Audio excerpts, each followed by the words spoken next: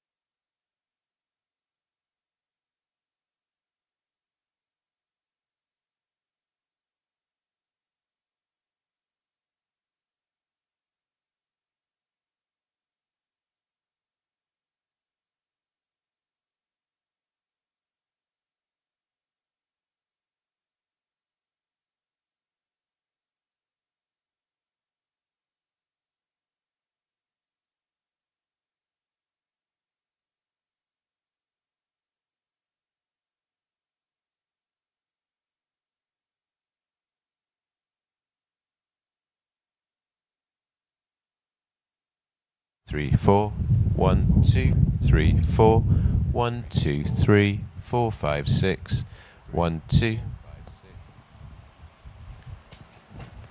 1 2 3 4 5 6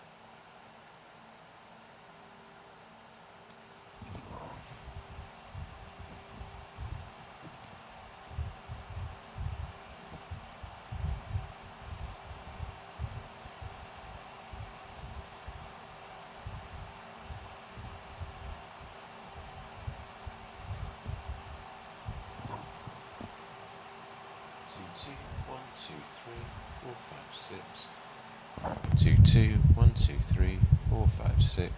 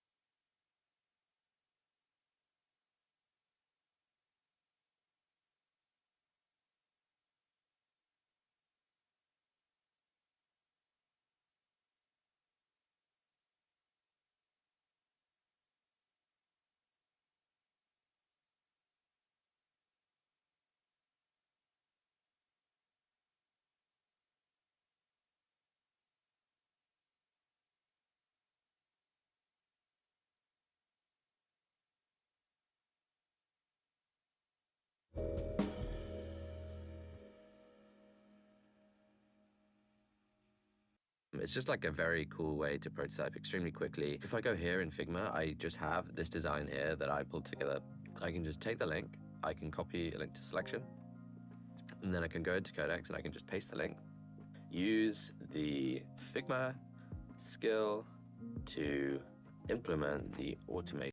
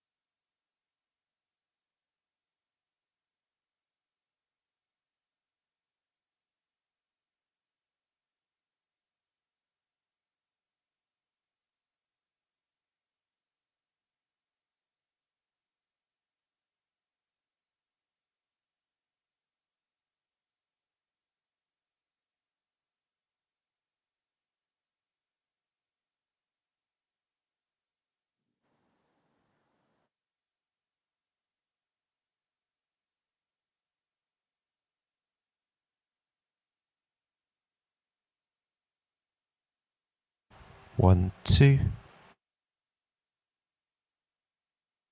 1, 2, 3, 4, 5. 1, 2.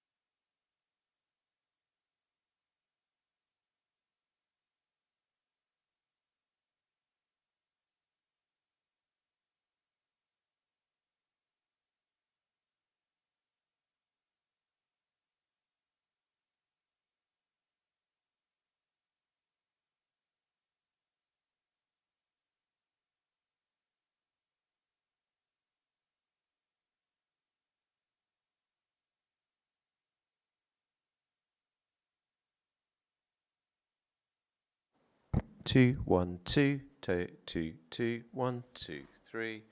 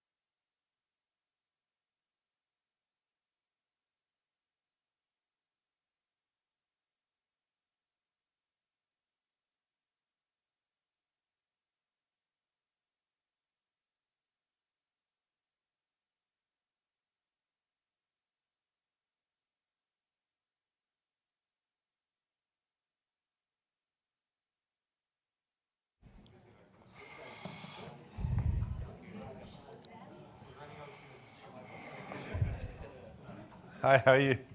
Oh.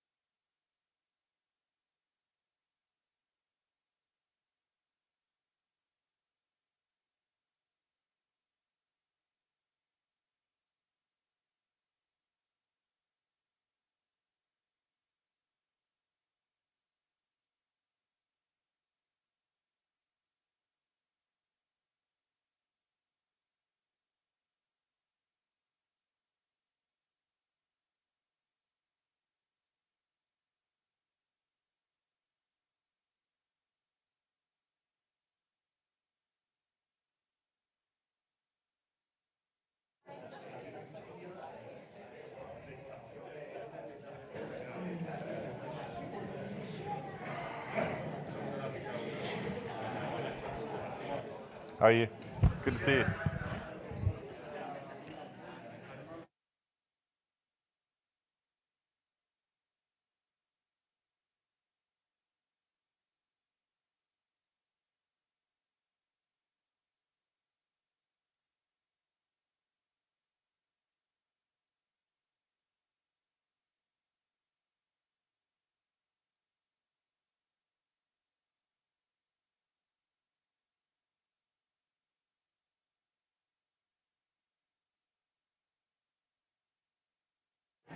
Okay. Yeah, is everyone here? We're good to go? And I'll take, Stefan, I'll take a half an hour, which means...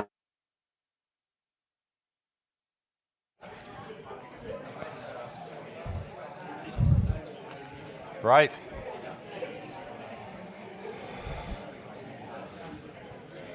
Morning, morning, morning. Okay, let's make a start. Stefan's given me the green light to kick off day 2. Hi, everyone. Welcome. Thank you very much for being here at 9:30 on a Saturday.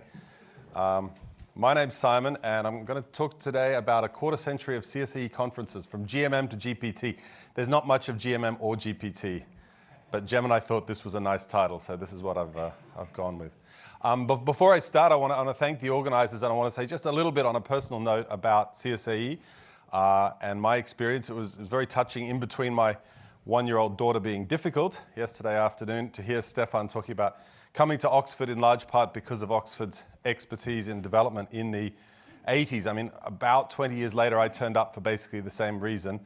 And it's wonderful to see so many familiar faces. I worked with Marcel for the MPhil and the DPhil as a postdoc, as a faculty member. And I missed the meeting yesterday between my co-authors, Mohammed and Marcel. 21 years later, still thinking about how we keep the referees happy. It was a privilege to work with Francis, with Paul as director, and then Stefan, with my partner in crime, although not in a literal sense, James as the CSAE deputy director. And also I want to particularly acknowledge some of the professional staff. I've got a list, see if I can remember, in approximately the chronological order that I remember them, from Rose, Suzanne, Gail Wilkins, may she rest in peace, a wonderful colleague, Richard, Julia, Wendy, Anna, Fiona, Claire, and Sue. And I'm sure I've left people out. But I'm here today to talk about the conferences because the CSAE conference has always been something I thought was fascinating, partly to see the research, partly to catch up with friends. I think we probably all remember Francis telling kind of very dry English jokes, often about production function estimators and things like this. And my relationship with CSAE conferences actually goes back to 2006. So 2006, March, I emailed Suzanne. Dear Suzanne, I'm sorry to trouble you with this. I'm emailing blah, blah, blah. I'm a student. I registered this morning paying £60. £60 in 2006 money too. Daniel Clark, who was in my class and is here today, has suggested I contact you. In other words, I shouldn't have paid.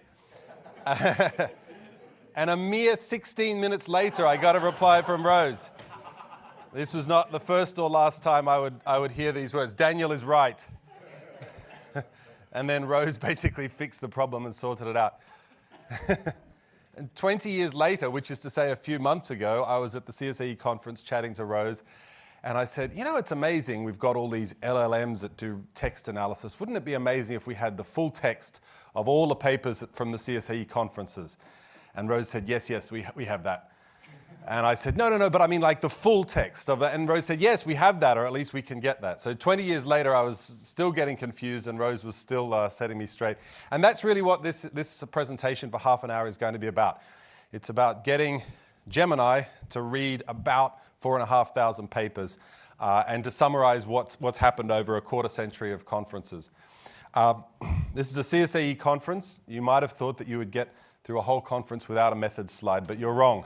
Even on a Saturday morning, I have one slide. I want to tell you what I've done and then set the stage for a bunch of graphs. So what we have is 5,069 papers that are listed on conference programs, which I'll show you in a minute. And we got full text for 4,311. And this is a combination of the Wayback Machine, we can look at that in a moment, and also then CSAE's own records for more recent work. And this is 5,500 authors for those 4,300 papers. So I thought, this is very cool, but I don't know what to do with this. Part of the reason I did this project is I started to feel old in the formal sense that people younger than me were doing more sophisticated things technologically. So I was at a pedal conference just after talking to Rose, and I was talking to a PhD student, and I said, I think we've got all this free text and I don't know what to do with it. And she said, oh, that's easy, but you'll need an API. And I nodded sagely as if I understood what an API was. So basically what I ended up doing is figuring out what an API is and feeding 4,300 papers to Gemini Pro. And I did this with a questionnaire. A questionnaire, in other words, a fixed set of questions that Gemini Pro had to answer, and then some other stuff that we added on. And so we're going to then add gender, meaning gender proxy using the name, and then we've got affiliations and so on. Less on the details. Let me talk about what comes out of it. So this is really what I want to do for the next 25 minutes, is tell you about the patterns that we observe from 4,300 papers over 25 or 26 years of CSAE conferences. And I should say, obviously there's nothing causal here. It's just a description. I also, in all seriousness, there's also nothing normative here. You'll see some trends. I leave it entirely up to all of you whether you think the trend is a good thing, bad thing, indifferent, up to you. But I think it's interesting, and I hope maybe sets the stage for some of the discussions that will come. I feel like at the end of the day, we're all empirical people, so here's the data, at least about an important part of the CSAE kind of meetings over the years. So I wish I had 5,069 papers. That's the total height of these bars. These are all of the papers that made it to the conference program. Instead, I get the dark blue bars, which is still 4,311. And most of the analysis that you'll see is done on the 4,311, with a couple of caveats. First is 2001. It's not actually a CSAE conference. So you can take or leave the information we get from 2001. This was and I'm sure many people in this room would remember this. I obviously was not here at the time, but this was two small conferences, which I've mushed into one for descriptive purposes here, but there was, I think, in different ways, two conferences on firms. Do jump in, by the way, either to correct me or to give more information. But some people may remember these conferences. There were no conferences in 2003 or 2005. This is because originally the CSAE conference happened every 2 years. And I distinctly remember after getting my £60 refund, I remember at the end of the 2006 conference, Paul announcing in the plenary session that the CSAE conference would now happen on an annual basis. I am not sure how long before that announcement Rose was informed or consulted, but this is because it was originally every 2 years. This one here, I just blame the Wayback Machine. Basically what happened is that the full text would have been available on the CSAE site for a few years, but the machine which crawls much of the internet just never picked that up, and it's not recoverable at the moment so far as I can tell. You might be wondering what happened in 2020. Well, you probably remember the conference was cancelled at the last minute because of COVID, but we had a program and we had all the full papers in. So that goes into the data set, like any other conference. Then the next 2 years, were online. And you'll see later on they're a bit different in a lot of different ways, but these are online only conferences. And then we get back to what we've known since. So let me tell you about 4,300 papers. First, in terms of the geography, I want to talk about single country papers. So what's single country papers? Well, it's about 80% of the program. We'll talk later on about the relative decline of cross-country analysis, but broadly speaking, it's about 80% of the program. And here's what we've got. So I've got this in two different time periods, a distribution of single country papers. First, this is the year 2000 to the year 2013. And I think this really highlights and reinforces a lot of the things that were said yesterday afternoon, like a really impressive focus on, certainly not every country in Africa, obviously, but a real density in a variety of different African settings. If you look at the second half of the sample, so 2014 to 2026, you see there's still this very clear focus on Africa, but you also get an expansion of the coverage. And I've forgotten, couldn't figure out what, at some point there was a change of policy where we said it's interested in any paper that would be relevant to development in Africa, but it could be from anywhere in the world. And you see in particular an increased focus on South Asia, India in particular. So this would be the top 15 countries pooled across those 26 years, and then all other countries are in other. And it's interesting, I guess, because I think what you see here is obviously the share of the single country papers against year, and I think there's a remarkable kind of stability and a remarkable coverage across different countries. Probably, for me at least, the only real trend here is that you see India start to emerge in the second half of the sample, as I said.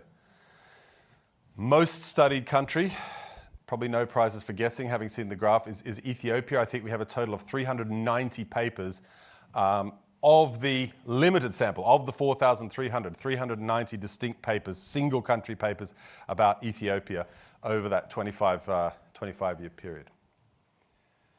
Where do I go on? So what's happened in terms of our coverage of Africa? Well, it really, it reflects what you see on the graph, that we've got a very high proportion, almost all the papers on Africa in the first years, and then you've got this diversification as we bring in particularly South Asia there, but still over 80% of the single country papers focusing on Africa. We can then look at presenters by gender and institution, and actually this is probably a mistake. It should say authors. So here we've got the share of authors, and this is like weighted in the way you would expect if you've got co-authored papers. So this is why it should actually be authors. And it's interesting because you see, as we've said before, certainly compared to basically any other large conference, you see a high proportion of Africans. You also see, I think, meaning affiliated to an African institution here, of course. You also see this same diversification as well. This is something that we may not talk too much about today, but I think it's worth mentioning at this point. You know, I had junior co-authors from Pakistan, particularly working on things like microfinance, and the first opportunity they had to present outside of Pakistan to an international audience was at Oxford and through CSAE. So even though there's quite rightly a very big focus today on CSAE and economics in Africa, it's, I think, worth remembering the way that CSAE has brought in a whole range of different research communities. So let's go on and talk about topics and methods. So here are the top paper topics, and hard to know exactly the trend, but I think what I find kind of striking is looking across how stable this is. And probably we all know this, having been to a bunch of CSAE conferences, but you get a real coverage of a very wide range of topics. And whatever the prevailing winds may be in terms of topics being popular or less, CSAE has maintained this kind of coverage across a whole lot of different topics. In fact, I've often thought if you're passionate about one particular area, you can go to the CSAE conference and basically have an entire mini conference of just going to papers in that subfield if you want. And I think that's kind of reflected here. What I can then do is to weight those paper topics by author affiliation. So just to explain what I've got here, on the left bar, this is pooled across 26 years. On the left bar, you've got the topics weighted by proportion of authors affiliated to African institutions.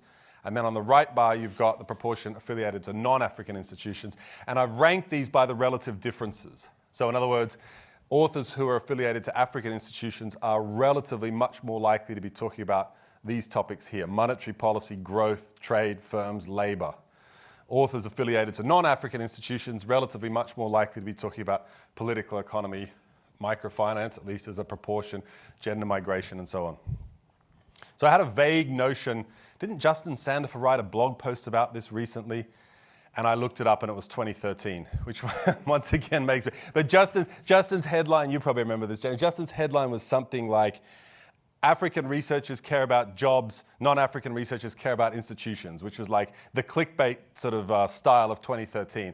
And of course it's oversimplified, and Justin would agree with that. But you do get this interesting sort of sense that there's a coverage of different topics with some different weighting, but also not radically different.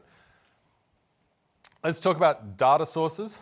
I guess this really harks back to a lot of the themes that people picked up yesterday, talking about CSAE's critical role in collecting microdata.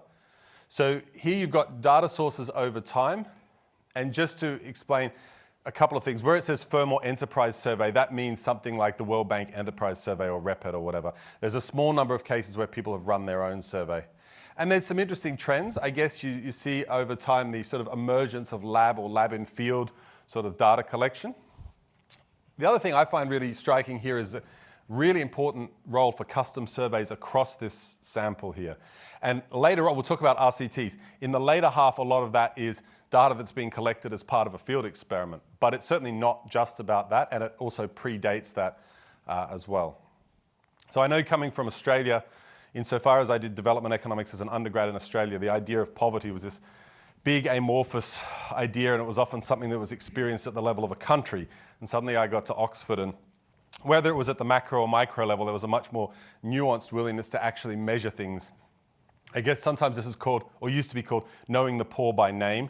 Now then they introduced GDPR, so now we know the poor by pseudonymous ID. I really thought that joke would land, but anyway, Saturday morning. Okay, units of observation. You can, again, it's probably what we would expect.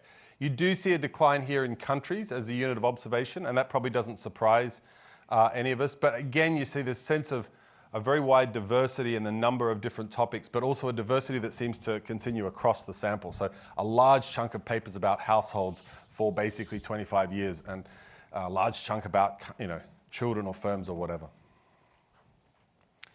So models and data. This is, yeah, exactly. This is really a couple of different categories. First, well, you see it. Data only, no model, and micro model, data, micro model, no data, macro model, macro model, no data. One of the things I inherited from Marcel was teaching micro theory on the MSc in Economics for Development, which I loved teaching, and I know there are people in the room who've taken that over. And I always thought it was a great topic, and I loved teaching it, and I always wondered, hey, but how much does it really play into research output? So there's a pretty straight line increase here in people doing data only, no model. But anyway, it's still nice to teach models. Now, what does that actually mean? This is a complicated slide, and I'm going to pick it apart. But what I could do is here the share of papers using different methods. And these will sum to more than 100%, because obviously papers, this is not the primary method used, but any methods that's used. And let me sort of zoom into some of these. So there's a couple of interesting trends here. One is you really see, and this won't surprise anyone, but the emergence of experimental and quasi-experimental methods at about the same time, and it brings with it a bunch of different stuff. So yes, you've got this increase in randomized controlled trials from about 2009 onwards. But that, of course, is accompanied by an increase in diff in diff as well. And I suspect that diff in diff means something a little different now than it did, originally. But you do see that very, very clear trend as well. And that's brought with us an increase in pre-registration. Shouldn't surprise us. Multiple hypothesis correction, and also an increase in discontinuity design as well. I find the top line here absolutely fascinating, and I feel like I'm going to subject my undergrads to this in future. I guess it goes back to the themes that Stefan and others were discussing yesterday, which is right from the outset there's been a big emphasis on longitudinal data, and that has just grown and grown. And I think what's happened is that you've had the traditional CSAE interest in longitudinal data, but then increasingly you get longitudinal data for the purposes of those experimental or quasi-experimental methods as well. But you've also seen at the same time a clear decrease in cross-country regression, which peaked in about 2010. So you get an increased interest in longitudinal data, but not longitudinal data at the level of cross countries. Interestingly enough, dynamic panel method kind of close to my heart, remain basically flat around about whatever that is, 7 or 8% or something. I will say, I said there'd be nothing normative. This is the closest I get to something normative, which is I do wonder, looking at this, whether there's interesting possibilities here. It feels like there's a lot that one can do with panel data, and I wonder whether researchers collect a lot of panel data in order to do, ANCOVA on an RCT. It might be interesting to see whether kind of reanalysis of panel data might allow us to say more about dynamics or heterogeneity in future. But let's see. There's certainly a lot of very exciting panel data there. Interestingly, you then see a very clear decline in merely or purely descriptive or correlational studies. Now, people can have their opinion about whether that's a good or a bad thing. And I might have thought, in fact, I did think, oh, well, you get a decline in descriptive or correlational studies and surely qualitative declining as well. But qualitative, I'm pleased to say it's actually quite steady. In other words, it feels like even as the other methods shift in the background, people are doing qualitative work, I guess, to support RCTs or to support quasi-experiments and so on. We can skip on from that. So let's go on and talk about the paper characteristics. This is not the most interesting bit, but it might resonate with some of us. The papers are getting a bit more complicated, and I don't know if that's a good thing or a bad thing. So this is the reading ease. I grew up in, going to school in the 1990s, I'd often do Alt-TW in Word, and it would tell me the Flesch-Kincaid reading age. In other words, what grade of school is this pitched at? And you see that basically over time, we've seen a steady uptick in terms of the complexity of the writing. And this is the target education level. In other words, who are we writing for in terms of their qualification? Now, Gemini can see the year of the paper, and I wonder whether that might be feeding into this. I don't know. But at least Gemini's sort of assessment is basically more and more papers over time are written at the level that would be a postdoctoral specialist reading the paper rather than a graduate student. I didn't check which papers these are written for the undergraduate level. I kind of wish I had written those, and I don't think I did. But it's interesting the papers are getting more complicated. And they're also involving more units of data. So this is a log scale here, and this is looking at the median and the interquartile range. And you can see a trend upwards. So we've basically got the median paper now at the CSE, median empirical paper, of course, at the CSE conference, using more than 1,000 units in the cross-section. And the size of the data is increasing as well in the longitudinal dimension. I guess we saw that with the panel data focus. So in the empirical papers, we've got a median of sort of 3 or 4 distinct periods. Word count, very stable. I've forgotten, do we give a word count? I think CSE there. That's part of the rule. You've got to comply with that. Then you get these tables. Now this is an interesting, I don't know if this is about selection or about an insight into the economist mindset. What happens if you lock a bunch of economists at home for a COVID lockdown? You get more tables in papers. But it's also maybe because you're getting fewer papers in those online conferences. That would be a less fun, but probably more realistic interpretation. But basically, this one I think is interesting that we've also had, you can see an obvious trend towards more sort of spatial geographic kind of analysis in terms of like the median number of maps in a paper over time. Let me briefly talk about publications, and then I'm done. We can have any open discussion that people would like. So we looked at all of the papers, and it's a bit tricky here. We looked at all of the papers and tried to match them to publications in a very long list of journals, 216 different journals. And there's a match of about 1 in 6. Now, we need to be careful in interpreting this for a couple of reasons. One is a lot of things get presented at CSE conferences that get published in discussion paper series or policy notes or their chapters in books and so on. The other thing that often happens, and I've done a few of these, is that you present a paper and then you get feedback and you rethink and it gets rolled into some other paper or some bigger project with a different title and other co-authors.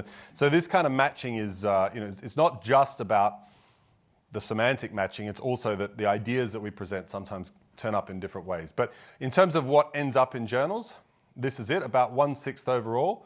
And obviously you see a publication lag. So a lot of these stuff presented here was, of course, still going to land in journals. And there's a really nice coverage across a whole bunch of different journals. So here are the general interest journals, and I don't want to go through it in any great detail, but it's really fantastic general interest journals, and we've got a nice distribution across that. And then here are the field journals, and I'm pleased to say that the first version of this graph was horrific because we get such a long and diverse list of different field journals, but I had to kind of limit it to the top few, and then we've got a lot of other down here. But you can see again, nice distribution across a range of journals, including in particular our own Journal of African Economies. So that's all I had. One other thought is that I remember at the start of this year, Grok was doing some horrific things, and rather than the corporation apologizing, Grok gave an apology. So it's possible some of this is wrong, but if so, then Gemini apologizes, because I certainly don't. I think that's all I've got. I don't know, Stefan, if people want to jump in with any thoughts or ideas, but yeah, thank you. If anyone wants to add something, yeah. So we have microphones. Vita, will you? Yeah.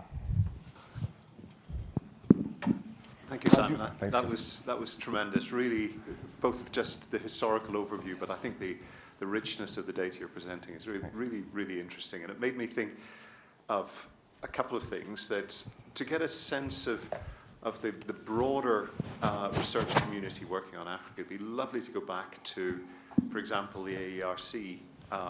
I suspect the AERC doesn't keep its paper bank in quite as good order as the CSAE does. But if you combined kind of the annual conferences at CERDI and AERC and this, I think you get a really interesting view about the evolution, structure, the approach to research on, mainly on Africa in that case, not people coming in from other regional areas. But I think you could have something that could kickstart a really interesting little piece of work. Sadly, I think it would be much harder to get the data from the other partners, but it might be worth trying. Who knows? Yeah, thanks. We should talk, and you've reminded me of another point, and thank you for raising this, which is that once this is cleaned up a bit, we would like, I was talking to Claire about this, we'd like to be able to put the papers and the summary stats at least, make them available in case people want to look at it. But this is a great idea. I'm very open to other places that we could look for this, yeah. It's David. Yeah, Simon, this is amazing, really interesting. How do those characteristics compare with publications in the Journal of African Economies? No idea, but that was the other thought that struck me as to where one could go, is the 1,000 papers in JAE. It would be fascinating to see how that runs alongside it. I mean, with the machinery set up, easy for me to say this now, but it feels like it shouldn't be a lot of extra work to run it all through the same pipeline and have a look. I'd love to know. Why don't I be the runner for a second? Yeah. Fascinating. Thanks. I'm not sure this is working. Yeah. Oh, right, it is. So I had a question about convergence. So you showed us those very interesting differences between authors affiliated with African institutions and in terms of topics. But that's over the period on average. Yeah. Justin wrote his piece in 2013, it seems. Have we got any closer to each other, or are we departing from one another? Not sure. It's a good question. I had a very complex graph that might have answered that. Anyway, let me not go there. Over the 25 years, and I thought I'll keep it simple, but we could look at that. Yeah, just as a follow-up, and thanks very much. I'd be interested to see, like, from the deeper detail from the African perspective, like African research. Where are we with, I mean, so to speak, in old speak, capacity building, right? But what do African researchers work on exactly, more detailed, and across the countries? Yeah. And basically, this is coming back from my background at FCDO, where there remains huge interest in trying to stimulate that. How do we do that? I guess it's related to Chris's point of the AERC as well. That's a great point. Thank you.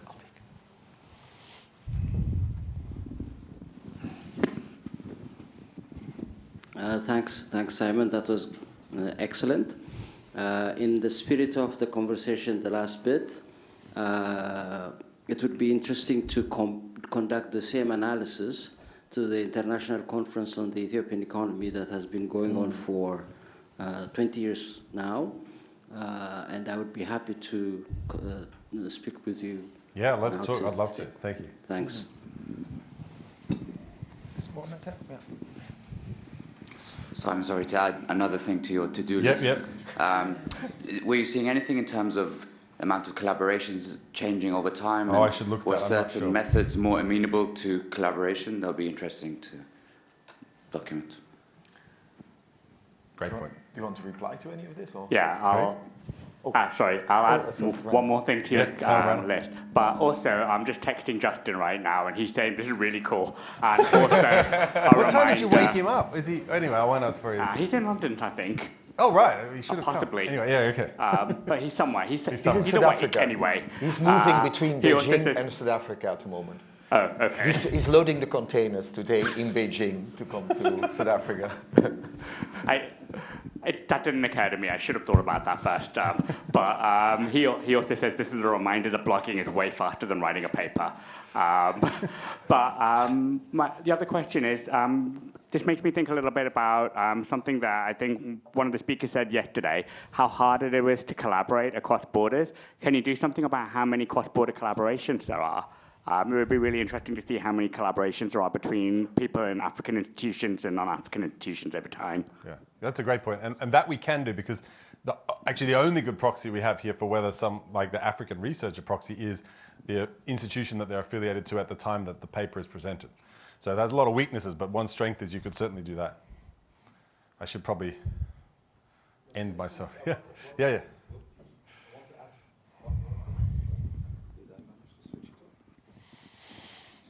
It should be on. Yep. Sorry. The one interesting thing, it's a little bit related to the question also I think that Peter was asking. So, when we get, so in the last few years, definitely I was trying more carefully at the full list of the people who applied to present papers. Yep. And so we don't, of course, have these data in going, well, we'll have to some extent. But it's really interesting, our rejection rates, and Chris can confirm this, on macro papers and some of the trade papers and so on, and is actually really high. Or put it slightly differently, there is a gap between what we end up accepting and the kind of applications that we get. And so, and that touches upon something tricky that, and maybe Justin's point as well. So definitely they work far more on macro. They will far more on try to work on growth without being able to say very much, and so on. So there is an interesting thing there, that gap that seems to exist anyway. Yeah, but it's probably worth, we could fit in a couple of years of later years of the I think that's what we do submissions. We got a lot. We have a lot of CSA has a lot of papers for submitted papers for the past 5 years or something. Recent history. Yeah. Great, thanks very much, Alan Harding. Very interesting to look backwards and to see what has been covered. My question is more looking forward. What would, are there gaps? I mean, both geographically and topic-wise. So are there areas of the continent that are, you're not getting papers from that we should be concerned about? I noticed that I'm particularly interested in Lusophone Africa. I noticed that Mozambique was there, but I always slightly got the feeling that, a lot of CSA's work mainly focused on Anglophone Africa, and maybe that's a sort of a thing going forward. And also, are there any topics or issues emerging that you would want to see more papers covering? Thank you. So on the geography, nothing to add beyond that graph, but it's a very interesting point. On the topics, I'm going to defer to Stefano. I don't know how much of that you're covering this afternoon, but Stefano is going to be better placed, I think, and he's going to talk a bit more about the future. Yeah, not in a quantitative sense. No, I understand. Yeah. Stefano, what about North Africa? Is there a trend there? That's the other area that Yeah, I'm proud to say that part of that ever so slight pink shading here was me. presenting one of my DPhil chapters on the firm panel with Marcel, but otherwise I don't know. It's a good point. Good. Thanks, everyone. Really appreciate it. Well, thank you. Looking Thank you forward to very a great day. So I think Jan Willem and David, if you could come to the front. You won't have a coffee break yet. We're going to have a little conversation.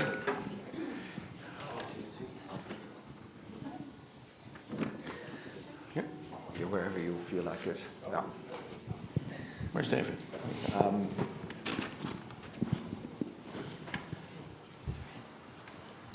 I think I am probably mic'd up, and I should make sure that's off. So anyway, look, moving probably a little bit back and forth, and we're doing this, you know, we're academics, we can handle that. And we're going to move back a little bit to move forward again, you know, just, sorry, that was a not prepared line.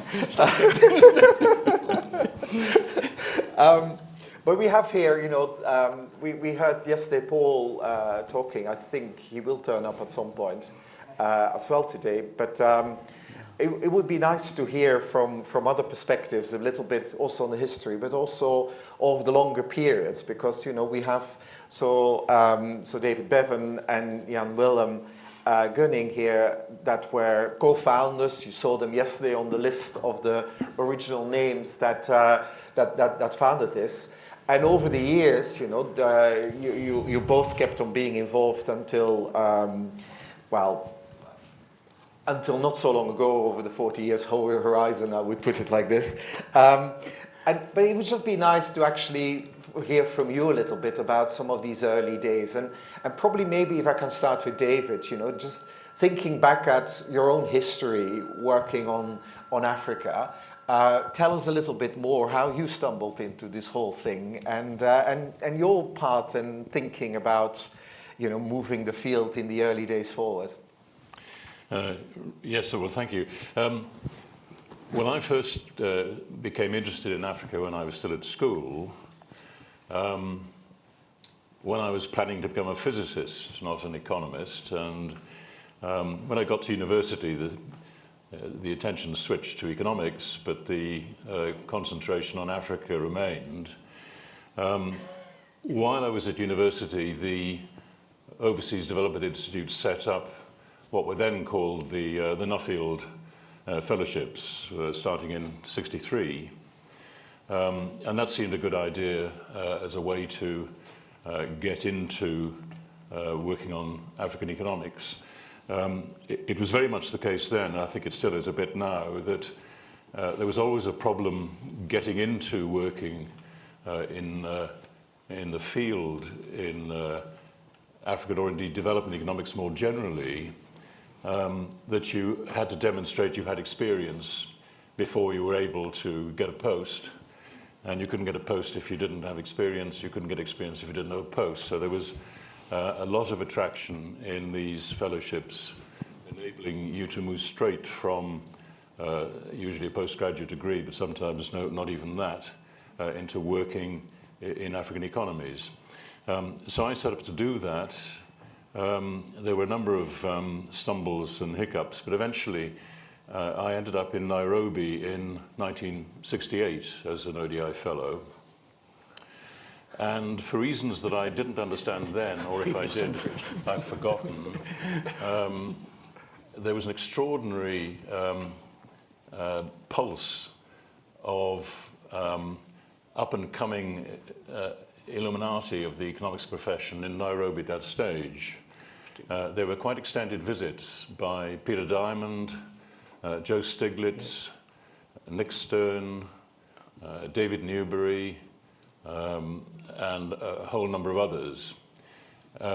These were typically very young economists, very highly trained, as it turned out, also very good observers.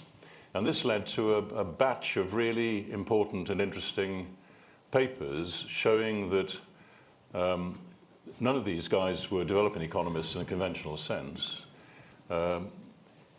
And what it showed was that people with good modern training in economic analysis could really look at issues and come up with some really interesting conclusions. There were papers on crop sharing, wage determination, rural-urban migration, the Kenya beef industry, the Kenya tea industry, a whole bunch of stuff that was really quite groundbreaking and very informative about the problems being studied. So in a sense, that showed that the application of modern analysis to long-standing African problems that had previously been the purview of very traditional development economic approaches could really pay off in a big way. But this was a very brief pulse. I mean, it really was sort of 1968 to 1970. And then that attention went elsewhere. I left Kenya in 1970 for a couple of reasons. One was that my ministerial boss had got assassinated, which took the wind out of my sails. The other was that in the Kenya job, but also in the previous job I'd had with the British government, I'd been doing quite a lot of work on cost-benefit type issues, and had come to the conclusion that what I'd been taught wasn't really very useful to the studies I was trying to solve. So I thought I'd go to an academic position and think about that. So Paul wasn't quite right yesterday when he claimed that I wanted to work on Africa but wasn't allowed to. At that stage, I didn't particularly want to work on Africa. So I studied these other matters and got somewhere with them, but not as far as I'd hoped. My plan had been to look at them for 2 years and then go back in the field. I was still there about 30 years later. And as Paul said, he and I were press-ganged into examining PPE in Oxford at the end of the 70s. And we talked about Africa quite a lot, and in particular, the recent coffee boom in notably from the African perspective. And the thing we noticed was that the very different policy structures in Tanzania and in Kenya really provided a sort of natural experiment how to handle a major shock from a very different policy background. So we then, as Paul went into some detail, were lucky enough to have good contacts in the World Bank. We set up a research program very much involving Jan and Arnie Bigston, collected a lot of data, then came back and analyzed it and produced the 2 books that were mentioned yesterday. It's worth noting that those 2 books, the dust covers mention that the authors are members of the then unit for the study of African economies. There's no mention of the unit anywhere in the volumes themselves. If you got a copy of the volume without the dust cover, you'd know they were not connected. You wouldn't know they were connected to the unit at all. Later volumes produced under the aegis of CSE were much more prone to trumpet that these were produced in association with the CSAE. So that was really the background to how I came to all this. So before turning to you, Bill, I just want to actually check how many former ODI fellows are in the room here. Just see that how amazing that remained. That is still, and it still exists. It nearly got closed again, but I think it still exists, Ranil. It's still there, just about. You keeping an eye on it, I think, at FCDO now. But it is quite remarkable. It's one of the longest running funding programs of the FCO, DFID afterwards, and then now the FCDO again. It's a bit of a battle to keep it going, but it is a striking program still, and so many careers. I think I was a reject. They didn't want me. Anyway, good. Oh, you do? Okay. See, there's clearly a Belgian bias there, isn't it? They didn't like us. Okay, good. Zian, why don't you tell a bit about your history with Africa and how you got then involved with everything? Okay. Mostly luck, I would say. This point came up yesterday. We tend to look at the past and try to find significance in events which may be completely random. And in my case, there certainly wasn't a design. I did an MPhil in basically mathematical economics in the Netherlands, applied to the World Bank and got to the bank via the Young Professionals program, which certainly was luck, because that was very highly competitive, and why they took me, I don't know, because I didn't have any relevant experience yet. The bank, so in the Young Professionals program, you're assigned for a 6-month period and then to another one. For my second assignment, I ended up in the East Africa department, I think it was called at the time. So that was the start. Certainly not anything I had designed. It was very interesting because that was a strong focus on Tanzania. And Tanzania was a major country for the World Bank. Tanzania was involved in what we later called the Nyerere experiment, which attracted lots of attention all over the world from both proponents and adversaries. The bank, which may come as a surprise to you, was very much in favor of African socialism as advocated by Nyerere. They really changed their mind later, but at the time, Nyerere was a personal friend of McNamara, the president at the time. So Tanzania was central.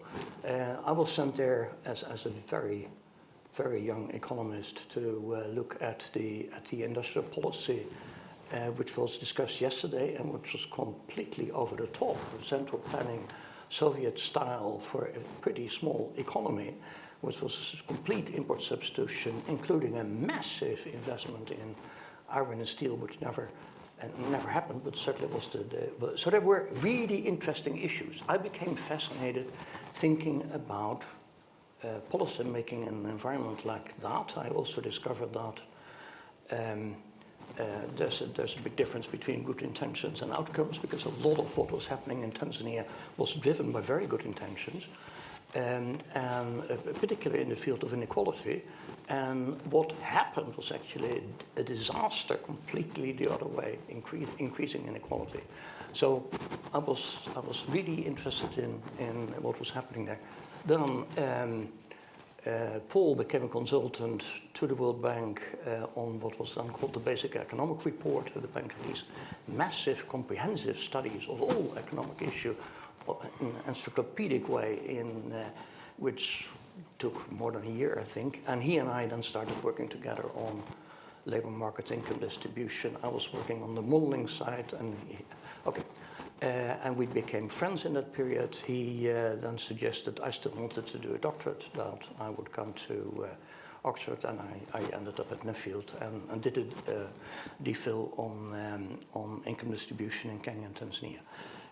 And that led directly to what David just described. So in 82, a small group which became the unit started working on Kenya and Tanzania and the coffee boom experience, and the rest is history. Mm. Yes, that's good.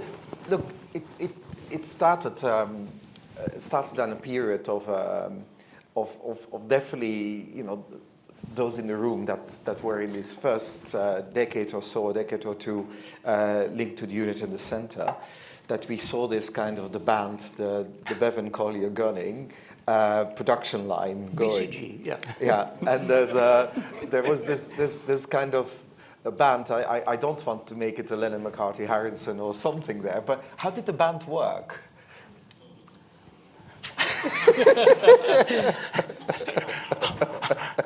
I can't reveal anything. They flew first class. The three people involved are rather different. Right. So Paul would advocate that we would do something outrageous, and which was clearly impossible. That's usually how a conversation started. Then David, quite rightly, would point out that it was impossible for various reasons. You would think that would be the end of the conversation, but it wasn't. So and I was sort of the wise person in the middle. Who that was merit. No, but seriously, it worked very nicely because we brought very different skills, and in the end, after a few years, we came to know each other very, very well. So for many years, that really worked very well, and I like doing it. Yeah. What would you want to add to that? No, I might dispute who felt to be the middleman, but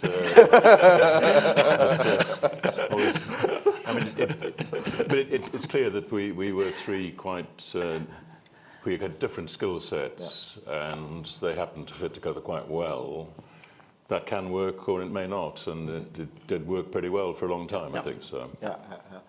And so.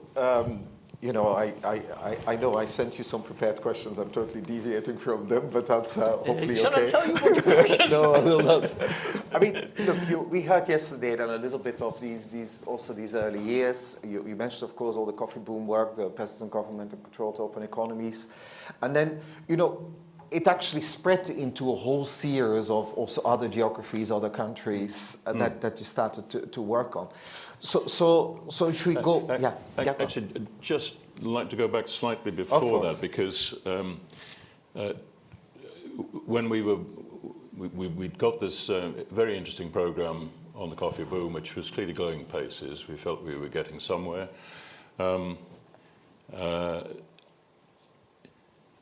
What sort of led us to the idea, I think, that it'd be a good idea to set up the unit, not being allowed to call it a centre, as Paul was pointing out.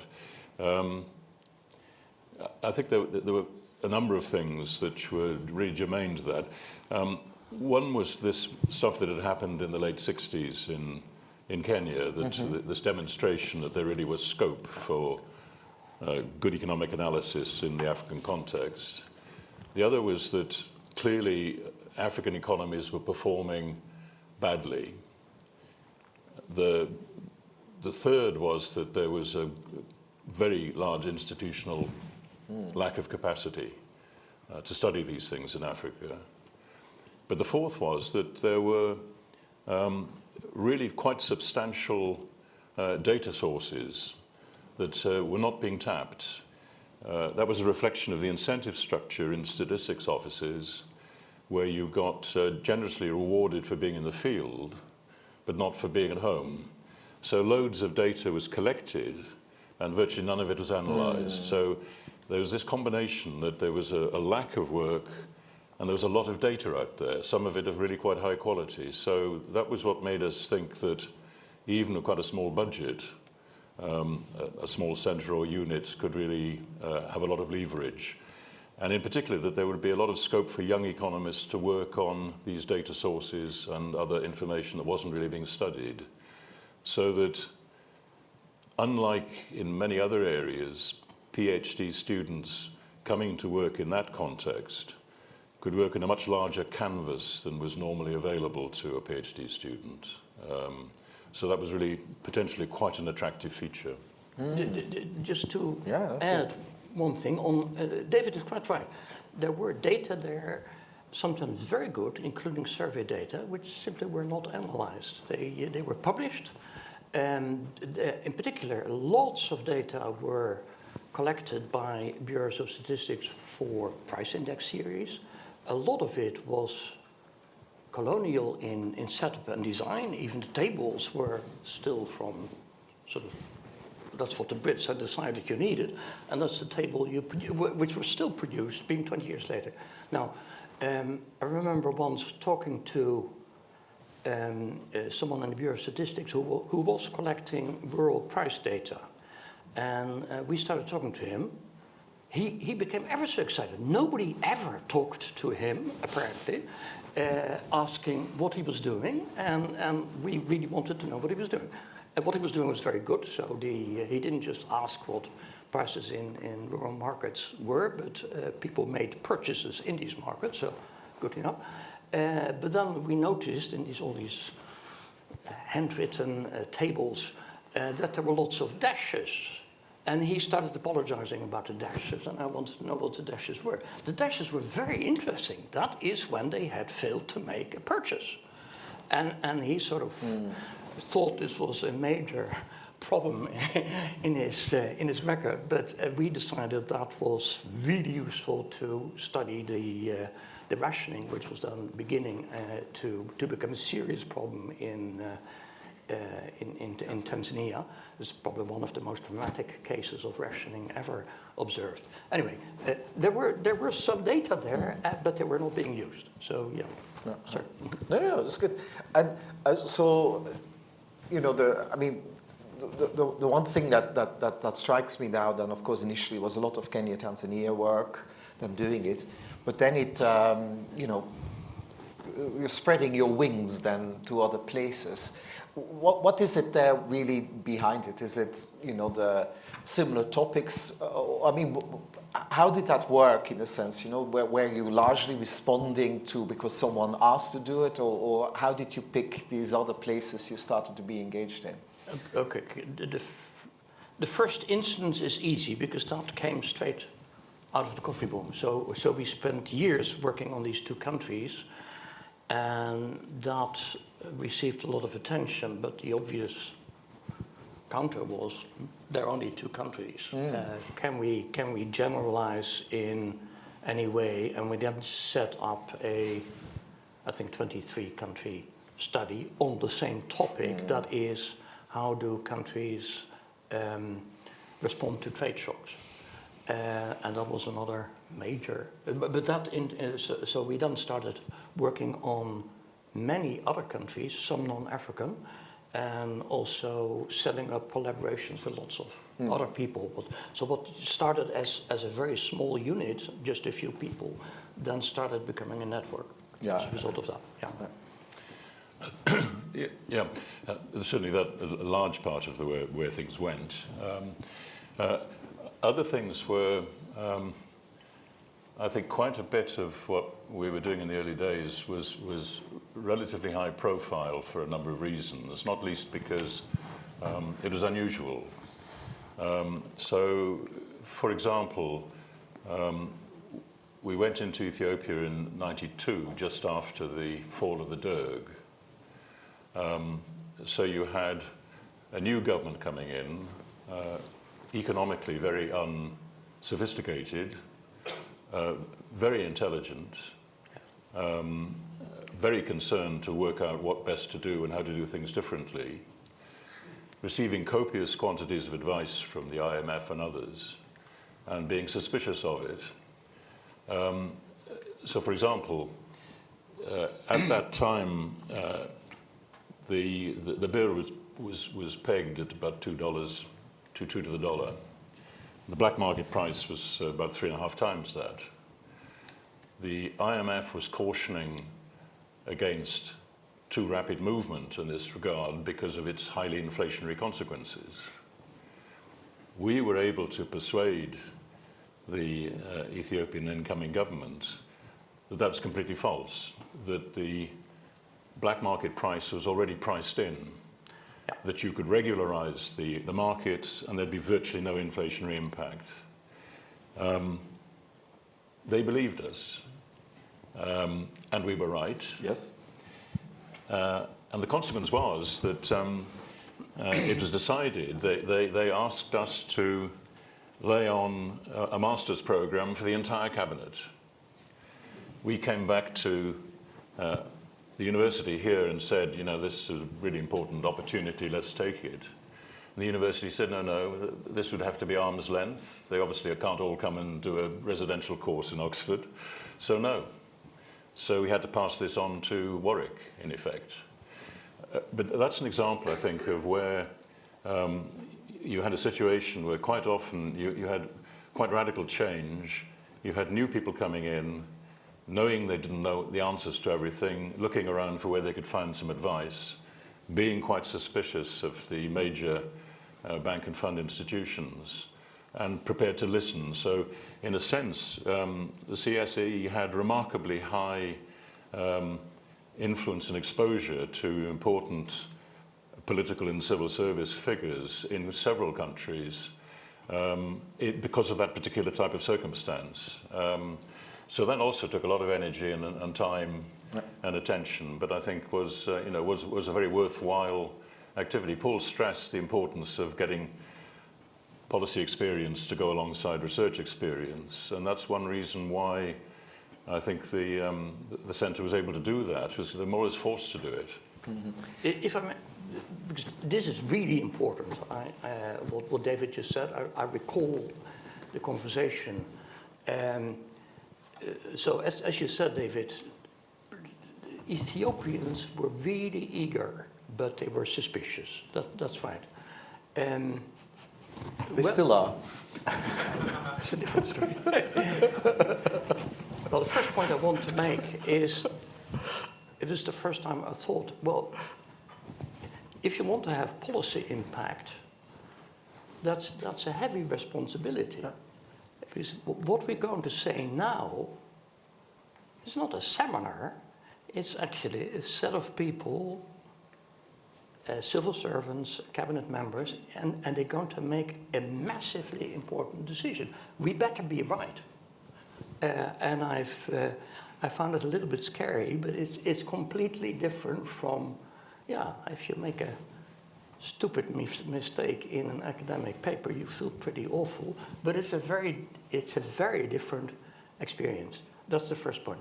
Second point, yes, they asked us about this inflationary effect, which they were very worried about, and we gave the argument which David sketched, but then they certainly looked unconvinced, because that sounded theoretical, but might not be true in the real world. So they asked us what empirical evidence, if any, we could cite.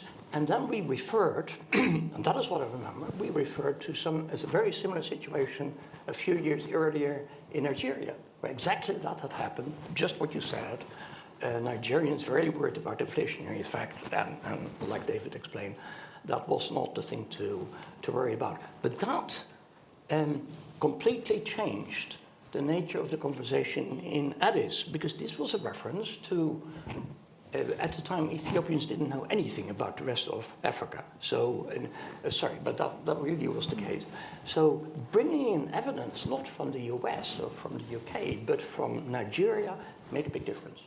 And again, the center could do that, and that helped. So look, I just want to then anecdotally mention is that, of course, one of the advisors to the cabinet in Ethiopia on their side was Abebe Amr Selassie. He was working, who then became, until very recently, the head of the Africa department of the IMF. So he sent me, before this, something from his file of facts from '92, that he was going to meet you, David, and I will pass that on to you. Because Abebe is now joining us here at CSE to do this kind of policy advisory work in other parts of Africa. So Abebe will become a visiting fellow here at Oxford, and he will join us in coming weeks now. So that it all goes back together, but he made a point of sending the copy of the file of facts of the '92 meeting. Also adding to it, and Chris can attest to that, in the recent times when Ethiopia's macro derailed again quite a lot in the late 2010s, we had a whole series of engagements with the current leadership, none of whom who remembered '92. So we used the '92 evidence to explain to them that it had so much derailed, the black market exchange rate there was 100% premium in the parallel market, that the inflationary effect is likely going to be minimal. And you were still right. And actually, it managed to do it. It took several years of persuasion to actually dare to do it, because as you correctly say, they took the decision extremely seriously and were very worried for all the kind of consequences. And and so they needed to do it. So these things continue exactly with that same kind of pattern. So we can go back in there. So anyway, look, you touched on, and Paul touched yesterday as well on, you both were extremely active in the ARC as well. And so, any reflections on that time? What is it that you think that achieved in that period, and maybe, looking forward, what it maybe didn't quite achieve? Yeah. Okay, let me take that.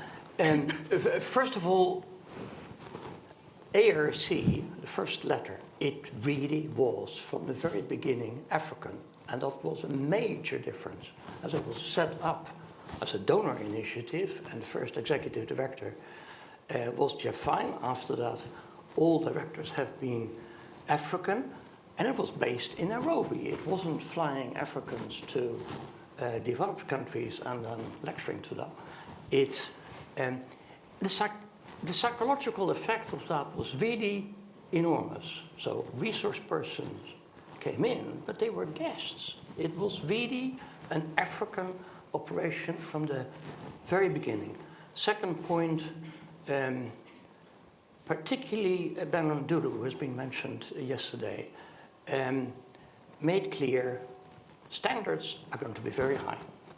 We are not going to have low standards. We want to have high quality standards. He, very impressively, circumvented the existing institutions. It would have been natural to write to the Department of Economics across the continent and say, why don't you propose some projects? They didn't do that because they knew the organization was very often pretty corrupt, and the chairs of Department of Economics were not noticeable for their knowledge of economics. So it was aiming at young, inexperienced, ambitious African students. If you had a good idea and you sent a proposal to Nairobi, you got it accepted, whether your chair thought you were. And that was, that story hasn't been told enough. It completely changed the political economy of institutions. I've seen it in Zimbabwe, for example, where the chairman was no good at all, but young people could go to Nairobi and feel part, that's my third point, part of an international family which covered the continent. This is really going way back, but good economists in Africa felt very isolated. They might have got a scholarship and go to Harvard and come back with a PhD. But then, what do you do then? There were no computers, there was no library, and your intellectual capital, depreciated very, very rapidly, unless you could manage to build a network like participating in the ARC. I am really impressed by what was done there. And so it was intimidating. Young people had to defend a proposal, a very intimidating experience. But at the same time, Benno impressed on people that, yes, the standards are high, but we are a family. And that may sound a bit romantic, but I think something very important was done there at the very beginning and maintained over decades. Just to add a couple of things. I agree with all of what Jan said, but worth just thinking a little back to when Jeff Fine, this quite visionary Canadian, really set the thing up. What he was really looking at was an academic economic community across many African countries where there'd been a huge increase in teaching loads. There'd been a tremendous erosion of salaries. Virtually the only way that a young academic, or indeed an old academic, could stay in post was to undertake consultancy activity. A lot of this consultancy activity was pretty low-grade stuff, didn't really call on high-quality economic capabilities, and certainly didn't reinforce them. So what Jeff Fine concluded was that the only realistic way in which you could turn the situation around was to pay researchers to do research. You had to say, you don't need to go and do the consulting. you can do the research and we will pay you to do the research under very strict conditions of supervision and so on. And that was the insight, and that's, I think, what made it work. And as Jan said, it really had an amazing consequence in turning round very much of the academic community in Africa. One problem that the AERC had was initially it was really quite highly Anglophone. It successfully became much more Francophone. But as was pointed out earlier, there's something of a gap on the Lusophone side, which they did put a lot of effort into, but never really fully succeeded. So there are gaps.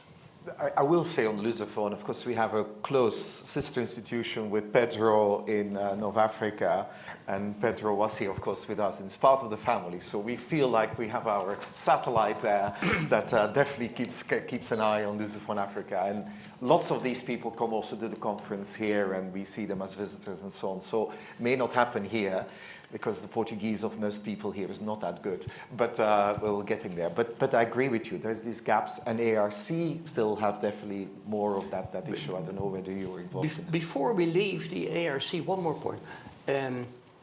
It changed the relations of African governments with the international institutions. IMF, World Bank missions would come, visit the country in the usual way, and didn't get much from the other side of the table. Then after a number of years of very well-trained ARC graduates, then suddenly they had someone on the other side of the table who talked back with very good arguments. And that really changed the relationship. Very often the African side of the table was much better involved and better argued the case, including on macroeconomic policy, than the guy from the IMF. And so, yeah, and finish on the ARC, you know, definitely some of us have the impression last decade and a half or so, managerially, they've gone through all kinds of challenges. But so our next pre-conference is now going to be with ARC. There is the acting executive director is a close friend of ARC. Used to work under Tai in the economics department in Addis Ababa in '92. And so we're going to have our pre-conference there and see whether we can strengthen again the links, because I think they went through, as Chris and Pramila can attest, some managerial challenges, let's call it like that, in recent times. I'm actually going, in the interest of time, if you don't mind, I'm going to come back to you, but there's several people of the early days, and I feel like I want to give them a bit of thing, and Anvita will be able to, Paul Hoosnell is there, sitting there in front of you. Paul, why don't you tell us a little bit of anything you feel like adding to the early days of the center? Anvita is the microphone there for you. Thanks, Stefan. Sorry, I didn't see that was unity. Sorry, I was not looking carefully. I think a bit of context. I mean, Jan's already mentioned, you know, this is all luck, this is all serendipity, and I was extremely lucky to come into the unit at the early days. I mean, I was one of Paul's economics students at Keble. I haven't mentioned Paul as a teacher, but he was phenomenal, particularly at international trade theory. That's what really was the light bulb for me, was Paul explaining international trade, and his explanations of Stolper, Brzezinski, actually brilliant. I mean, absolutely to the point where I think that was the point in economics. I thought I'd love to be able to explain that well anything to anybody, and it was really that good. So I really sort of came in from the sort of being on Team Collier from an early point. My MPhil was open economy macro. I worked on an extension of Mulboa and Portes into sort of an open economy model. So, and I thought I was very much heading down that sort of international trade view. After the MPhil, when the offer came from Paul, David and Jan to join them, sort of working on some of the household studies and other bits on the coffee boom study. I mean, brilliant. That was the best dream first job, the best first job I could possibly have. One slight problem is I had absolutely none of the research skills necessary to actually perform that job, other than a certain amount of enthusiasm. And so one thing I'd be very grateful to, really, to Paul, Jan, and David, was the extreme patience in sort of allowing me to sort of develop that and move in. Actually, computing back then was just on the cusp of where computers were becoming more general, and but it was still pretty early days. So if you can imagine, if you've never done really any computer programming before, and your first introduction is 3,500 lines of Jan Gunning's CGE model, that's quite an introduction. I mean, I had learned Fortran 77 basically in a weekend. And then worked out that Jan likes subroutines. So it actually wasn't 3,500 lines. If you actually put it through, it was more like 20,000 lines of but no, it really is. And one anecdote just gives some flavour of why I think it's a miracle we achieved anything in those early days on the data analysis side. I was particularly working on the IRS service, particularly IRS 5, so the household survey of Kenya. This was on a tape. No, not a little tape, the big sort of old-fashioned tape you see on this. That tape couldn't be handled in Oxford. Oxford, you remember, yeah? Yeah. The only place it could be handled was in London. I think it was probably, was it King's or maybe maybe University. I think it's UCS. It was, but whatever. So to actually access the data, you had to run it in London. It could only be run overnight because they did their own things. You had to write 17 lines of very intricate job control language just to get the thing loaded properly. Myself and the Institute of Economic Statistics computer people, Giuseppe Mazzarino, Gillian McNamara, the three of us would spend days poring over these 17 lines. And it took us 3 weeks to actually get that right so that the tape was actually loaded one night. It could potentially run. And the way this works, if you'd made the slightest mistake, so if you put in 8 spaces in the JCL rather than the 9 spaces it was looking for, that was it. You didn't get another go until the next night. So you can imagine if you've only got one shot a day, and you hadn't even got the data loaded for 3 weeks, how long some of these things took. But I think we eventually got there. But I think it's just sort of an illustration that things did move at a fairly glacial pace to begin with before we sort of moved into a later. Now those IRS things, I think I've still got one at home which fits onto a 3.5-inch floppy. But at that time it was all, I think very slow. So that was just say that I'm personally very grateful to the unit and to Jan, Paul, David in particular, everything I sort of did in my career later, which moved more into commodities, particularly sort of oil markets. I think really I learned from those points. So last word on that, ever since then, any new researcher I've worked with in the intervening period, I've always been incredibly patient to them, just simply because I know I was that person. Thank you, Paul. Janine, maybe, yeah. So I prepared something. The CSAE is a remarkable institution and a rich environment for fruitful interaction. I remain a proud member, although I departed in 2012 for the Institute of New Economic Thinking with David Hendry's group here in Oxford. I first joined the tiny Africa unit in the predecessor of the CSAE in October 1988. I came from South Africa with a chemistry background, completed the MPhil in economics, and was beginning a doctorate. I was a research officer with Simon Appleton and Paul Horsnell next to me, and we had adjacent offices. Other members were John Knight and the famous trio of Paul Collier, David Bevan, and Jan Gunning.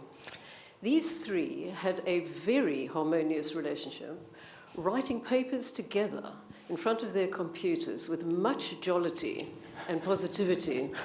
It was a lovely and stimulating atmosphere, and there was a very good weekly seminar. They were prolific working on several books simultaneously, and we were drawn into some of these, including seminal work on trade shocks in African countries. I did the Zambia study on copper booms, and by the way, Manoush Shafiq, who currently advises Keir Starmer, the Prime Minister, did the Egyptian study. Paul Collier was not flavour of the month with other development economists in Oxford, but he was an iconoclast who broke the mould, and we see the successful results today of his persistence. Paul catalysed very many projects. He had a talent for raising funding and delegating work to younger members. This could be daunting, but ultimately gave confidence and wonderful opportunities to so many. Paul introduced me to the wonderful Ibrahim El-Badawi, and I spent a productive year at the World Bank working with him on foreign exchange auctions, including on Ethiopia. I had not intended to return to academia, but Paul encouraged me to apply for the new, at that time, ESRC research fellowships, and I won one of these in '94 with funding over 4 years. A key lesson from Paul and the Africa Centre's approach discussed yesterday was connecting with policymakers and trying to make a practical difference. Early on, I established a central banking network amongst the modelling and the research divisions of several Central African banks. And central bankers over very many years regularly visited Oxford for useful capacity building, and this helped forge close relationships with the South African Reserve Bank. John Muehlbauer and I, John is here somewhere. Behind you. Co-authored papers with several senior members of the South African Reserve Bank, and this was a crucial way to influence policymakers. I'm going to give 2 examples. One example was with the head of national accounts. Is this giving a lot of feedback? Oh, it's all right. One example was with the head of national accounts, which brought our painstakingly constructed quarterly measures of South Africa's household balance sheet data from 1970 onto the Reserve Bank's database. So South Africa today is the only emerging market country with these data important in policy modelling. And another example is our more recent work as South African Reserve Bank research fellows writing papers advising on macroprudential policy, which has influenced the Financial Stability Report, modelling at the central bank, and aspects of macroprudential governance. With John and others, I've written over 30 papers on South Africa, including on monetary policy, modelling consumption and house prices, exchange rate pass-through, inflation modelling and targeting, etc., which are still used at South African universities. And Paul encouraged me to co-edit a special issue in the JAE, which Marcel was also encouraging about, and a related OUP book on South Africa 10 years after the first election. John, Marcel, and Jan were also highly approachable and facilitating directors of the CSAE. And Stefan totally falls into that mould too, always charming and helpful, and he's encouraged my more recent work on mobile money and financial inclusion. And finally, the admin staff, thinking of Rose, Suzanne, Richard Payne, Liz Welsh, Trudy and others, Glynis, have created a real family at the CSAE with a wonderful feeling for those who work there. Thank you. So maybe Chris will join in and say something. Yeah. Well, thank you, and thank you, Janine and Paul, for the earlier comments. I want to say just 3 things quite quickly. One is sort of personal, the other is on projects, and the third one is on people. I joined the CSE as a former ODI fellow just as I was finishing my DPhil. And I was, at the time, working with somebody else who many of us are familiar with, Will Cavendish, who was a member of the CSAE before going on to grand careers elsewhere. And Will and I were quite competitive, and we would competitively read chapters of Controlled Open Economies to try and work out who could understand it better. And that sounds like a sort of the thing that you do, sort of sitting in your office in this slightly competitive environment. But it was much more important than that to me, because I thought I was conventionally well trained as an economist. I did the MPhil. I thought I had learned quite a lot from quite a lot of really eminent people. But I didn't really have much of a framework to think about open economies, small open economies in particular, and as the title of the book indicated, controlled open economies. So those operating under a whole range of distortions. And I find spending time on controlled open economies actually a major investment that I undertook and will undertook, and it helped us, I think, approach the kind of work we did after that, or certainly I did after joining the centre. I do remember talking to David and Jan about it, and the two of you focused on bits that weren't right or were incomplete, or that you wish you'd done this, that, or whatever within the framework of controlled open economies. But it was a really important part of my own training. Let me say a word about projects, because the first sort of project I more or less hitched a ride on was with David and Janine on Zambia, which was a classic case of a highly controlled economy undergoing decompression, essentially. This was immediately after, or not long after, Kenneth Kaunda stepped down, and the movement for multi-party democracy paved the way for this sort of first wave of newly competitive elections across sub-Saharan Africa. And a lot of what we did there, it was a different environment. David will remember this, that we worked with a wonderfully named man at the European Union called Roger Moore. And he was as unlike 007 as you could imagine, but he wasn't quite sure what he wanted from the CSEE, other than the fact that the European Union suddenly realized they were the biggest single donor to a strategically important country. And we had a very wide brief, and so we did a whole range of bits and pieces, but they all had a sort of common, certainly in my mind, a sort of common theme. One was, both of which we've talked about over the last 2 days. One was the analytical framework, and using what I thought I was learning about controlled open economies to approach and analyze questions. And the second was the close engagement with really good local policymakers and researchers, many of whom have been closely associated with the CSEE, many of whom have passed through the CSEE, either the conference or as visitors, and are not only running their own countries now, but are in very senior positions internationally. And that brings me to my third point, which is people.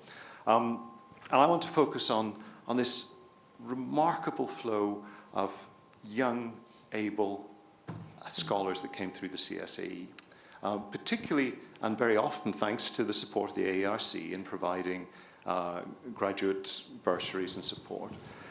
And we know the old adage that if you stand on the corner of 19th Street in Washington, D.C., you only have to wait 5 minutes and you'll bump into somebody from Oxford. Actually, it's more precise than that. You'll bump into somebody from the CSEE.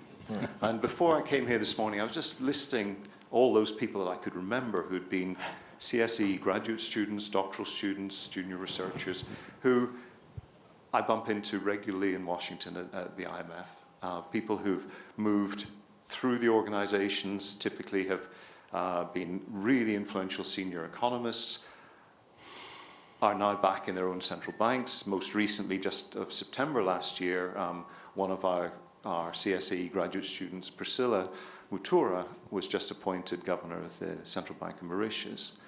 But what's really nice and really affirming about these encounters is how often people come back and say, oh, I had such a great time at the CSEE. I learned so much. It was a fantastic community to engage with. And it was both that personal and community part of it, but also the intellectual training that they enjoyed and that they have carried into the professional lives. I think that's a hallmark of this institution, as one that I think certainly Stefan and the current management team are really keen to continue to promote. But I think that, along with the research itself, is really what defines the CSE in my mind. Thank you, Chris. So maybe, Pramila, could you add something? I want to actually, for a moment, pick up on something, Chris, you just said. So a few years back, I can't remember when it was, Rose, that we in Washington had tried to do a small reunion type of thing. I think, Ruth, you were there. We thought we could probably find 5 or 10 people, and in the end, so many people turned up. And we also kind of think, and the number of young professionals in the bank, in the IMF that come through us is just still remarkably high. Loads of people at IFPRI linked to us as well. So there's this, and it is actually this kind of thing. And I think one of the things I always find great about the center is that we don't do what these days in academia sometimes is the only thing. We all need to recreate ourselves as academics.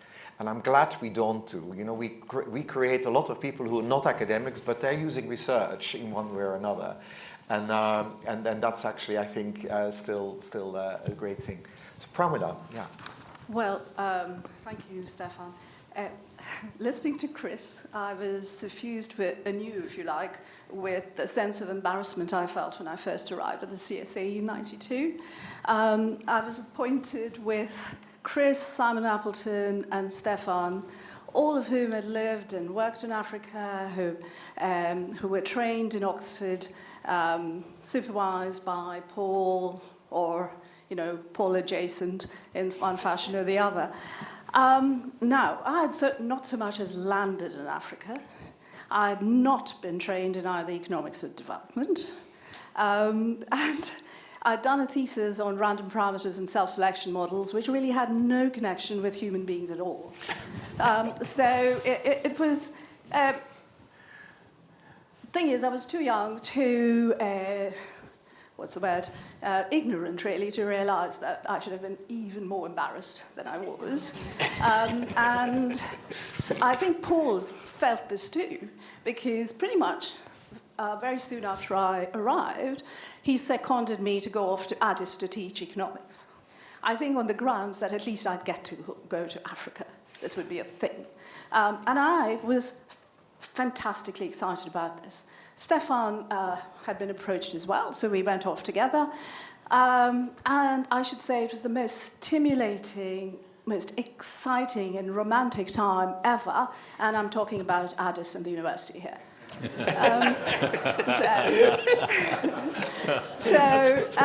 A quick word then about the university and the department. At the time, they'd just come out of this wall that the government had put up, the previous government, for over 2 decades. They were completely insulated from everything that had gone on in the world, certainly in economics. But they had maintained a tremendous interest in good scholarship, which was astonishing, absolutely astonishing. And I should mention 2 people who exemplified this. One was Eshetu Chole, whose name now adorns the Building of Economics and Business in Addis. And the second was Yuthai, gentlemen and scholars both. So that really was a kind of, I learned a great deal from them. And of course, the main CSE aim, apart from sending me out to, touch African ground, was setting up the longitudinal surveys in various countries, particularly beginning with Ethiopia, which in turn, of course, set my research agenda, connected me back with society, which Thatcher denied, but obviously did exist, and I discovered that, and so fixed my interest in all things African. It is possibly, it was transforming, it was fantastic. I should add that I took with me in '94, when we started the surveys, a new book that had just come out, which I don't think anyone reads anymore, but it was still wonderful. And it was Partha Das-Gupta's Inquiry into Wellbeing and Destitution. And I just remember, us wandering through various villages and me reading, a chapter at a time while we decided what might go into the next module. And in turn, from there, went off to Cambridge to actually work, not work with, work under, work, around, but with Partha Das-Gupta in the end of the day. But it's lovely to be back. And all I want to say is coming back to the CSAE, coming back to this environment is wonderful all over again. Thank you. Thank you. So John, maybe, you joined us in, Nitya, sorry, John here in front. So you joined us in, joined the center, you joined us in Addis, so please, a few reflections from you, please.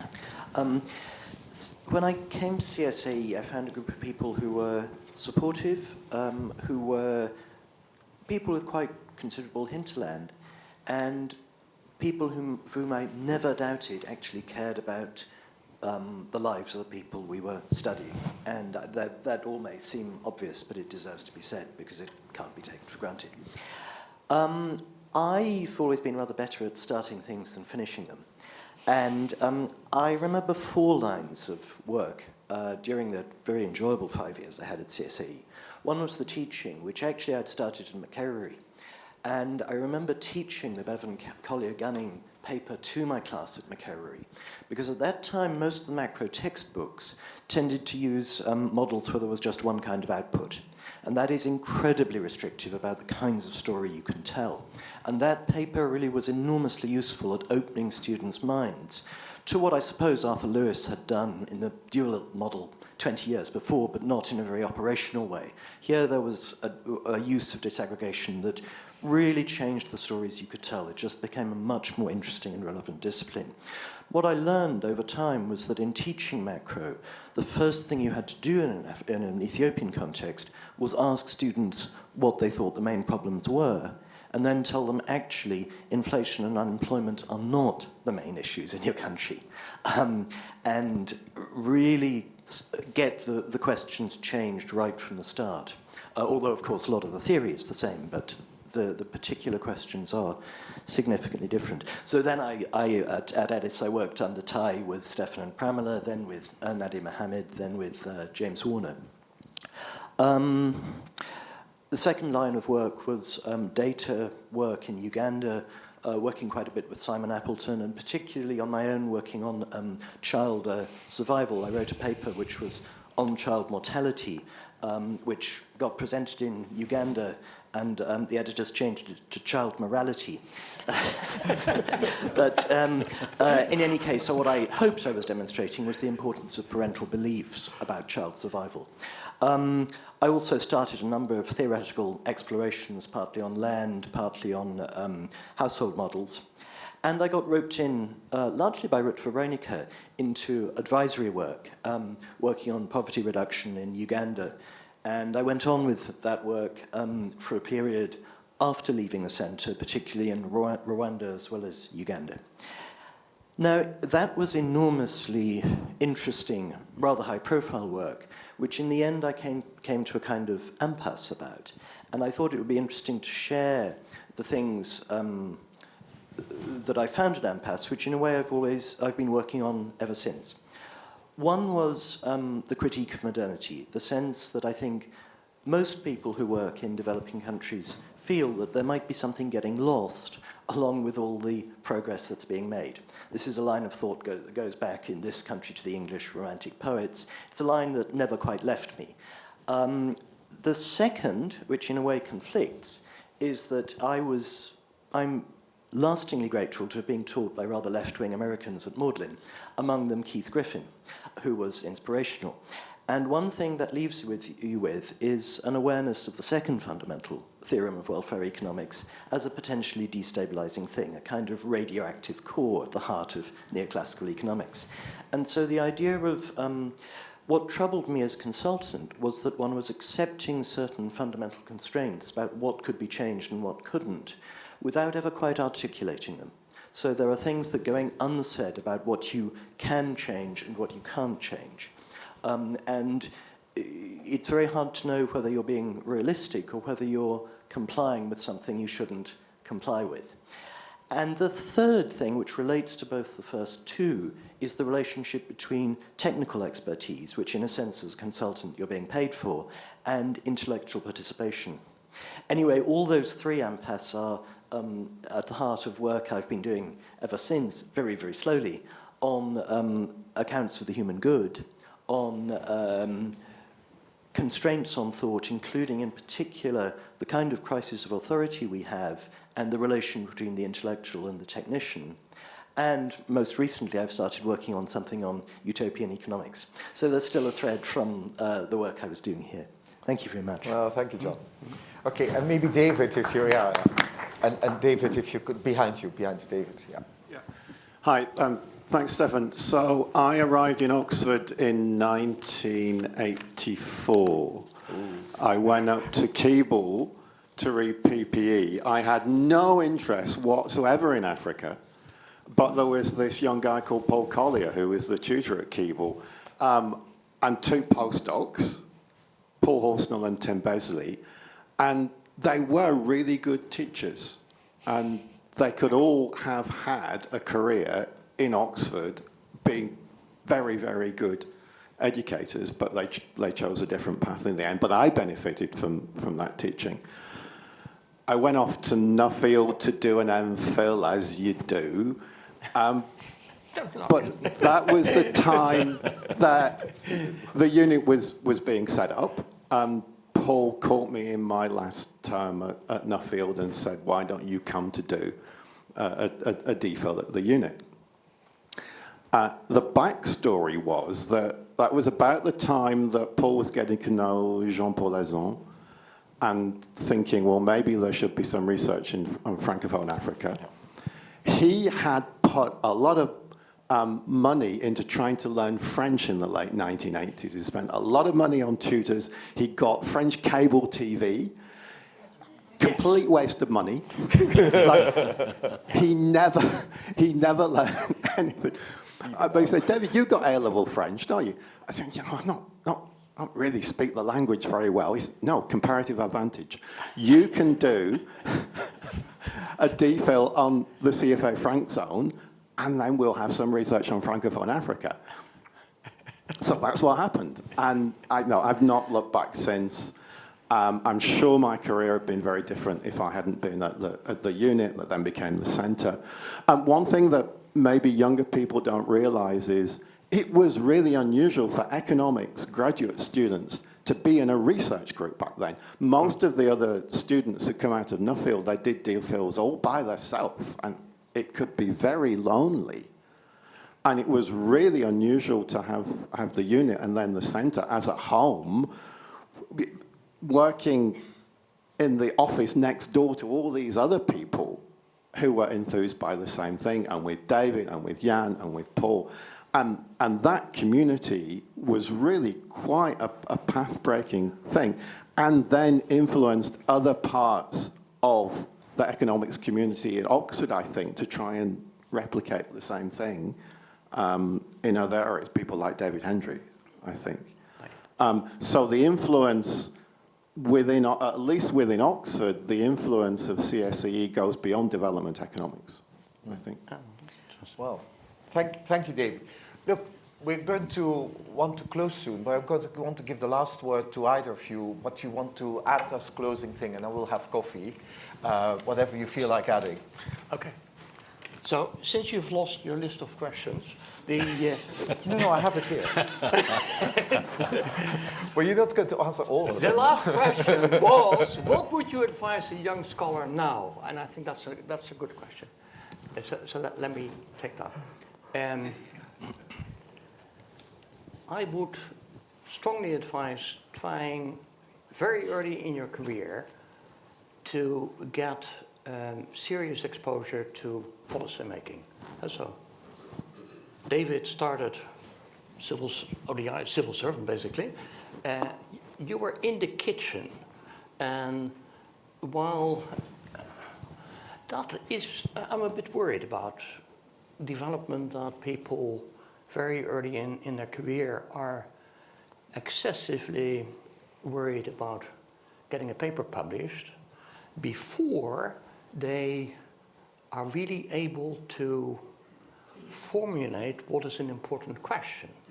So not just a footnote to a paper you've read in the AER, but thinking seriously about, is this question important?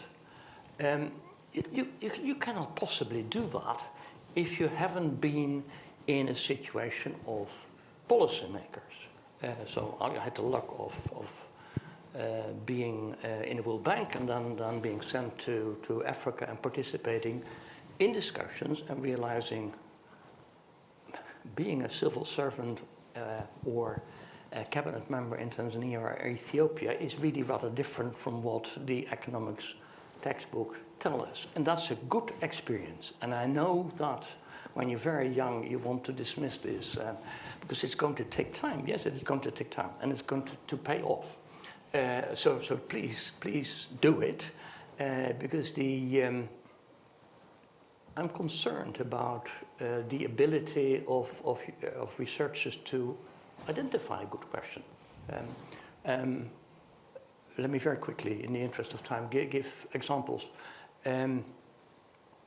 What we did on the coffee boom, the literature at the time was just very early days, Dutch disease model. And that was very popular. Everybody was talking about Dutch disease here, Dutch disease there. And I tried to point out it wasn't very Dutch, but okay.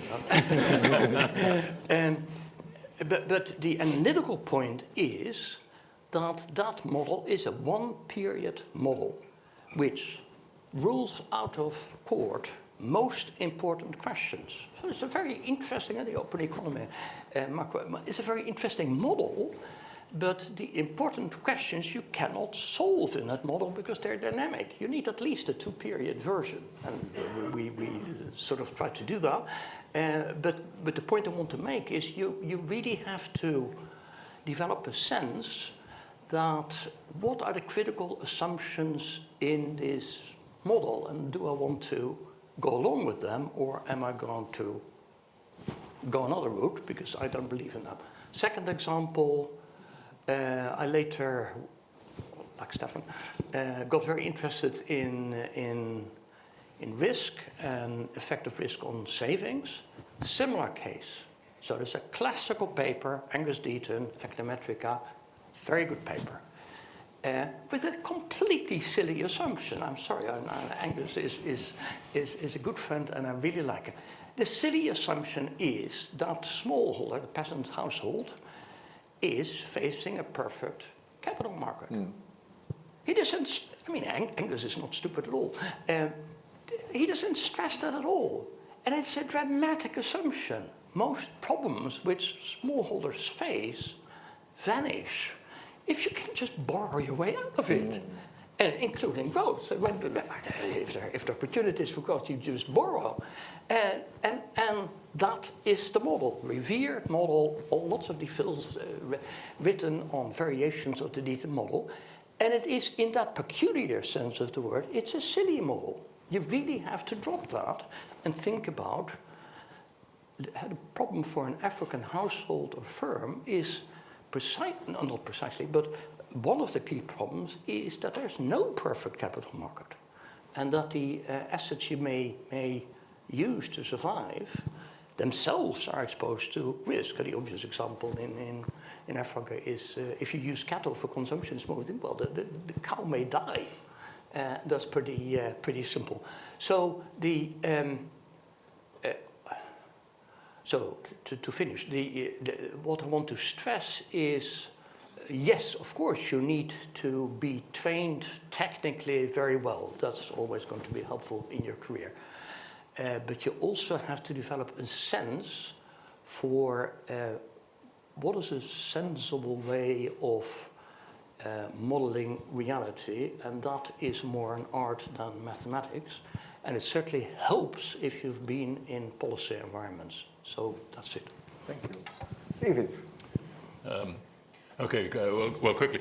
First, if I had to put one thing at the top of the list, I'd do exactly what Jan is saying. I think that making sure the question you're looking at is sensibly posed is an interesting one, and that you're addressing it within an appropriate model. I'll give another example to what Jan was saying. A vast majority of a lot of work on monetary theory is cast in terms of models which have no credit mechanism at all. There's no supply or demand for credit. You cannot build a sensible model of monetary economics in a model that has no credit in it. 90% at least of modern models don't. So I think there's a great danger in following the herd, trying to build an epicycle on some class of literature where the fundamental basis of the literature isn't really very sensible. So I think a lot of careful thought is really a good idea, not to rush. The only other thing I'd say, which is possibly rather downbeat, is that if you work on Africa, there are a lot of downs as well as ups, particularly perhaps on the macro front, where you look at some episode where there are all sorts of encouraging developments, changes for the better, and then there's a change of government, or maybe there isn't a change of government, and that's the problem. Things go into reverse, and all the good work that you think you've been associated with seems to be undone. 5-10 years later, you go back and you're starting on the same staircase, maybe even a couple of steps lower down. So I think, one, you've got to be prepared to work in an environment where things sometimes get worse rather than getting better. But the really important thing, I think, since the CSE has been such a strong institution for developing the talent that it works with alongside, there has been an immense change for the better over the last 20, 30, 40 years. For example, in terms of the underlying capacities for research within central banks across many African countries is out of all recognition compared to what it used to be 2 or 3 decades ago. Whether it's being well used at the moment is another question. But the thing is, it's there, and the basis for any sort of resilience in economies has got to be that there's capacity. And so building the capacity, even in unpromising circumstances, I think it can be quite a rewarding thing and is an important thing. That's great. It's a great way to end. And I then just want to mention your last point. So, these days, we still are fundamentally a research center, but also here at BSG, we've set up a group that does much more direct advisory work. But actually, one of the things we've begun to do, and it's actually in Ethiopia, we use some funding that actually philanthropy, Justin Sandifer, has given us to actually set postdocs in the Ministry of Finance. And what we do is we mentor them from here. So Chris is quite involved in it as well, and a few of us keep an eye on what they do. So to go back into actually, because with all the positive things on the capacity increases, it also goes up and down. And I think Ethiopia had a moment with all the changes it had in the last 10 years of a real decline in capability in some of the key institutions. And it goes up and down. Have to do this always over again. Okay, we've eaten into our coffee break. In fact, we've used it all up. Well, I think you can have the coffee break, but I propose that we do it for 20 minutes, and then I will try to get you back in. Okay? And I'll thank you very much. And an applause for everybody here. Very good.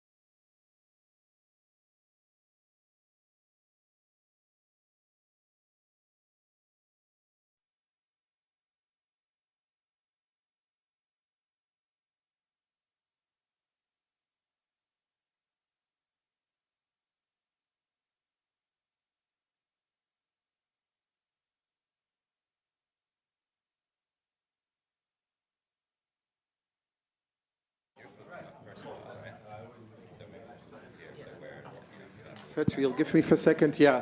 Okay, good. Look, we're going to the next session, but I want to make a quick announcement. I forgot before the coffee break that we needed to have a photograph. And you're not going to get lunch until we've taken a photograph. It will be in the hall. So at the end of it, if you could drift out, and we're going to do it at the right-hand corner there. We take a photograph, because also that's unique to get everybody together here. And with that, Abigail, your show. Hello, everybody. I am Abigail Barr. I joined the CSA in 1993 to start my DPhil. And I managed to carry on being at the CSA until 2011. So I was a postdoc from 97 to 2011, which I think I still hold the record. Yeah, absolutely. Yeah, okay. So especially, you know, we've sat in these rooms over the last couple of days, and I've learned stuff I never knew. I've learned a lot about the backstory, and my own experience has now very much been put into context that I really didn't know until before now.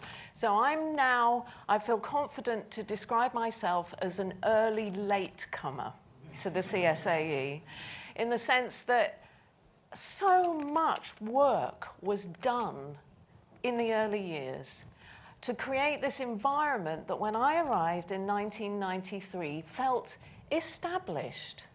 It felt like it knew what it was. It knew where it was going already. And I'm going to link that to something else, which I'm saying these things early. These are the kind of headlines, really. Luck has been mentioned quite a few times over the last 24 hours or so. And, you know, we have this phrase, you make your own luck. Well, I think CSAE made luck for many people, including myself. I think it's extraordinary how, in those early years in particular, and I'm including Pramila and Stefan in this, with their work sort of in this liaison with Ethiopia, creating this environment in which, you know, early latecomers like myself and later latecomers kind of stumbled in and really benefited from an infrastructure that was already established by 1993. So thank you very much to the people who built that infrastructure. It's just fantastic. Thank you. Okay, so I've got Stefan's questions here, and I'm going to use those to inspire me to say a few things variably weird. Right, I'm going to actually link it straight to what role CSAE played in my career. So I'm going to remember, first of all, my first supervision meeting with Paul. He and I had been liaising leading up to me arriving in Oxford, I think through aerogram. I was in Papua New Guinea at the time. And, you know, he had a printout of the proposal that I'd sent to him prior to my arrival at CSA. The first meeting, he kind of waved it at me and then threw it over his shoulder. Said, you won't be doing that, will you? And he then gave me a copy of one of Roma's early papers on endogenous growth and several papers from a workshop he'd been to quite recently on social learning, and said, go away and see what inspires you. And I came back 2 weeks later, and I thought the instruction, at least the instruction I took out with me from that first meeting, was see if you can stitch these two together. So my 2 weeks was spent coming up with an idea that would stitch the two together. And then in the second meeting, he kind of went, oh, well, I thought it would be an either-or sort of thing, but okay, off you go. And essentially, that launched my career. I now describe myself as an economist interested in the socially embedded individual. And, you know, my work has been on how societies, be that a community or a larger scale entity, address the problems that are caused by missing markets and weak institutions. So it was really formative, that first moment when Paul essentially threw my current proposal over his shoulder. So number one. Number two, So I came up with a theory, and then I went to the field. I was attached to the Ghanaian Manufacturing Survey, and I started out with a ghastly first draft of my survey instrument to generate the bit of data I needed to link to the survey to test my theory. Really wasn't working. Alan might remember the first draft. Secondly, worked with the second draft, which actually did work. But that second draft came out of a one-liner, two-sentence one-liner by Francis. Tremendously important advice. One was, it can't take more than 3 minutes. And he said, as long as it's correlated with firm size, you're probably onto a winner. And you know, tremendously important bit of advice. And so off we go. And then later on, another really important moment, back to Paul. Towards the end of my doctorate, he handed me the draft book chapter by Jean Ensminger. It was a draft book chapter that ultimately became a book chapter in the first Human Sociality Project book, Joe Henrik, Rob Boyd. Jean, non-economist, ethnographer, anthropologist, working with evolutionary psychologists. And that was my introduction to experimental behavioral economics. Okay, and that was it. I've been doing that ever since. And that links me to something else I want to say about the CSE. So we've heard a lot about the founding principles of CSAE as taking the methods being developed and applied in economics, rigorous methods applied to primarily developed economies, and applying them to Africa. What I took away was a combination of that rigor in methodological approach, but also a sense that disciplinary boundaries are very porous, you know, and that interacting across disciplinary boundaries was a source of great richness to all disciplines. And I've held on to that combination of rigor in my own discipline combined with conversation across disciplinary boundaries for the whole of my career. And I think it's tremendously, it was a great gift to me from my time at CSAE. So again, thank you very much. Thank you. Thank you.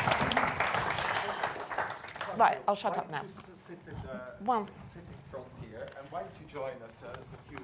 And look, I'm not going to run this too formally. I'm just going to turn straight to Andy and just, you know, whatever, I sent a few questions, but whatever you want to say, even if it's nothing related to that, it's also fine. Just a little bit of your reflections and adding to all the things that Abigail was saying. Sure. So I think my favorite of your questions that you're not asking was thinking a little bit about sort of what were the things that we learned here that we took away to other places. So maybe let me start with that. And I think it sort of connects to some of these themes about what have been the emphases, what kinds of things have mattered the most in the way that research has been formulated here. And I think a part of that really, or a core part of the lesson for me has been an emphasis on really caring about measurement.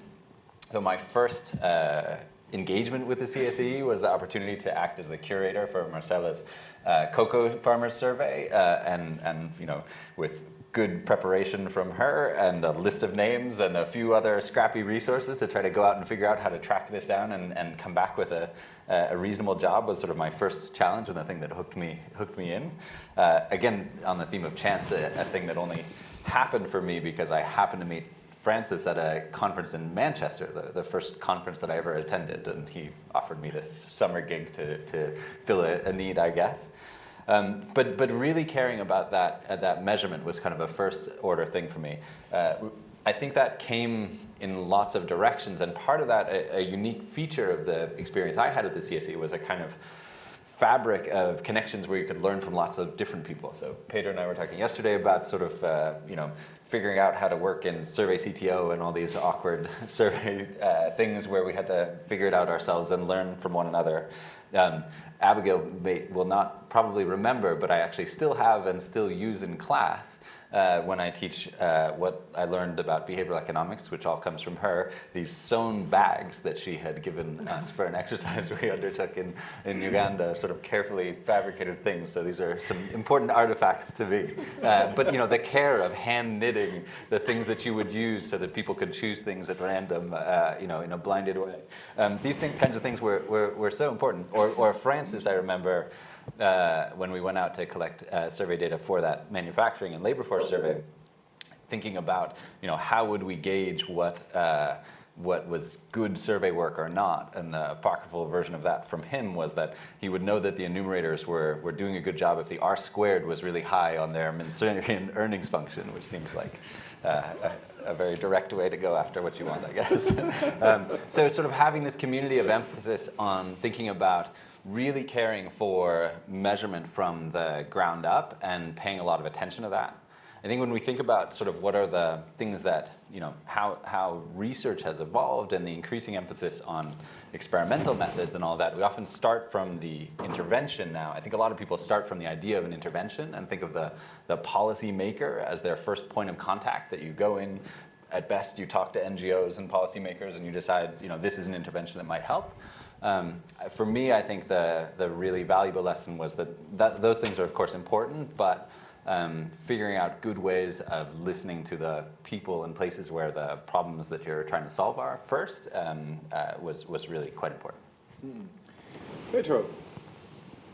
Very good. It's a big pleasure to be here and to be part of this family. So let me tell you a little bit about the beginning for me.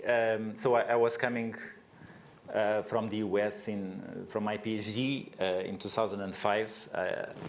I had learned a lot about innovation and the importance of innovation. But I didn't know so much about development. I came to development a little bit on my own. I did a project in São Tomé and Príncipe, island country that you probably don't know much about still. and that was me at the time. And I met Marcel in the job market. Marcel interviewed me. Only Marcel. I don't know why, but it was only Marcel. Probably Marcel doesn't remember that, but I remember very well the interview. And I can tell you that the interview didn't go very well. So I still don't know very well why Marcel reached to me after and said, "Oh, we are interested." Because with Marcel's questions, I was a bit I didn't do very well. So that's the way it started. I was very passionate about development. I'm still is. I'm more in love now, but at the time I was passionate. And the CSAE for me was heaven to a certain extent, because suddenly I was surrounded by lots of people like me, very, very, very passionate about development. And those years at the CSAE were like the most important years in my career, for sure. No doubt about that. So I can tell a little bit about what I was doing at the time, but I don't think that's so interesting.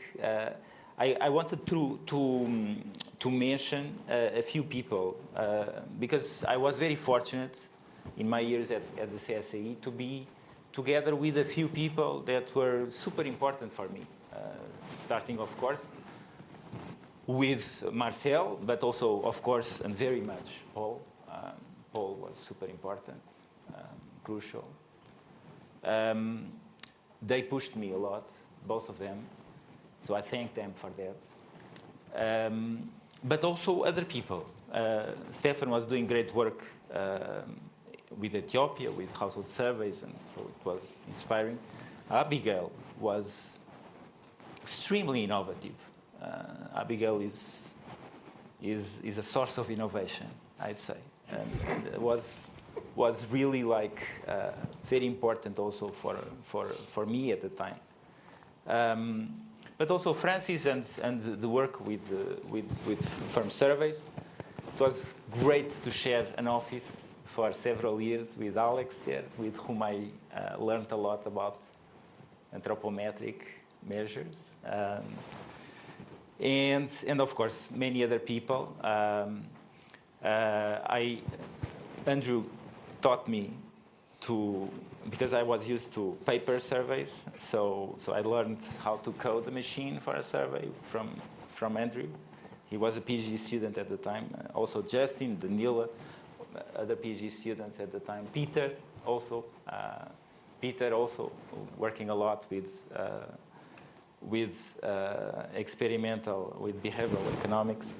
So these people were very important to me. And to a certain extent, what I learned at the CSAE was what I would say, it's a spirit. Lack of a better word. It's a spirit for me. It's composed of three things. The first is the importance of being in the field, which is crucial. And it's to a certain. So when I arrived, I knew that the CSAE was a landmark of that. Okay, so there was all these surveys that the CSAE was conducting, and I found that was the first piece of attraction for me when coming here. And so that is always there. Like you have to understand the context. You have to link. You have to live the context. That's super important. But then there is also what was already Jan was underlining that piece, the link to policy. Policy is super important because you cannot really do. I mean, we are in a field in development. It's about at the end of the day, it's about policy. It's about what changes lives, and so we need to understand policy well, and we need to identify the big questions under this policy context. But then the third element of this spirit was just go. You have to act, and you have to innovate, and you have to build something new. And those three things for me compose what I learned from the CSAE, and that's what I took later to Lisbon, where I am, and where we have been building a center, which is a tiny resemblance with the CSAE. It's a seed planted by the CSAE. And of course, we have been working a lot with Portuguese-speaking countries in Africa, starting with Mozambique, but also with Guinea-Bissau. Today, we do a lot of work on those two. Not so much with Angola. It's a huge country, Angola, so why don't we have more research on Angola? It's difficult. I've tried a number of times. We have done a few projects there, but it's still difficult. And so the other island countries are also very important. So we have been working a lot on those, and I hope that the map looks a little bit different because of that, the map that Simon showed. And that's it. That's what I had to say. Let me just see. So one thing that I'd like to underline also is that people haven't talked so much about that, but I feel it's very important. One of the big achievements of the CSAE has been, and again, that links me to Paul again, Paul's ability to link to policy. So this is like unique. I mean, if there was a way to, this is unique. There is nothing else like this. And that was also very fruitful. So Paul didn't do it alone. He, to a certain extent, the IGC is a product of the CSAE, really. And I'd like to stress that, you know, that formula of linking research, academics, to policy is uniquely important. So we see now, for instance, JPAL doing the same thing. I mean, so many years later, JPAL is trying to do the same because it's really a bright idea, and I think it should be underlined. So that's it for me. I don't want to monopolize more. Thank you very much. Thank you. Thank you. I think it's maybe there's several people of that generation, and I know some of you have written to, but I wouldn't mind if the Yassine, where's Yassine with the microphone? Oh, there's Yassine. If you go to Marcella maybe first. And just to have some contributions. And I hope you don't mind. So in the end, you could reflect a bit on anything you've heard. Let's get some contributions. Is it on? Yeah. Yeah. Okay, so for those of you who don't know me, I'm Marcella Vigneri. I was at CSAE between 1999 and 2004. So I just have a few reflections which pivot around what a land of opportunities professionally, but personally, CSAE has been for me. So at the professional level, I think my years in CSAE were big time defined by Ghana and Francis, not necessarily in that order. And I'm very sorry that Francis is not here, but maybe he is listening to the live stream. And he will definitely not be surprised to know that right until the day of my Viva, I was absolutely intimidated by his obsession to check my standard errors and, you know, not quite whether they made sense, the numbers, but as long as the stats was right, then we were all good. No, I'm joking. He was amazing, and he was the one that, as we heard, just told me, you've never been in the field, just get out there. And on the end of my first year, he sent me to Tanzania with Alan and Tilman Brook to do one of his firm surveys, which was obviously the beginning of my absolute love for the continent. Then when I came back, he said, we have enough people working on firms, so why don't you work on farms, which I had no idea of. And that's when my journey on cocoa started.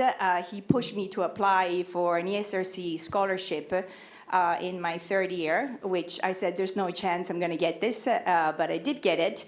And that was the beginning of a 10-year panel that I started in 2002, and that Andy brilliantly continued and built on, creating a 10-year panel, which to this day I think is the only panel on cocoa farmers that exists. So those days were absolutely amazing.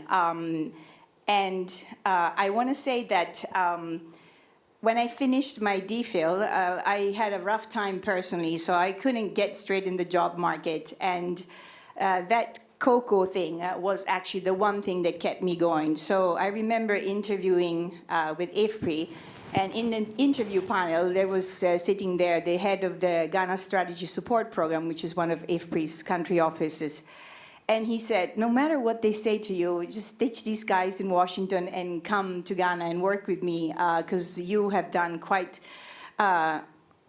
significant work on cocoa, and I want to take this to the ground so that we can actually make something out of it. And out of that came out of a book that we published 10 years later with Shashi Kolavalli, who is now one of my other gurus after Francis. And by that time, I was really fed up with cocoa and kind of Ghana.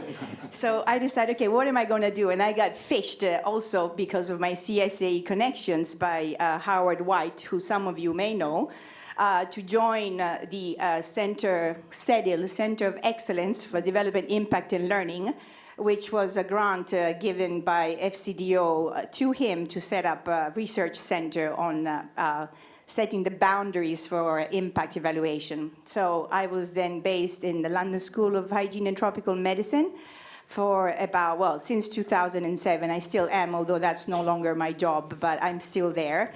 And with Howard and Cara Hansen, who was here yesterday, that threw me into the space of interdisciplinarity, which was amazing because as an economist in a house of epidemiologists, you don't get scored really high. I mean, like they really think you just know how to do your stats.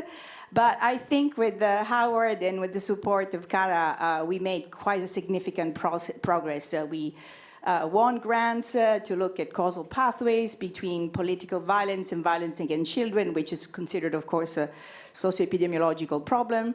And so on and so forth. Then I get fed up of that as well, and I decide to go back to my actual training.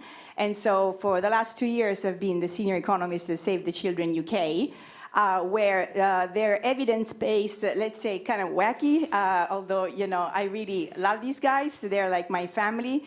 But I got fished in because they saw my curriculum and they said, this woman has done her DPhil in CSA, so she knows her numbers and she knows her econ. So now I'm part of a hub, the Evidence and Learning Hub, which I'm co-heading, to try to make sense of the enormous amount of data that they have and they don't know what to do with it, which is crazy given their mission. But now I found like a mission in life, not just for children, but for Save the Children as well.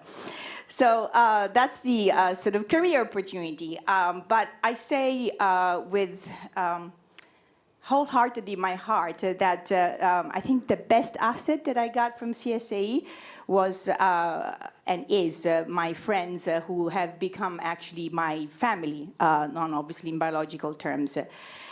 It was very emotional yesterday to hug tight Trudy, Barricade, Chris. I haven't had the opportunity yet to do so with Alan, Peter, Ruth this morning, and the list goes on. I haven't managed to speak with Andy, but for me, I'm one of the Winchester girls. When back in the days when we were all had a home in Winchester Road, that was just out of this world, guys. Like really, it's unique in the world what that did.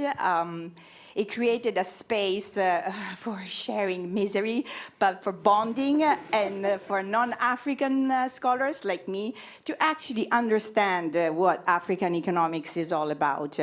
And this brings me to a short plug about Janvier and John Randa. Janvier was literally my brother, literally. He shared with me lots of laughters. He managed to learn a little bit of Sicilian as well. He was my best man at my wedding. He was great. But the best thing about Janvier was that when I first landed with my baseline for the cocoa farmer survey, he was looking at the data and saying, okay, just tell me before you go and have your I don't know, transition interview with Marcel, what this data says. And I went on for 20 minutes and I said, okay, let's start all over again. You have no idea what you're talking about. I mean, he really taught me what those numbers meant, even in a country that was not his country. And other than that, he was just an insane, smart person, a very kind-hearted person, and someone that really made a difference. And then John, I met John briefly when he returned to Oxford to finish his unfinished thesis. And we bonded immediately on my first chapter, which was a macro chapter about the black market in Ghana in the cocoa sector.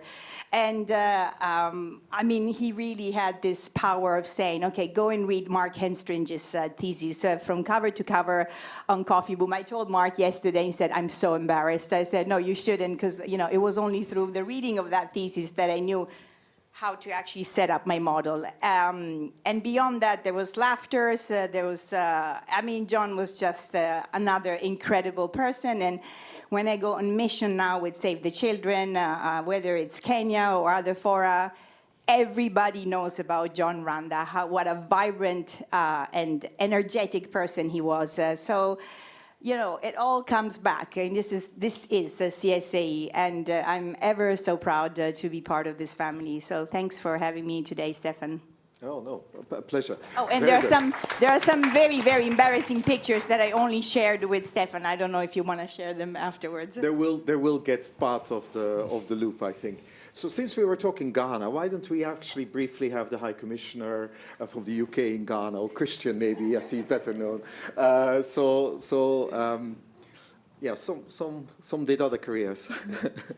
Well, yes, and I sort of thought of myself as a bit the black sheep of the CSAE family, because I wasn't in academia before coming to CSAE, and I haven't been in academia since then.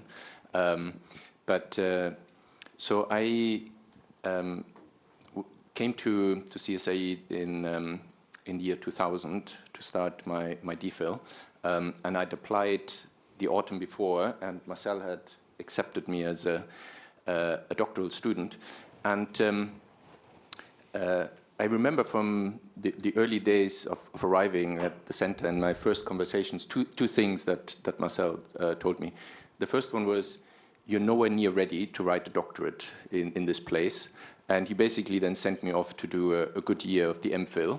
And I got so excited about it that I then started teaching quantitative methods for the incoming master students, and then was a teaching assistant to Chris Adam. And then sort of a year and a half later, Marcel told me, okay, enough is enough. You haven't written a single word, and you really need to focus now. And then we had a conversation about how my research interest had evolved. And within a few minutes, you basically said, you have no time to collect your own data, and basically there's just one data set that you can use, and that's the Ethiopia Rural Household Survey, and that's gave me the direction for my doctorate. But then the other thing you said to me, and this was, I think, still informed by coming from Stanford, was you said, everybody here who's doing a doctorate seems to be writing a book. And I don't want you to do that. I want you to write 3 papers that you can publish. If you do a literature survey, fine, put it somewhere. But I want you to write 3 papers. And that also really, really structured my, my work. But then just in terms of reflections, so for me, really I've been working in and with partners in Africa ever since I did the doctorate, and it really shaped my career. But also, many of the issues I've been working on and the policymakers I've been working on, there were macro issues and there were macroeconomists. And my training was very, very much a micro one. And I found that incredibly powerful, because it meant that I was thinking about issues differently, and that I was able to have conversations in terms of the consequences of some of the monetary and fiscal policies and so on that people otherwise would not naturally have been thinking about. But the reflections I wanted to share also have to do with what was talked about, the linkage between research and policy, where a couple of people touched on it. And of course, sort of, I'm thinking about the issues from the other perspective, not so much how do I connect my research with policy, but how do I make sure on my side that the policy issues that I'm involved in are well informed. I sort of have 2 reflections on it. One is, in some ways, it's become harder. Certainly in the UK, it's become harder, simply because the policy-making space is a lot more contested, it's a lot more fast-paced, and there's a lot more discontinuity, which makes it quite hard. So before I moved to Ghana, I was in the FCDO headquarters, and for 4 years I had oversight of UK development policy and UK development strategy. And depending on how you counted, 7 ministers were responsible for that portfolio in those 4 years. And actually, when you look at it, at some point, no minister was responsible for that portfolio. So you can see how, if you want to influence policy in that space, is really hard. But at the same time, this is a bit more positive. In the countries that I've been working in Africa, it's sort of a question of when there is a window for reform. And in some countries, those windows open quite frequently, countries like Ghana, countries like Ethiopia.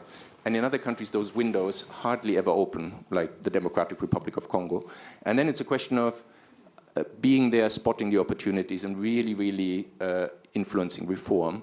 And you sort of need a bridge for that. And often, I think, academic institutions work with other academic institutions to start with. And sometimes they're well connected, and sometimes they're not. And sometimes you really need, people have referred to Paul. I haven't worked very closely with him. I've worked very closely with Stefan to really be in that space and to spot those opportunities. But I really still think that UK universities and CSAE in particular have a very strong position. And the field hasn't changed that much over the last 3 decades, surprisingly little, I would say, in terms of where people turn to and who the strong players are. So I think actually that puts the team in a really strong place. And then the last thing I'm going to say, just while we're talking about reminiscing, it's a bit of a funny anecdote, but it's my most traumatic moment of doing a doctorate here. And this may land you in a bit of trouble with Pramana, because I remember once I was really stuck. I'd gone to Marcel. I needed to work on something to resubmit, and I needed a second opinion. And I was told, well, go to Stefan. You emailed me, yes, happy to see you, but I'm working from home. Can you come to my house? And when I arrived, you were really, really your mind was in a lot of different places. And you said, I need your help with something, come. And before I knew it, we were in the bathroom. And there in the tub was a 2-year-old toddler having his bath time. And he said, I really have a crisis. I need you to look after him for a few minutes. And I really don't know how I got through that, but because I had no experience whatsoever. Everything turned out well, but that definitely pulled me out of my comfort zone and was a bit beyond my expectations as a DPhil student at that time. So. Yes, we were just testing you, really, no part of the Oxford way. Okay, I have no idea about this. That's it, thanks. Thank you, Christian. So Daniel is sitting next to you. Why don't we add a few things? Of course, thanks. I'll be brief. So I was at CSE from 2005 to 2012, and I think I'm coming here essentially with thanks. I think I'm one of the large numbers of people who got things out of CSE more than I put in. So I'm incredibly grateful to all the people who've invested in it as an institution, which I hugely benefited from. And I came in quite niche already. I was an actuary. I came out, I think, a little bit better rounded. And we've already heard about the passion that is sort of really central to CSAE, also the rigor, also the policy relevance. I'd also say humility. I think that was something where humility both in terms of what does the data say, but also as a non-African, what do Africans think about this, was really in the blood of CSAE, I think, by the time I got there in 2005. My first job with CSE was handing out machetes in West Africa. We were also doing, with Andy, also doing a round of the Ghanaian cocoa farmers survey at the same time.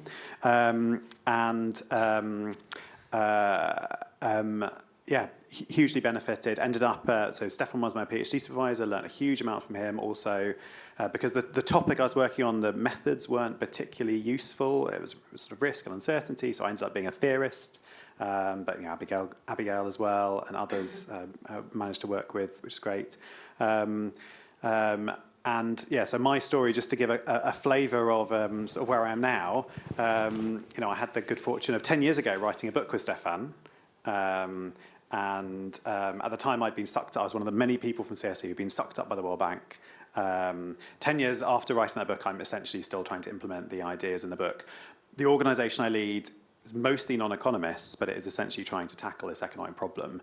But so economists have sort of identified the problem, identified the solution, but the actual policy influencing is not necessarily all economists actually doing it. So thank you to CSE, thanks to everybody who contributed to it on behalf of the people who aren't here as well.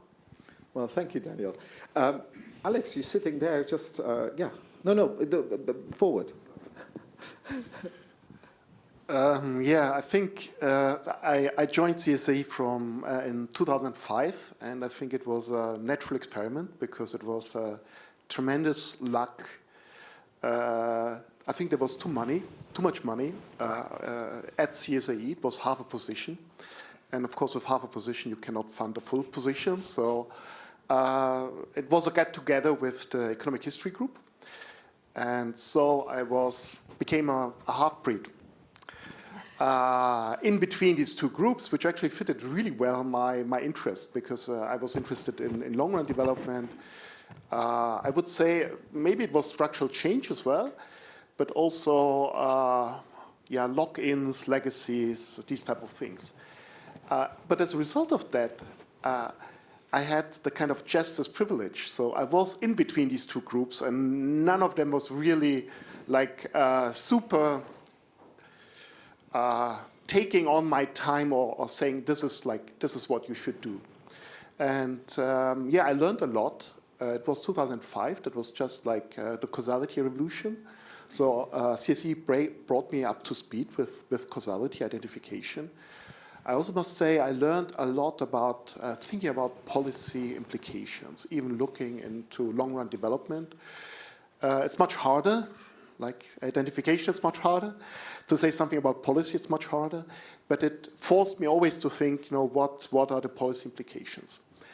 And Francis Thiel was the person who hired me. And I was always puzzled by him because he was like an oracle of Delphi. When I came to him, he talked in cryptic ways, and I didn't quite understand. And he left me thinking, what did he actually say? And in hindsight, I think it always turned out like Oracle of Delphi. He told the truth. I just realized later. I also haven't worked with Paul, but whenever I see Paul and observe Paul, it's like I can see how important it is to frame, to make complex things easy for policymakers, to also tell a story and tell a good story. So this is what also I took from CSAE, and which is still very important for my work. And of course, all these, at the end, it's the people who are with CSAE. There's infrastructure, also going to Africa, doing new kind of archival work. Simon, I'm the guy probably which Gemini said, I'm doing archival work. That's probably me. So I remember that I could use this infrastructure to go to the army and make some unusual research, working with army officers, retrieving official records. Yeah. So thanks for that. Well, great. Thank you, Alex. James, you're sitting there. Why? The next one, and the historians can continue. So Stefan warned me in advance that he'd want me to say something about what I learned and what I remember and how the CSE between 2010 and 2016 affected my career. And so I thought, in the interest of authenticity, I might try to speak entirely unscripted.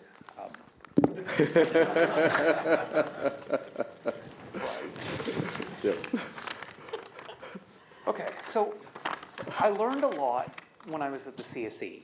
I learned from Doug, who was probably the best mentor I had since leaving grad school. I learned everything. I learned how high-yielding varieties of crop work and also survive without falling over, and I learned how to please interdisciplinary audiences that don't like economics all that much. From Paul, I learned to present, and then present, and then present, until I'm sick of it before I send a paper to a journal. From Simon, I learned generate public goods.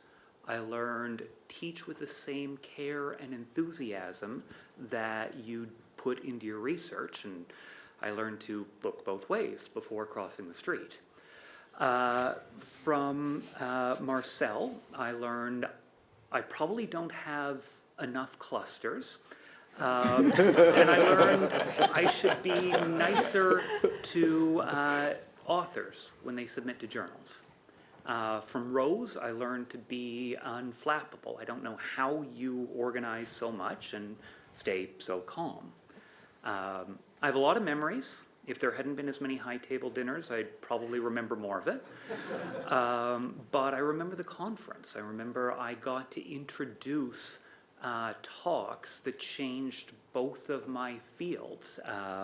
So Ted Miguel's meta-analysis on temperature and conflict, Leonard Wanchakon's work on missionaries in Benin.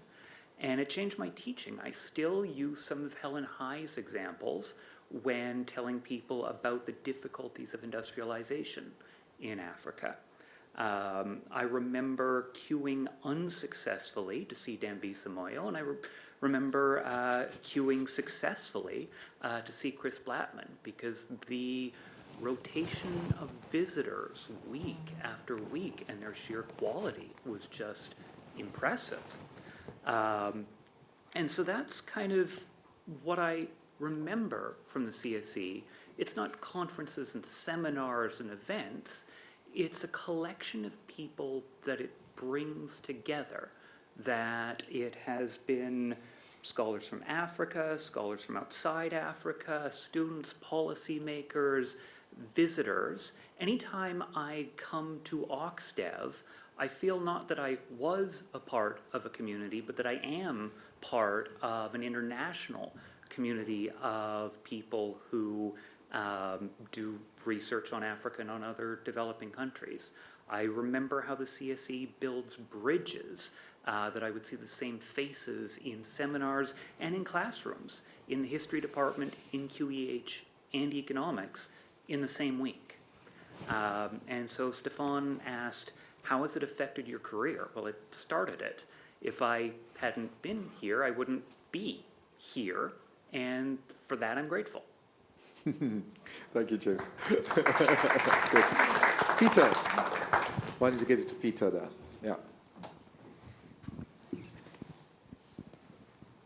Thank you. This is probably a bit of a follow-up. Although I was just earlier, I'm from Marcella's generation, just a bit later than Abigail, but still a late, early, I don't know which words to use here, in that cohort. And so I didn't know which anecdotes to choose, so I'm going to skip the anecdotes. I'm going to leave them for over lunch and dinner. But thinking about the question Stefan presented to us, like, yeah, what did CSA mean, or what does it mean? And I'd like to touch upon maybe three things. And it's very much colored by what it has meant for me, but also I think for what the building blocks are for the future. So I'm not extremely good at looking at the past, so I'm going to try to look forwards as well. But basically, much of it has been mentioned, and I think it's useful to reiterate some of it just to share that it's important. The research I have always found incredibly attractive here because of its relevance. At the very beginning, so I was working for the ILO. I realized that I didn't understand what I was doing. I know Stefan from a long way back. I kept an eye on him. And he advised me, like, yeah, well, then study again, which I did.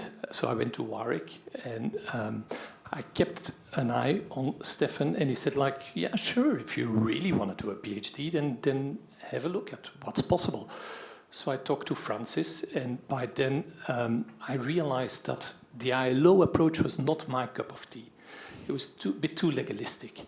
So after some discussion, I wrote a small proposal on child labor with a Becker model in there. And of course, that hit it with Francis. And he said, yes, great.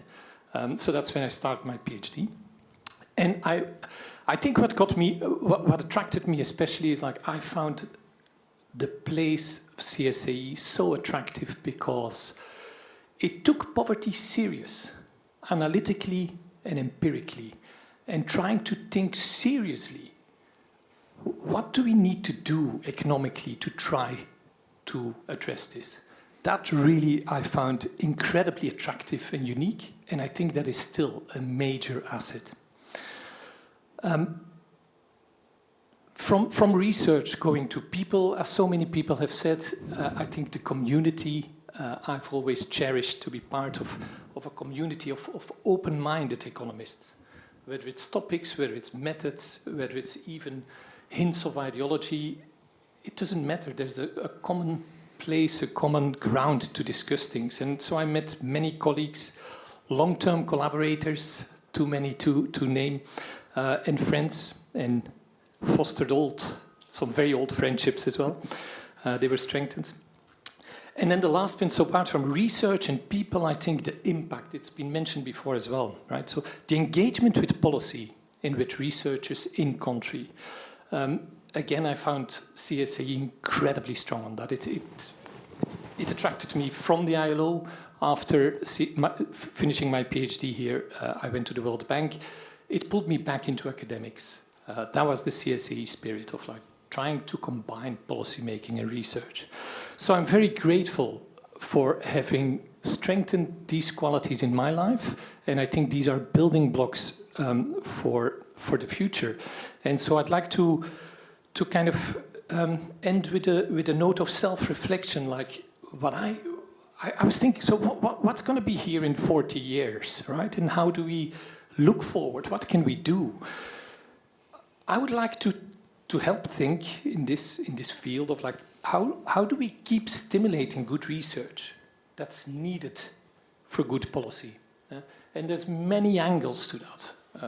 Chris, you mentioned an area that I'm a bit more involved in. I was like, what is the use of evidence? How do policymakers use evidence?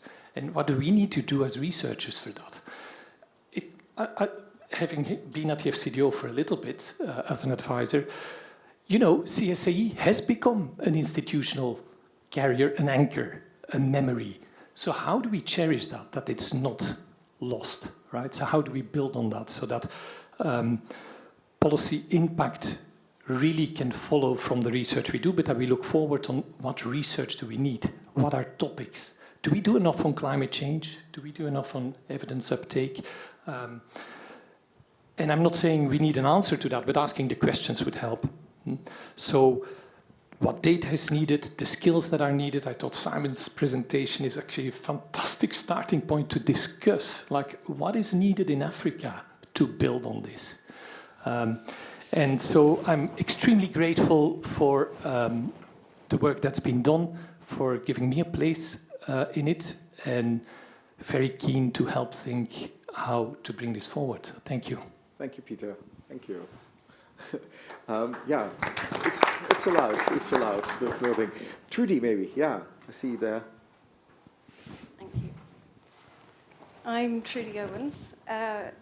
My connection with CSE began in 1989 when I was interviewed by Paul Collier for the Masters in Economics of Development, when there was 22 of us in those days and you were interviewed.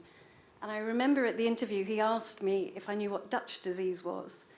And I replied no, and he said, right, I'll teach you. So small blackboard in Somerville College, he teaches me Dutch disease. He then asks me to teach him. So I get up and I teach him Dutch disease. And then he asked me, okay, there's a shock to an economy. What happens to the exchange rate? And I said, it depreciates. And his response was, well, you had a 50-50 chance. Do you want to try again? And amazingly, I was accepted. And so that began my journey as a development economist. You'll be pleased to know, a micro development economist. I went off and did a year in Sussex and then an ODI fellowship, and I came back to do my DPhil with John Hoddenott and Chris Adam. I'd been working in the Ministry of Finance and the Debt Office. I thought I'd mastered exchange rates and maybe I could do a bit of CGE modelling. David Bevan and Chris Adam put on a CGE modelling course for some civil servants from Africa, asked Karen Kimbrough and myself if we would join, so we did. And I remember David walking around the room and he saw my first attempt at a program and he said he'd never seen so many errors in a program before. So then I decided, okay, I'm going to be a microeconomist completely. So I went down that route. The two things, so after my DPhil, I stayed on as a research officer, and through Marcel and Francis, I learnt the importance of designing survey instruments. Up until then, I'd been using data that CSA had been involved in collecting. I've then gone on to be a lecturer in the University of Nottingham. And the two things that I've taken with me are, one, the importance of data, the importance of the survey instrument before you get into the field, that's where the research begins, and the importance of just having that data to come up with new questions, well, get data to answer questions that you think are important. And the other thing is inspiring the next generation. And so as a lecturer for 23 years now, I've had over 150 undergraduates a year that a handful every year seem to become passionate about Africa and development. I've had over 250 undergraduate and master's dissertations that have used CSE data I've collected myself. I've supervised 23 PhD students, again, who have either used data that I've collected or I've helped them with their survey instruments. And so I am incredibly grateful to CSE for teaching me how to collect data and how to inspire the next generation. Certainly inspired me, and I'm very grateful for that. Thank you, Julie. Thank you. Marta, can I put you on the spot? Yes, why not? Well, I mean, so my name is Marta Grabowska. I'm in the final year of my PhD now, but I was here from 2018 to 2022 at the Blavatnik School. And I've been just so enamored with all the reflections that we've heard today. You know, I think it's really incredible how we're in this temple of research at the University of Oxford. No one has mentioned some top 5 publication that they've got out of this or anything like that, right? We're all here because we're kind of connected by this shared passion that all of us seem to have in our own individual way.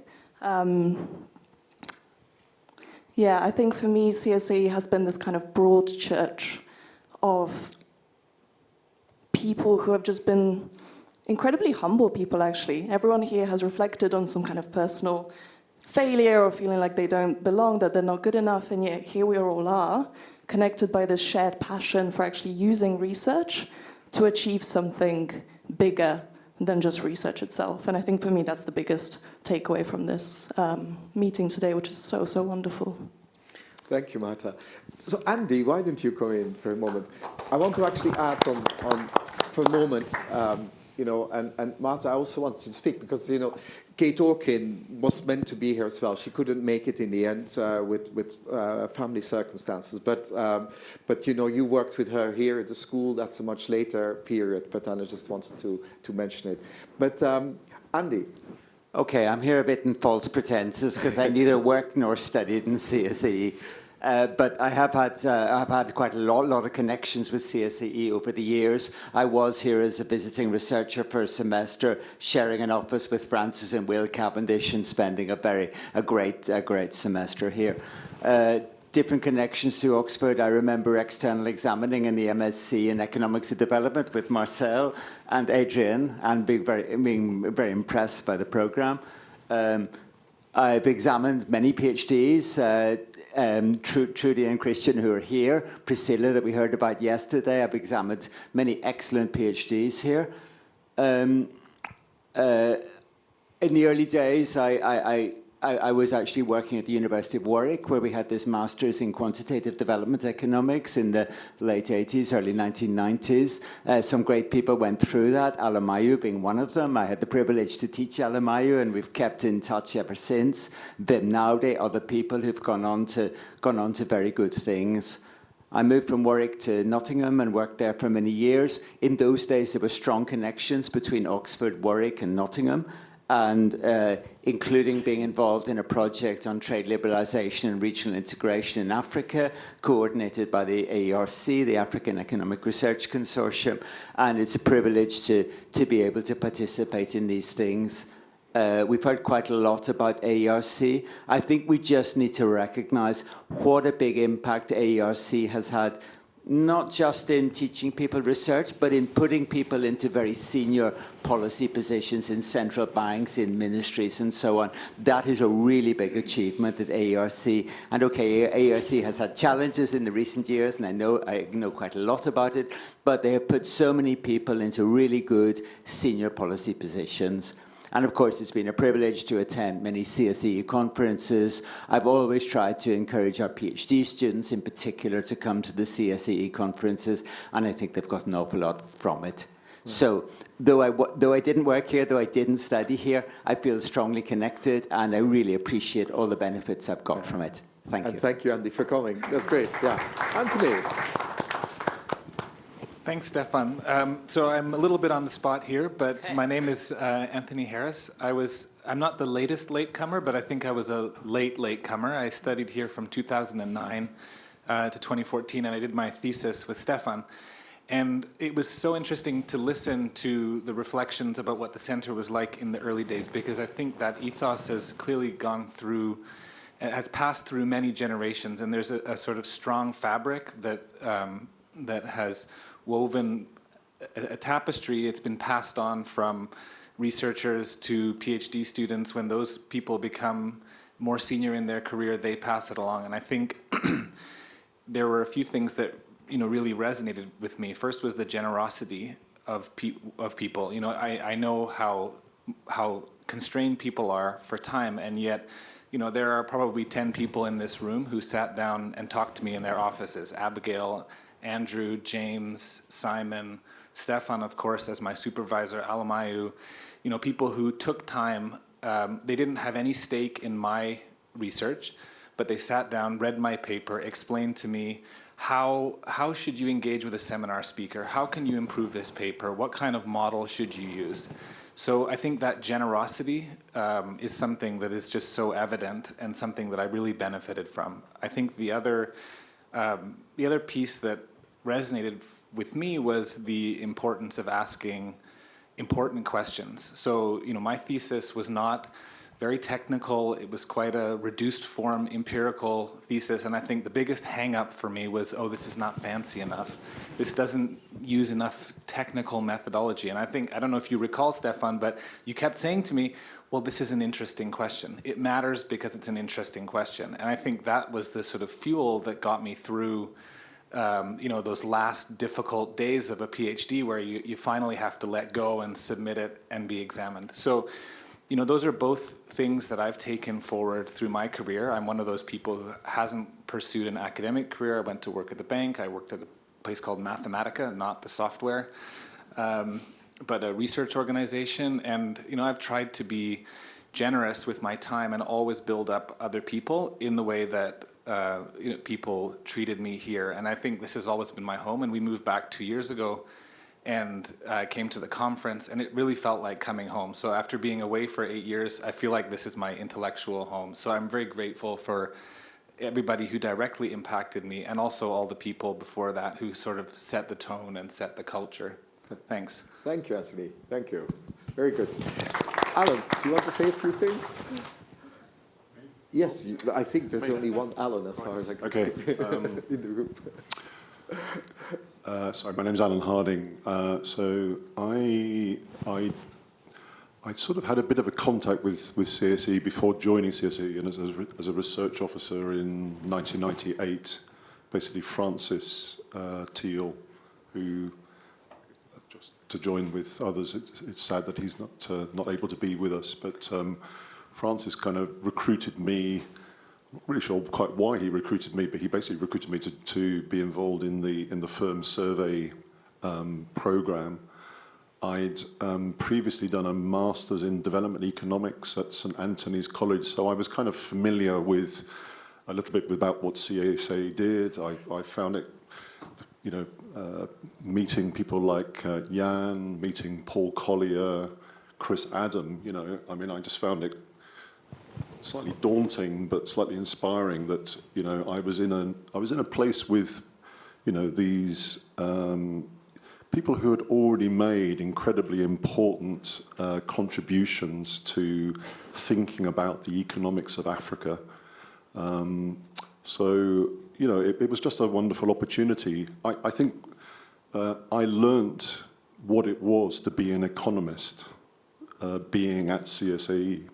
I hadn't really understood it. I'd studied economics, but it never really I didn't really know what it was to actually be a practicing economist, and it was through doing the firm surveys, designing the instruments, going out and collecting data, understanding the value of, understanding what the purpose of good microeconomic analysis of firms and households and how that contributed to being able to understand much broader issues. And I subsequently went into I joined DFID, And actually, just to say, I think, Stefan obviously joined DFID a little bit later as the chief economist, but maybe I'll just say something about, I think CSAE was absolutely critical to a lot of the work that DFID did. A number of people who had worked at CSAE joined DFID as an organization, but I still remember as an economic advisor there in Zambia, Paul Collier came out at the time when we had this commodity price boom, helped the Zambian government to understand what on earth was actually going on, and while what was the implications for the real exchange rate and all of those sort of things.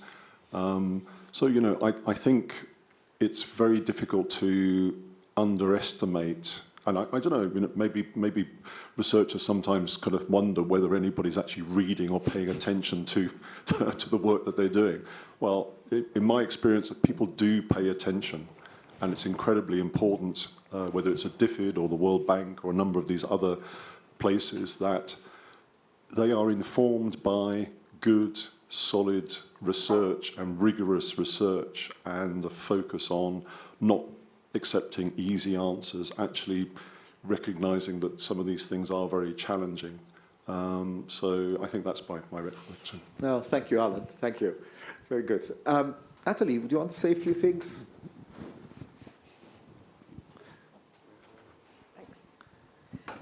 Thanks. I guess some personal reflections, and very much from the position of someone who has appreciated CSAE very much over the years. So my relationship with CSAE was, I think, entirely serendipitous. When I applied for the MPhil in 2003, I had absolutely no idea that CSAE existed. At the time, I was teaching physics in a rural high school in the far north of Namibia. It's a good place to teach physics, sort of, or maybe some basic numeracy in between the physics. I'd come of age ideologically through Catholic social teaching and the Jubilee 2000 movement, but I had a healthy dose of skepticism and many unanswered questions. And at some point, as an undergrad student of maths and physics, I'd realized that economics was an analytical, quantitative discipline that might help me answer some of those questions. The Oxford MPhil was the only master's programme in economics that would admit me without any prior study of the subject at all, so somehow I ended up here. Kind of sadly, the first year of the MPhil was, to put it mildly, a disappointment. Stefan remembers me ranting, I think. As a physicist, I'd been well trained to answer MPhil questions accurately and therefore do well in the exams. But I finished that year with absolutely no confidence in economics as an intellectually coherent discipline, and certainly no answers to my burning questions. These days, I like to hope that at least the undergrad education is doing slightly better here. So being taught by Stefan, Chris, and Marcel in the second year of the MPhil was, for me, a revelation. Their teaching was rooted in the CSAE research that we've been hearing so much about, and of course, that research is rooted in the real experiences of real people, like my colleagues, students, and neighbours in Namibia. And to me, that really, really meant a lot, that I was learning something all of a sudden. This nonsense that I'd learned in the first year of the MPhil was beginning to be real and beginning to be applicable, and I could actually start through their kind of insights, tying it together with my own observations. So Stefan, Chris, and Marcel at that time, and then alongside Francis a bit later, being his TA, I think something Alex said just now really resonated. I think my role as his TA on the MSc was kind of translating Francis for the MSc students. I learned an awful lot along the way. I don't know how much they did, but I learned a lot along the way. So they all restored my confidence that economics did have some coherence as a discipline and might just help me answer some of those burning questions. So to fast forward a bit over the next 20 years, CSAE, and especially Stefan, Rose, and more recently Doug in different ways, CSAE has been a constant source of intellectual community, inspiration, and support as I navigated first a DPhil, then an ODI fellowship, an enormous amount of undergraduate teaching, and even the slight mistake of accepting a research officer position in a different part of this university. I've definitely received more than I've given over the years, and I'm grateful for all of that. I've not done much research over the last 5 years. Very little at all, in fact, as I've been immersed in setting up the PPE Foundation Year. It's a route into an Oxford education for students from exactly those left behind communities that Paul mentioned at the end of his talk yesterday. It's been a deeply frustrating experience, but also in other ways highly rewarding. The students are fabulous. Wellington Square is not. With sabbatical on the horizon, I'm very grateful that CSAE is still here as I look to pick up some of my dropped research balls. So I just want to thank you all for all of it and look forward to being a bit more engaged, I hope, over the next year or so. Thank you, Natalie. Thank you. So look, there's other people in the room. I think there's a later session as well with Stefano. You'll bring some more people in. But if anyone feels like this is the right moment, they want to say something, I'm happy to look for it. But we'll get a chance. I'm just looking at the time. Did you see the... I can't see very well. Marcel, who you're trying to point to? Huh? Is someone who wants to say something? Yeah, at this stage? I'm not quite getting, but there's a chance, there's a further session in a moment. I'm sorry, Marcel, I couldn't quite figure out what you meant. But there's a further. You know, after lunch, we'll have Ruth, we'll talk a bit, introducing Marcel also, give the keynote, and then we'll have further chance for this kind of conversation as well before the end. And so, but anyway, at this stage, I would say, let's take a photograph. But I promised, though, actually, I want to just look. Do you want to add anything on your mind that you feel like responding to what you heard on the floor? You're looking like... No, it's all fantastic. Yeah. There'll be other opportunities. So Right, okay. Yeah. Okay, so we leave it at that. You know, in the interest of time, let's go and take a photograph and then we'll get some food and then we'll be back listening to Marcel. Okay, thank you very much.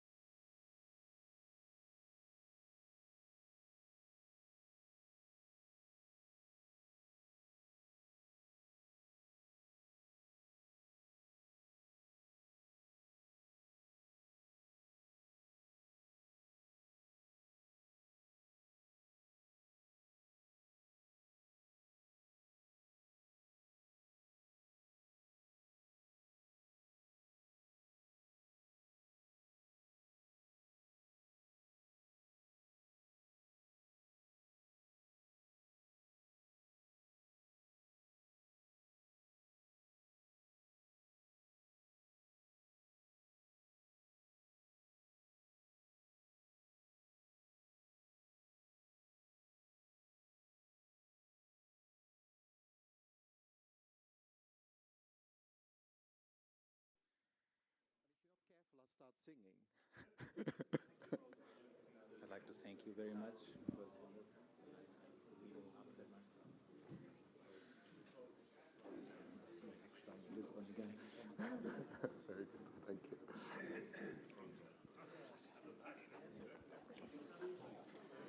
Good. So.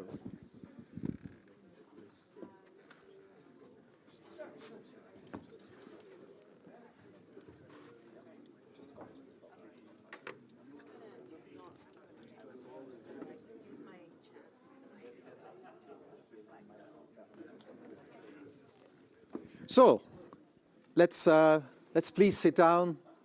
Would be great.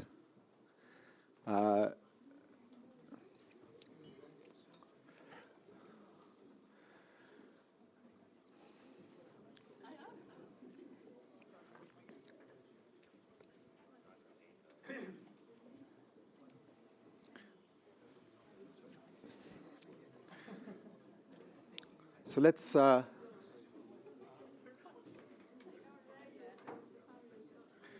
take seats. Andy, it was more or less empty there, no? Very good. Yeah, thank you. So, look, before we go into the session with Marcel and Ruth, I was alert to the fact that someone will have to leave a little bit earlier, that I really wanted to at least say hello to everybody. And I was not going to let her get away with it, not doing it. So Liz, could you just please also join in for a moment? Oh, thank you, Stefan. Hi, everyone. It's lovely to be here and to join up with the old CSAE family, and I'm really pleased to be here. I was the administrator between 1993 and 2002, and I just want to share one little quick, actually learning opportunity that I had with CSAE, which I think was also very imaginative when it came to requests by staff to go off and do things that they were interested in. So I worked in Mozambique for 3 years back in the 80s, and I was very keen to keep up my Portuguese when I came back to Oxford finally, after finishing with Oxfam. And sometime in the mid-90s, I had the opportunity to attend second-year language classes at Wellington Square. And the head of Portuguese there sort of said, "Oh, of course, join in, if you can get the time, if they'll let you go." And yes, so thanks to Paul, and it may have been Jan as well. I'm not actually quite sure. Okay.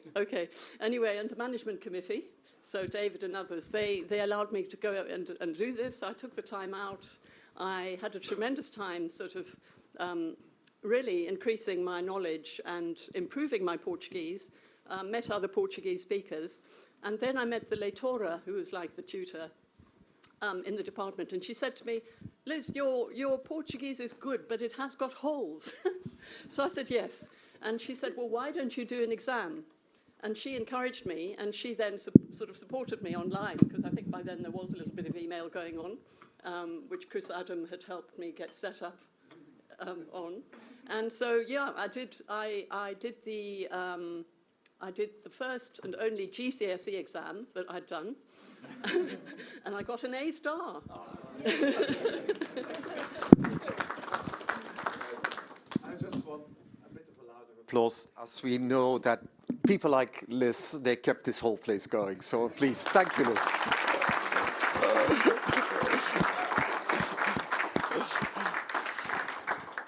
Ruth. Well, it's a real honor a privilege to be here and a privilege to be introducing Marcel. I'm going to just take this opportunity to say, do my reminiscing on CSAE and what it's meant for me. And I don't know how many people actually know this, but there's a very good chance that my connection with CSAE goes way back to 1994. I was in a comprehensive school in the north of England, looking at university options, knew I was really interested in Africa. I was applying to a lot of African studies programs. And I think luck has been talked about quite a bit today. They needed an extra person to go on the minibus trip for the open day in Oxford, so I went.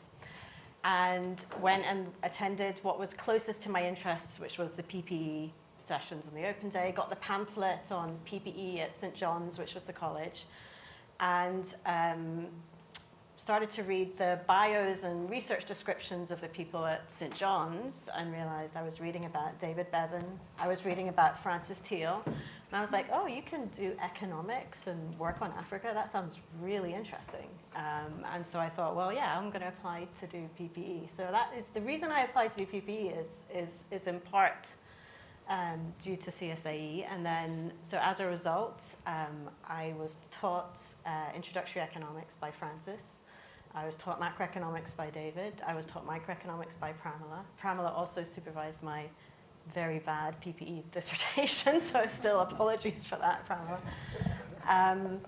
And I think we've been talking a lot about the influence of CSAE on development economics, but I just wanted to reflect on the fact that I met somebody from my PPE cohort who I hadn't seen for nearly 30 years last week. And we were talking about the teaching of David and the teaching of Francis. And this is, a cohort that he's, now director of research at the Bank of England. There's other people that went to the Bank of England, that went to MIT, Harvard, IFS. So well beyond the realms of development economics. So then the disadvantage of, David and Francis and Pramila, I wasn't necessarily the most serious student in my PPE cohort, but I grew up a little bit and got a bit more serious, and thanks to encouragement came back and did the MSc in Economics for Development. This is where I was one of Marcel's first students. I think it was maybe myself and Christian that were your first students that year that you came to Oxford.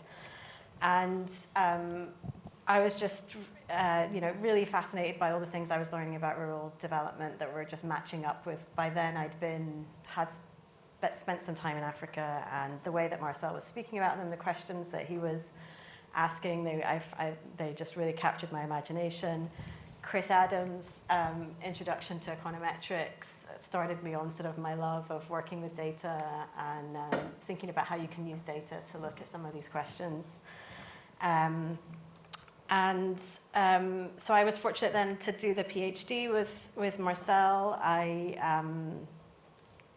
think I learned a huge amount about collecting data. Marcel was kind enough to come and spend a week with me in Uganda field testing a questionnaire, which was a real privilege. Also, very much starting on a theme that's then going to continue on some of my other remarks on linking what I was doing to policy questions. So meeting with people from the World Bank, I was very interested in risk, people that were working on commodity risk insurance there, people that were working on markets in India, and started my interest working on that. So, and I think that sort of since I've left CSAE, that's really just, I've continued to work with so many people that have been related with CSAE because of this strong focus on bringing evidence to policy, which is sort of where I've ended up having my career over the last few years. So with Alamayu at IFPRI, with Stefan, I met you just as I was finishing, and then doing the work on insurance, and also introduced me to work on Ethiopia. With John Hoddinott, then at the World Bank, I would be on missions and walk into the room and realize I had Adam Magumi sitting across the table from me. Or whether it was doing some work on starting up a safety net program in urban Ethiopia and needing some really good rigorous evidence on it, and Simon Franklin being able to come into the team and really deliver on that.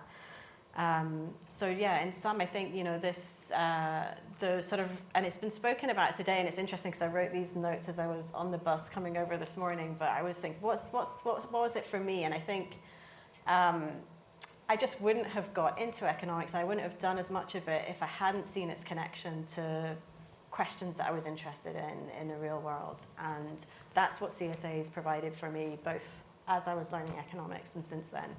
And it's a fantastic tradition, so thank you. So with that, I will introduce Marcel to speak about, I think you'll do some reflections also, and then we're going to have a treat because Marcel's put together a set of slides for us looking at a different way to think about markets. So you'll go into that. All right. Thanks. Well, I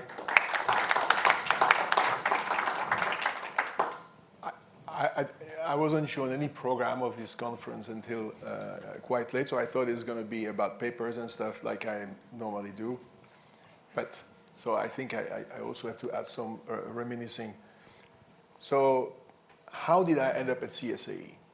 Well, actually, I was in a way already a member of CSAE before I joined, and I stayed a member of CSAE even after I left. Why? What brought me to a CSAE was RPD. So I started working on RPD in 1992, and of course Francis was very involved in that, and so I saw the questionnaire. It was a very professional questionnaire. I added my own little survey on the side. I did it for Ghana, Kenya, Zimbabwe. And then 95 arrives, and Paul is collecting all these survey data that had been gathered by various teams and putting all these teams together. And that created something that he called the ISA group, Industrial Surveys in Africa. And of course, Jan Willem was there, and many other people were there, Albert Zerfak, Remco, Mounds, Francis, of course, you were there. And we wrote a whole bunch of papers that we published. It's the first time somebody mentioned papers. But yes, papers are important to me. So we did actually, I don't like when people have beautiful ideas that they don't actually share with the world through published articles. So basically that's how I got to know Paul and Francis and Jan Willem and all that, and all those people. That's cast of characters that were at that time gravitating or part of CSAE. So when Paul, the department where I was at Stanford closed down, so I was looking for a job. Paul then hired me in 1998. I said, oh, can I have an extra year? And I went, because I hadn't taken a sabbatical. So I went and did a sabbatical at the World Bank, where I actually worked with Taye. Remember we remember David Dollar was trying to get us, to do his own version of RPD, and he solicited 10 people to write down modules. It was a complete utter mess, and we sorted it out, didn't we? Yes, and that became ICA, right? That's right. Yeah. So 99, I arrive at St. Cross building. They say, oh, this is your office. Francis Steer is here. There's some random RA over there. And it's like, seriously? You want me to? I'm going to sit in a place with 3 people? So they said, no, okay, fine. You can have your own office. And it was basically the size of a broom closet. But the good thing is that I had a perfect view of the falling window from Norman Foster building that fell in late 1999, if you people who were there remember. That delayed the opening of the building by 3 months or something like that. But then we moved into the Foster building. That was fantastic building. There was room for the students. We didn't have to walk all the way to Winchester House every week. It was great. So one thing that was already there was a community of scholars, with students at every level. So you don't have a community with only senior people, only junior people. You have to have the whole family, from the junior, middle, and it was already there. Not only was it there, they had funding, and they had fantastic support staff. Liz was there, then Rose would come later. Fantastic support staff. To me, it was like heaven, because I'd been in a place where there was no support. No support. Stanford had no support for international travel. They had no idea. They would discourage you from doing any work abroad. So it was fantastic. And really my career took off from there. So I'm extremely grateful to CSAE. I mean, that I would not be where I am. Many people have said it already, but I would not be where I am today hadn't it been for CSAE. And then when I left CSAE in 2013, I continued supervising all my PhD students at that time. I enjoyed supervising them so much. And then I ended up writing papers with them. And several of them are here today. So I really enjoyed my time at CSAE. When I arrived, Jan Willem was the head. Remember that? And then Francis and I became co-directors, and then when Paul came back, we continued being co-directors. I enjoyed working with Francis tremendously. We divided the task easily between us, and that was it. We didn't have to spend a lot of time arguing or anything like that. There was no argument, really. And what did I do? I focused on, I saw my task as focusing on academic excellence. So I worked on the seminar series, making sure that people were presenting good papers, we had external speakers and so on. The student supervision, Francis and I supervised massive amounts of students, especially when you were gone, Stefan. Teaching, we both did more teaching. I think we were doing more teaching, both of us, than anybody else in the department at that time. We doubled the load. But because we enjoyed it. We enjoyed teaching. Field work, obviously, that was already there. Conferences. Somebody said, I think it was Pedro said, oh, well, you interviewed me in 2005. Well, actually, I invented placement in Oxford. They didn't have any placement. And they didn't have proper hiring either. They were only saying, well, I know somebody at, let's see if he can come. It's like, well, that's not serious. So you have to have a proper recruitment system. You go to the meetings in the US and you see what's there. So that was one of the early years when I would basically fly there on my own and interview people. And Pedro was one of them. Of course, the journal. I did look after the Journal of Economies for about 12 years. Learned a lot from that. It was fantastic. I really enjoyed that part. And Suzanne was there to help. That was great. And then in 2005-06, I spent a sabbatical at Harvard, and in the department of economics, and then I always like to go to student presentation because you learn a lot from that. And the first student presentation, the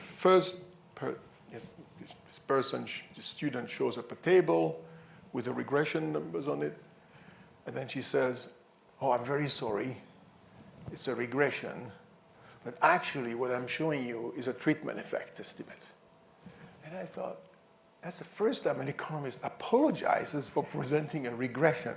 It was a little bit, but basically that was the treatment effect revolution.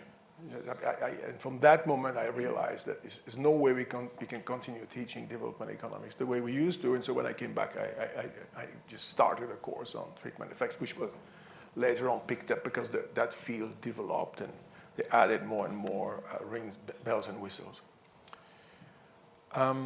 So by the time I left, I thought we had fantastic students, and I ended up keeping them as my advisees and then working with them with great pleasure. Simon Quinn, Stefano Paolo, Simon Franklin, Elwin Davis, and a whole bunch of others.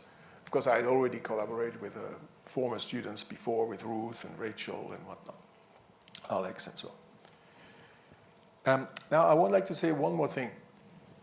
That proved to be, and that's what is reflected in this presentation. That's why I kept it for the end. I also discovered something else coming to CSE, something I didn't know basically anything about. And remember, at that time, I was already interested in market institutions more than specific sectors of the economy. And market institutions, a lot of it is about human behavior. That's why I thought about social networks and incentives, obviously, but then behaviors that don't responsive to incentives. And that's when I met Abigail. Abigail was there. So that was critical for me because she introduced me to behavioral economics in a way that I hadn't perceived before. Before it was Bill Moore and some very abstract things like that. It was not very interesting. But she worked on a cross-cultural project with Heinrich, and that was completely different, closer to anthropology and all that. So that kind of opened doors. And there was another person there, Michael Bacharach, who was running a weekly seminar on behavioral. And if you are familiar with behavioral economics, you present a seminar on your experiment design before you run anything. which I think is fantastic practice. And so I learned about that from Michael, and unfortunately he passed away unexpectedly. But Diego Gambetta was going there. There's a whole bunch of really interesting people.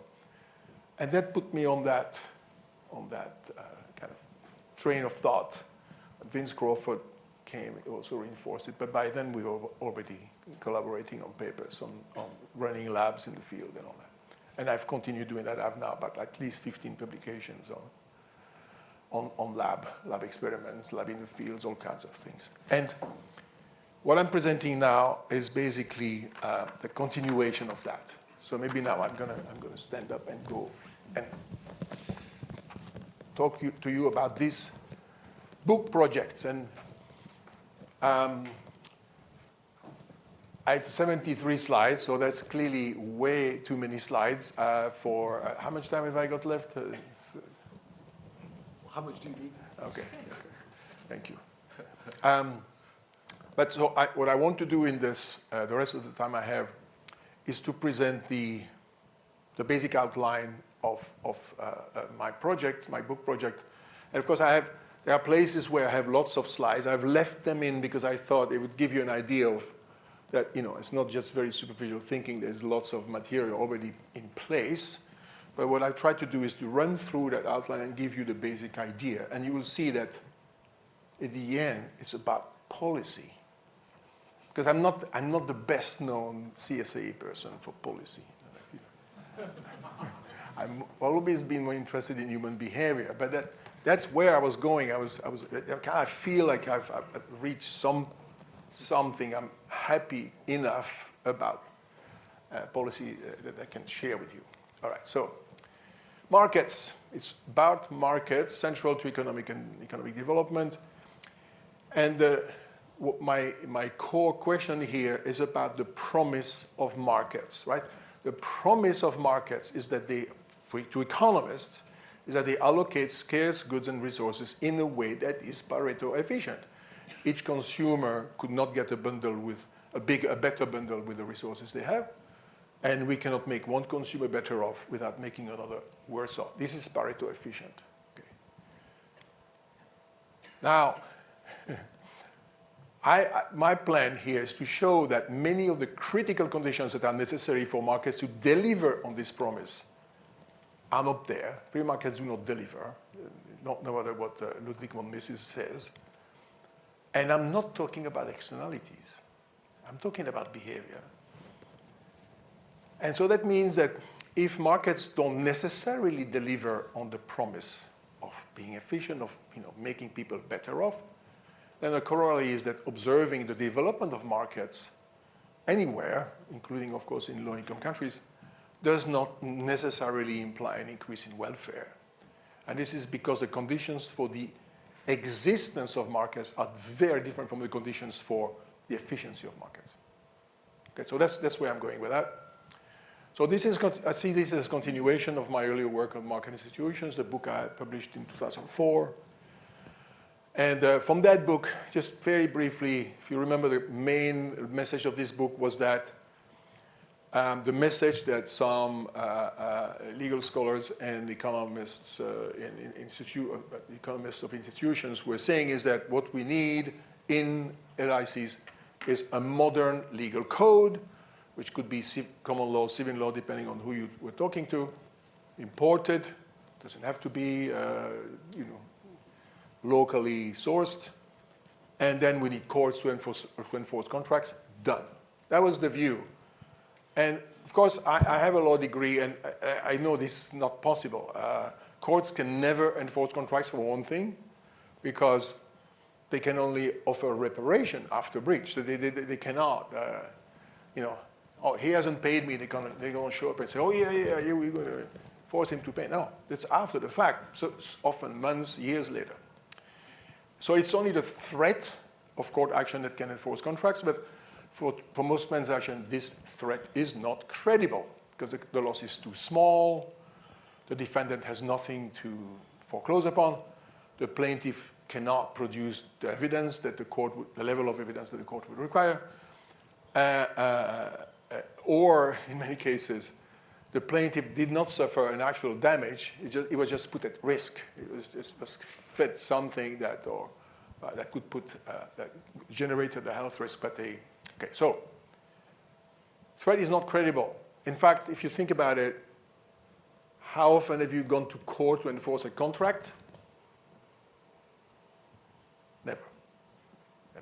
The only times that you may go to court for a contract would be a labor dispute, maybe, like a acrimonious firing or whatever, and marriage, which is contract, but also a bit different. So if courts do not enforce contract, what does? And so that was the message of the book. Markets support institutions that shape the environment in which transaction take place. This is what enforces contracts. And some of these support institutions are government bureaucracies, like the Mint printing money. Some are private bureaucracies, Dun & Bradstreet. Some are professional practices, deontology among doctors, lawyers, and journalists. Some are prescriptive social norms, and some are descriptive social norms, like arriving on time. And so let me start with examples for me, as a legally trained economist, for examples of market institutions. Accuracy. There's a whole bunch of laws about accuracy, standards of measures, rules regarding information on packaging, audits of certified accounts, free press with protection against libel and defamation, protection for whistleblowers, protection of journalistic sources. All these different things, different parts of the legal system are important to ensure accuracy of information. Even EU codes, E112, I mean, this is basically a naming. Reputation, same thing. You have registries, public access to information, all kinds of rules and institutions that talk about publicly or privately protected reputation. There's certification. Economists don't talk very much about certification, but bank accounts, certification of doctors, health workers, plumbers, attorneys, pharmacists, taxi drivers, all kinds of certification, all kinds of places basically never talk about that. But if you didn't have certified doctor, what do you have? You have quack doctors. Yeah. Reporting obligations of accounts, of audit, labor laws, environmental laws, IRB, all kinds of things. Public inspections of food safety, worker safety, private monitoring, labeling, ports and harbor, airports, private security, matching services, regulated exchange. These are super sophisticated exchange that are certainly not free. Nudges, well, that's kind of a new idea, but it's not that big, but it's there too. Warnings, can ban certain products or certain trades, and criminal law. Fraudulent bankruptcy between one of them. So that's, to me, what market institutions are. And I'm not even going into the details of transport law and letters of credit and all those kinds of things.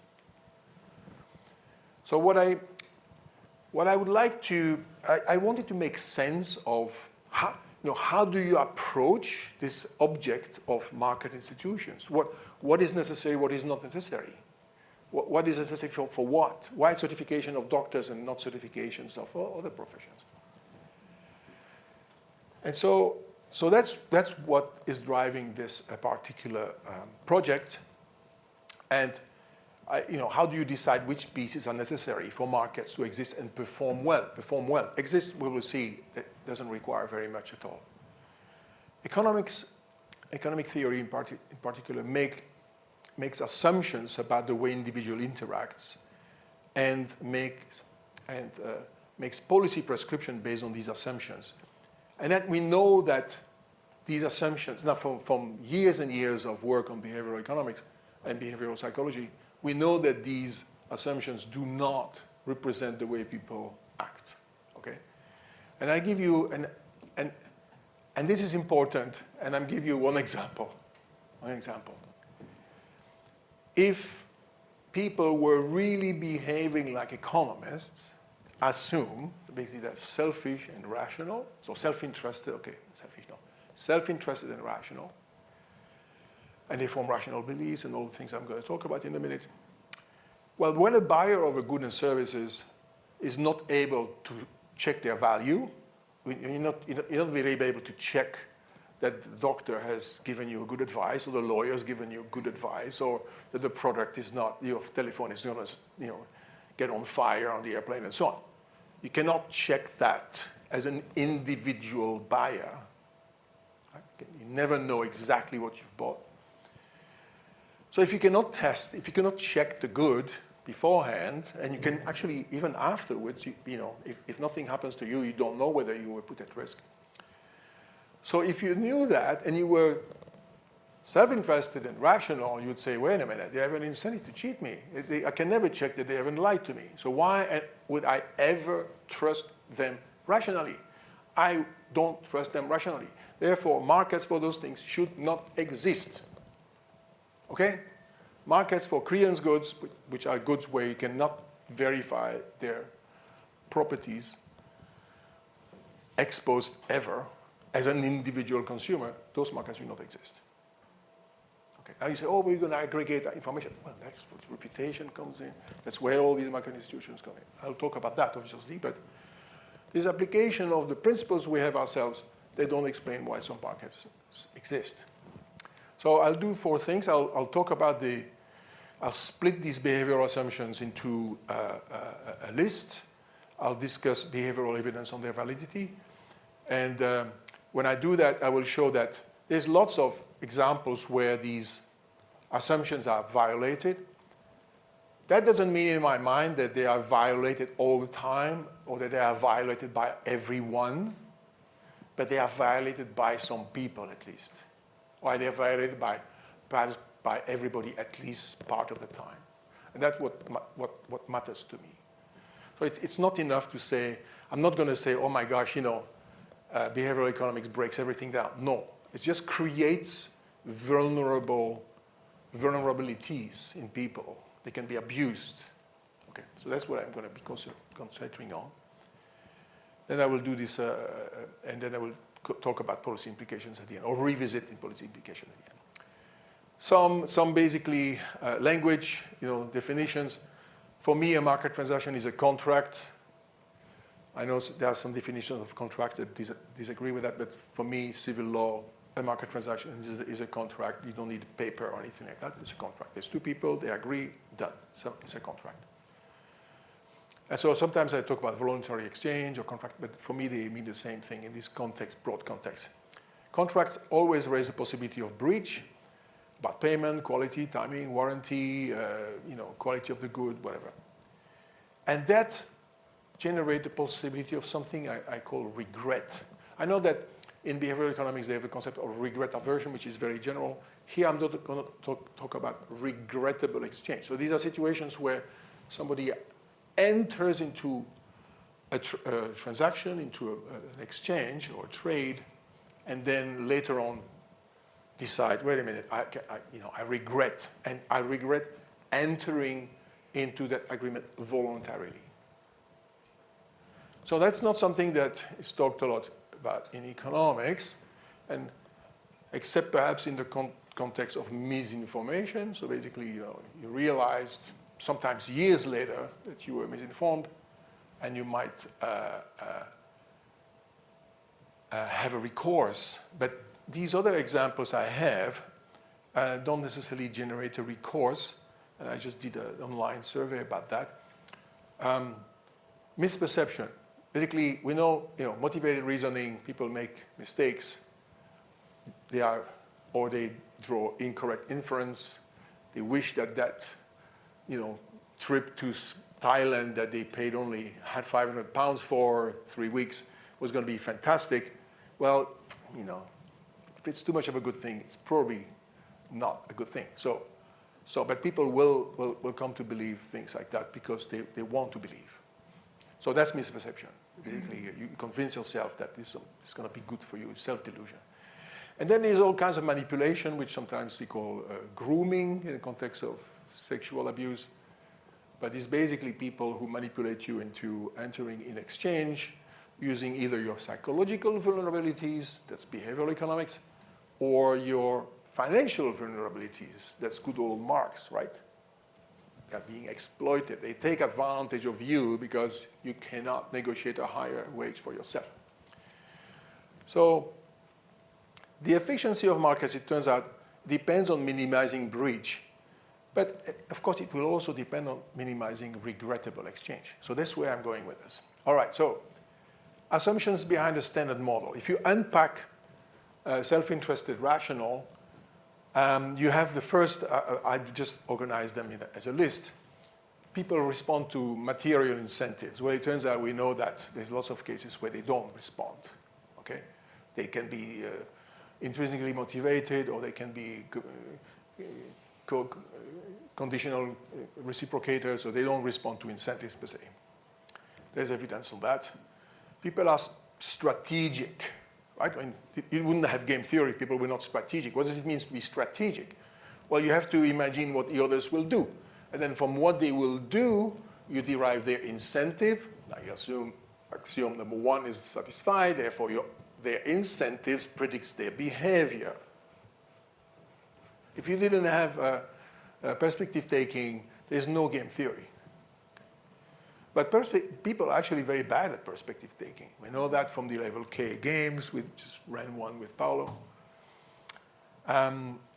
Anyway, so that's the assumption that is built into all of game theory, and therefore basically nearly all microeconomics. What about people are supposed to be consequentialists? So the economists think that if you look at the utility function, it's got only the bundle that you consume. It doesn't have the process by which you get that bundle. But there's evidence to show that people care about process. You will solve something, were they nice to you? Did they, whatever, was it done in a fair way? So people are rational. Okay, what does it mean to be rational? Well, their beliefs and actions are based on reason. I suppose that's probably a Webster kind of definition of being rational.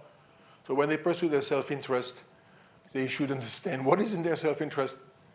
If they react to a transgression, they should understand what's in their interest. So there's basically, so what does it mean to have actions and beliefs based on reason? Well, you form rational beliefs. That means you assess risk correctly, you draw inference correctly, you collect information to draw the correct inference to deal with risk. Do people collect information? So we know that people don't experiment enough. There's lots of violations of this, especially in terms of inference, actually. People are very bad at drawing inference. It took me years to understand what base rate neglect was. And I'm sure that I read about it in Kahneman. I did not understand it then. It took me working through an actual example to understand what it was. People judge their material welfare in absolute terms. That's what the utility function is. So there's no spite, there's no rival preferences, there's no paternalism. So you don't care about what other consumed, there's plenty of evidence that this is violated. People have stable preferences, orderings over bundles, so that implies sensitivity, fine. That can accommodate predictable and anticipated changes in preferences, fine.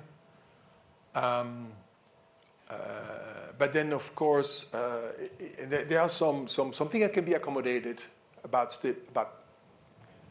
predictably changing preferences in standard theory, but if people don't have preferences, or if they have malleable preferences, that's not going to be true. Preferences are exogenously determined, so basically you're born with your preferences. Of course, psychologists know that preferences are shaped by environment in childhood, by education, possibly by peers, possibly by churches and normative discourse. And that affects the cognitive and non-cognitive skills that people develop because they will emphasize different things depending on their upbringing. Economists talk about opportunism, but basically, if you look at contract theory, which is all about opportunism, the only way they imagine opportunism taking place is when people misreport information. Issues about signaling, statistical discrimination, stereotypes, theory of hidden types, hidden action, mechanism design, auction design, information processing. All this is about information. That's it. There's information, aggregating information. That's all. What about breaching the contract? It's not there. And then there is also, I have that in there because I think that is important, but it's not really part of what I'm going to be talking about today. Al Ross just published a book about that, about repugnant preferences. And this is the idea that people may have preferences for transactions, goods or services that are clearly against morality. And so then you go into this discussion about where do we draw the line, what is, and it turns out Al Ross, I'm going to defer to Al on that book. He's specialist in the trade for kidneys, organs. Yeah. So these are examples. So if you go to the literature, and this is where I'm going to start going skip these slides, because then I can give you all kinds of examples of situations where these are basically violated. I already talked about that. I didn't talk about but people can be motivated by self-image, they can be motivated by social image. This has nothing to do with material incentives. People are very bad at, I already talked about, the people are not consequentialists. If you were consequentialist, you would never vote. You would only worry about the government budget. Democracy is about process. So people would not, we have preference over democracy, I suppose. So this means we have a preference over a process of how these people who are going to decide the budget are chosen. All right, let me run through this and get to the other part of the paper. So, if you think about design of market institutions from the viewpoint of standard economics, from these selfish or self-interested, rational Homo economicus, it generates a fantastically elegant modeling framework, which I've admired for all my career. Like pretty much everybody else, the welfare theorems, I did teach that. It's a fantastic tool, can do welfare analysis, which gives economists some kind of superiority over many, many other fields, which cannot have this tool to decide what is better. But nonetheless, I'm worried that some people will be vulnerable to circumstances that facilitate or trigger mistakes. And so that generates this possibility of regrettable exchange. And so how do we deal with that? And by the way, there are going to be some regrettable exchange for which you made a mistake, you are held accountable for it. You bought this red dress. Why on earth were you thinking? You're never going to wear that at work. So So that's your fault. You're responsible for that. But there are going to be other situations where, I thought, I accepted to take that job, and then it turns out that they expected me to do X, Y, Z, which is not really part of what I expected to be the contract. So there are going to be situations where you're held responsible, situations where you're not held responsible. Grooming is actually a very good example. I know it's a situations where somebody did something, they seemed to agree to it, and they were groomed. What does it mean? They were manipulated. So that means at the time they didn't realize they were being manipulated. Okay? Otherwise they probably would have said no. So then suddenly afterwards they say, wait a minute, this guy Epstein, what did he do to me? I mean, how did I accept to do these things? Or Weinstein, how did I accept to do these things? I got manipulated. So this is what I'm kind of interested in, situations where clearly it generates not a Pareto efficient outcome. And so, okay, so this is a definition of regret. So if you want to minimize regrettable transactions as a policy maker, the problem was that you have to balance. So not everybody is going to be vulnerable to grooming or vulnerable to manipulation and so on. Okay, so not everybody is equally vulnerable. So those people's freedom could be affected if you ban certain types of activity completely, ban outright. So how do you separate? how do you deal with the different, how do you balance the interest of those who can be left free and will not be victimized by the situation, and those that are potential victims. And so that's kind of difficult. So here is a kind of, I even have a question. I even have a U in there, but that's basically a kind of a pedagogical tool. So if you think about, there's a proportion of people who have, they should be free because they benefit from the situation. And there's 1 minus row of them. There's row of those who get penalized by the situation. So then if you're welfare, you're going to look at that object and say, well, if my only choice is to ban the trade of this particular service or activity, who is the damage to the losers big enough to compensate the winners? And so if you think that actually, no, we don't have we're going to put some weights. Some people are children. Some people are widows, they're deserving poor, whatever you call them. And so we're going to give them more weight. So if you give them more weight, maybe their vulnerability is more important to us than the freedom of other people. So that's the way to think about that. And then once you understand this, you think, well, wait a minute. If I could target the ban on, just basically ban it for those people, that would clearly be better because those people would still be able to trade and so on. So you get into this kind of a set of considerations. Okay, so that's one way of thinking about it. And if people are sophisticated, so there are some sophisticated people, then you can actually do even more. So, well, they're the naive, vulnerable, the sophisticated, vulnerable. I can have policies that are directed to some people, like some people will actually say, do you have a degree in medicine from a reliable? And they will check that, and they're sophisticated. And some people will say, well, he just said he was a doctor.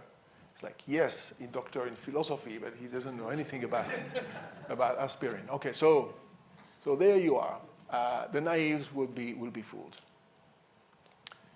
So how can we conceptualize market exchange without these assumptions? To make predictions, make recommendations, and to perform welfare analysis. Okay, so there was an old book, since we are reminiscing. So somebody shared this book with me. Ralph Muller was his name. He was at Ethikrisat. I met him recently, and he gave me, I mentioned that he had given me this book or shared this book with me in 1988, and I read it, and it was fantastic. And then he gave me his own copy. He said, 40 years later, here's my copy. And this was a book by two guys called Nelson and Winter. And what they did is they took very basic satisficing assumptions, and they say, well, can I reproduce aggregate behaviors that economists take as evidence of their assumptions, like firms improve over time, or and so on and so forth. So there was it wasn't behavioral in the sense, because people were just basically automatons, satisficing automatons, so it was a bit limited. And for some of the things they talked about, it would take a very long time to get to a good equilibrium. But nonetheless, it kind of left a seed in me. Like, it's possible to have very reasonable models that predict economic things that we take as evidence of market efficiency. All right, so minimal behavioral markets. That's what I want to introduce now. We have markets, lots of markets. So what assumptions, behavioral assumptions, do we have to make to observe market existing? Okay? So to organize the conversation, I consider 4 archetypes, which I borrowed this from a lab experiment. And so basically good archetypes. Of course, actual goods typically have more than one characteristic, but let me deal with archetypes first. Yes? Market exchange is just one market, or it is a complete set of markets? All markets. All markets everywhere, yeah. I'm trying to derive rules that apply to all markets everywhere. Maybe not necessarily with the same intensity, but it's not about specific markets. Well, I've looked at labor markets, markets for agricultural products, markets, firm, and so on. I've done lots of different continent markets, risk, whatever, everything. Yeah, yeah, we're getting there. So homogeneous markets. These are markets where, you see the good, and you see that this is a chair. So if you're buying a chair and you don't have any preference for the chair, this you can sit on. Okay, so that's a chair. So you can observe what it is. That's an homogeneous good in that sense. Then you have differentiated goods. So, oh, no, I want a blue chair, not a red chair. So you have preference for differentiation. Experience use is a good that you don't know. So I don't know if the chair will support my weight. I have to sit on the chair to find out. If it breaks, then of course it's an experience good. It reveals its fragility when I experiment with it. So it's why it's an experience good. So the good is unknown when you purchase or when you enter in a contract, but you discover it by experience. A credence good, that's a really interesting one, is the one I discussed earlier. That's a type of good that you don't know what you're getting. And so that's what I'm going to start with. So let's start with homogeneous good. In this case, the minimal contract. So basically, if you want to have an exchange in these kinds of goods, think of a street market, okay? Well, the exchange that you see there, the form of exchange is cash and carry. So you don't you pay directly, or perhaps today in mobile money on the spot, and then the delivery is immediate. So there's very little room for breach of contract in terms of delivery and payment. That can be completely anonymous. You don't have to buy again from the same place. There's no quality premium. This is by assumption. People don't care about quality here. It's an undifferentiated product. There's no need for branding or reputation. So it's really the kind of street markets we observe in a lot of low-income countries. Okay. And search is very simple. You go and you look and say, oh, he's selling rice. I'm going to buy rice. That by itself implies proximity, so that's probably why you have people aggregating in one place. So, and of course, in the absence of returns to scale with a system like this, firms remain small. So that's kind of a good description of kind of street markets or agricultural markets in villages. What are the behavioral requirements for cash and carry? Do people respond to material incentives? Not required. If they overpay, it's their problem. They can overpay. People are strategic, it's not required. You can behave like an automaton. You can be giddy, rise, giddy, go home. You entered in a transaction, that's it. You didn't have to be thinking about it. People are consequentialists. No, you may care that they smile to you or that they are sitting they have a funny hat on their head or something like that. That's fine. People are, are people's action and belief based on reason, not emotions? No, we can allow for emotions, not a problem. From rational beliefs, not required. It plays very little role because the type of the good is observable. So do they judge the material in absolute terms? Not required. You can buy something to impress your neighbor, it's okay too. So what is required? Money or another medium of exchange and respect for property rights, or at least for possession, because property rights actually, in most cases, doesn't exist, it's just possession. So what are the behavioral problems with cash and carry? Well, quantity. Was it Stefan yesterday yeah, you were mentioning having all these quantity measures. What is 1,000? You said 1,000 different types of in this big matrix. So that that's unstandardized weights and measures. That's very complicated to determine what you are getting, the quantity you are getting. Price inequality. People don't post prices, so they can charge different prices to different people.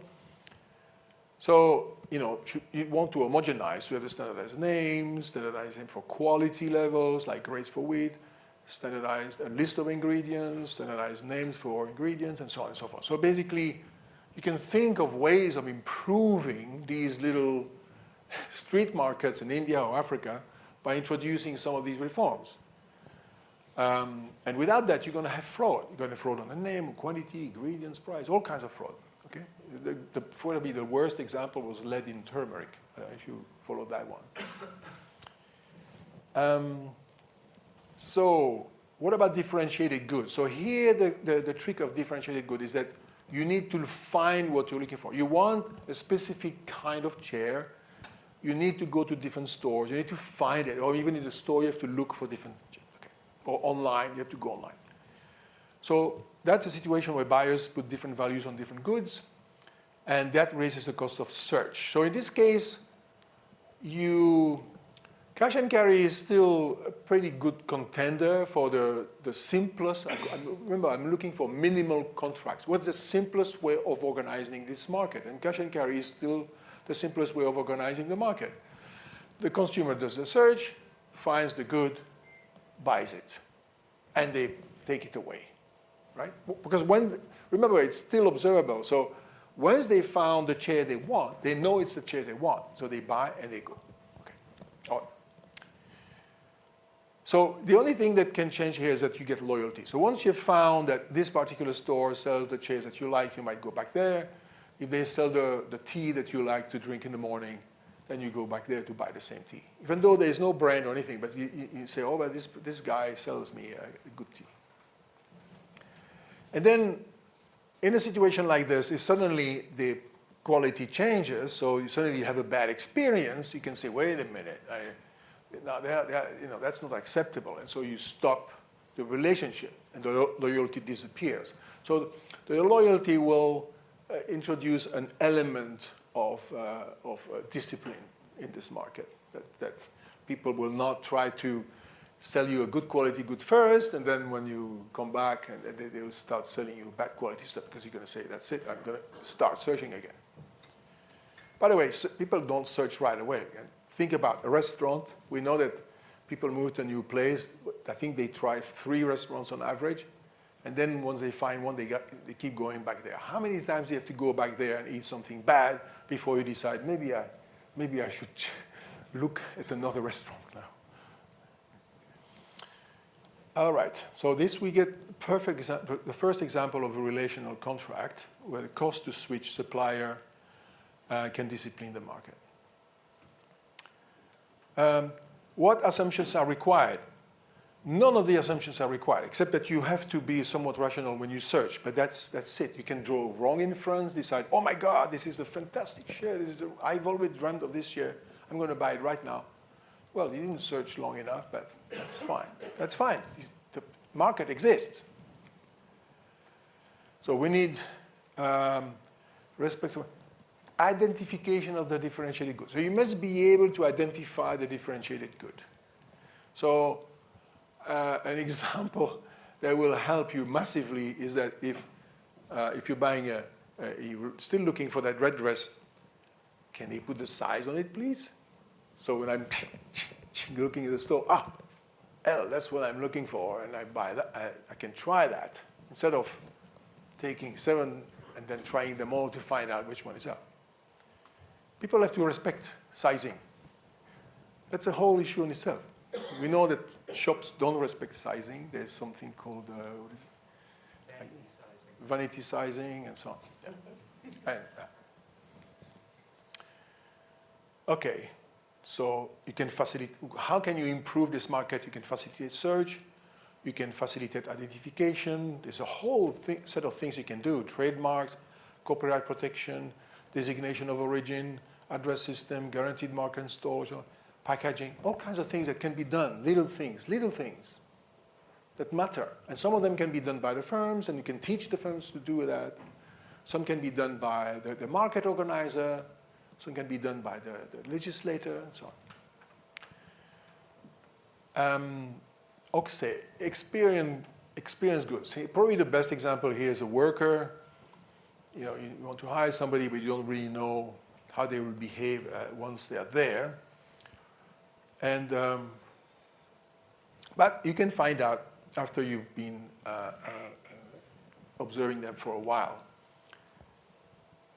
And I want to talking about workers. I know economists, they say, oh my gosh, I might hire a worker that will shirk. Shirk means basically they don't work. That's not what employers fear. Well, it's a nuisance, but that's not what they fear. What they fear is that the worker comes and breaks the crane, or creates a work stoppage, or breaks the machines, or whatever. Okay? Gets you into a court case with consumers, or steal the products and so on.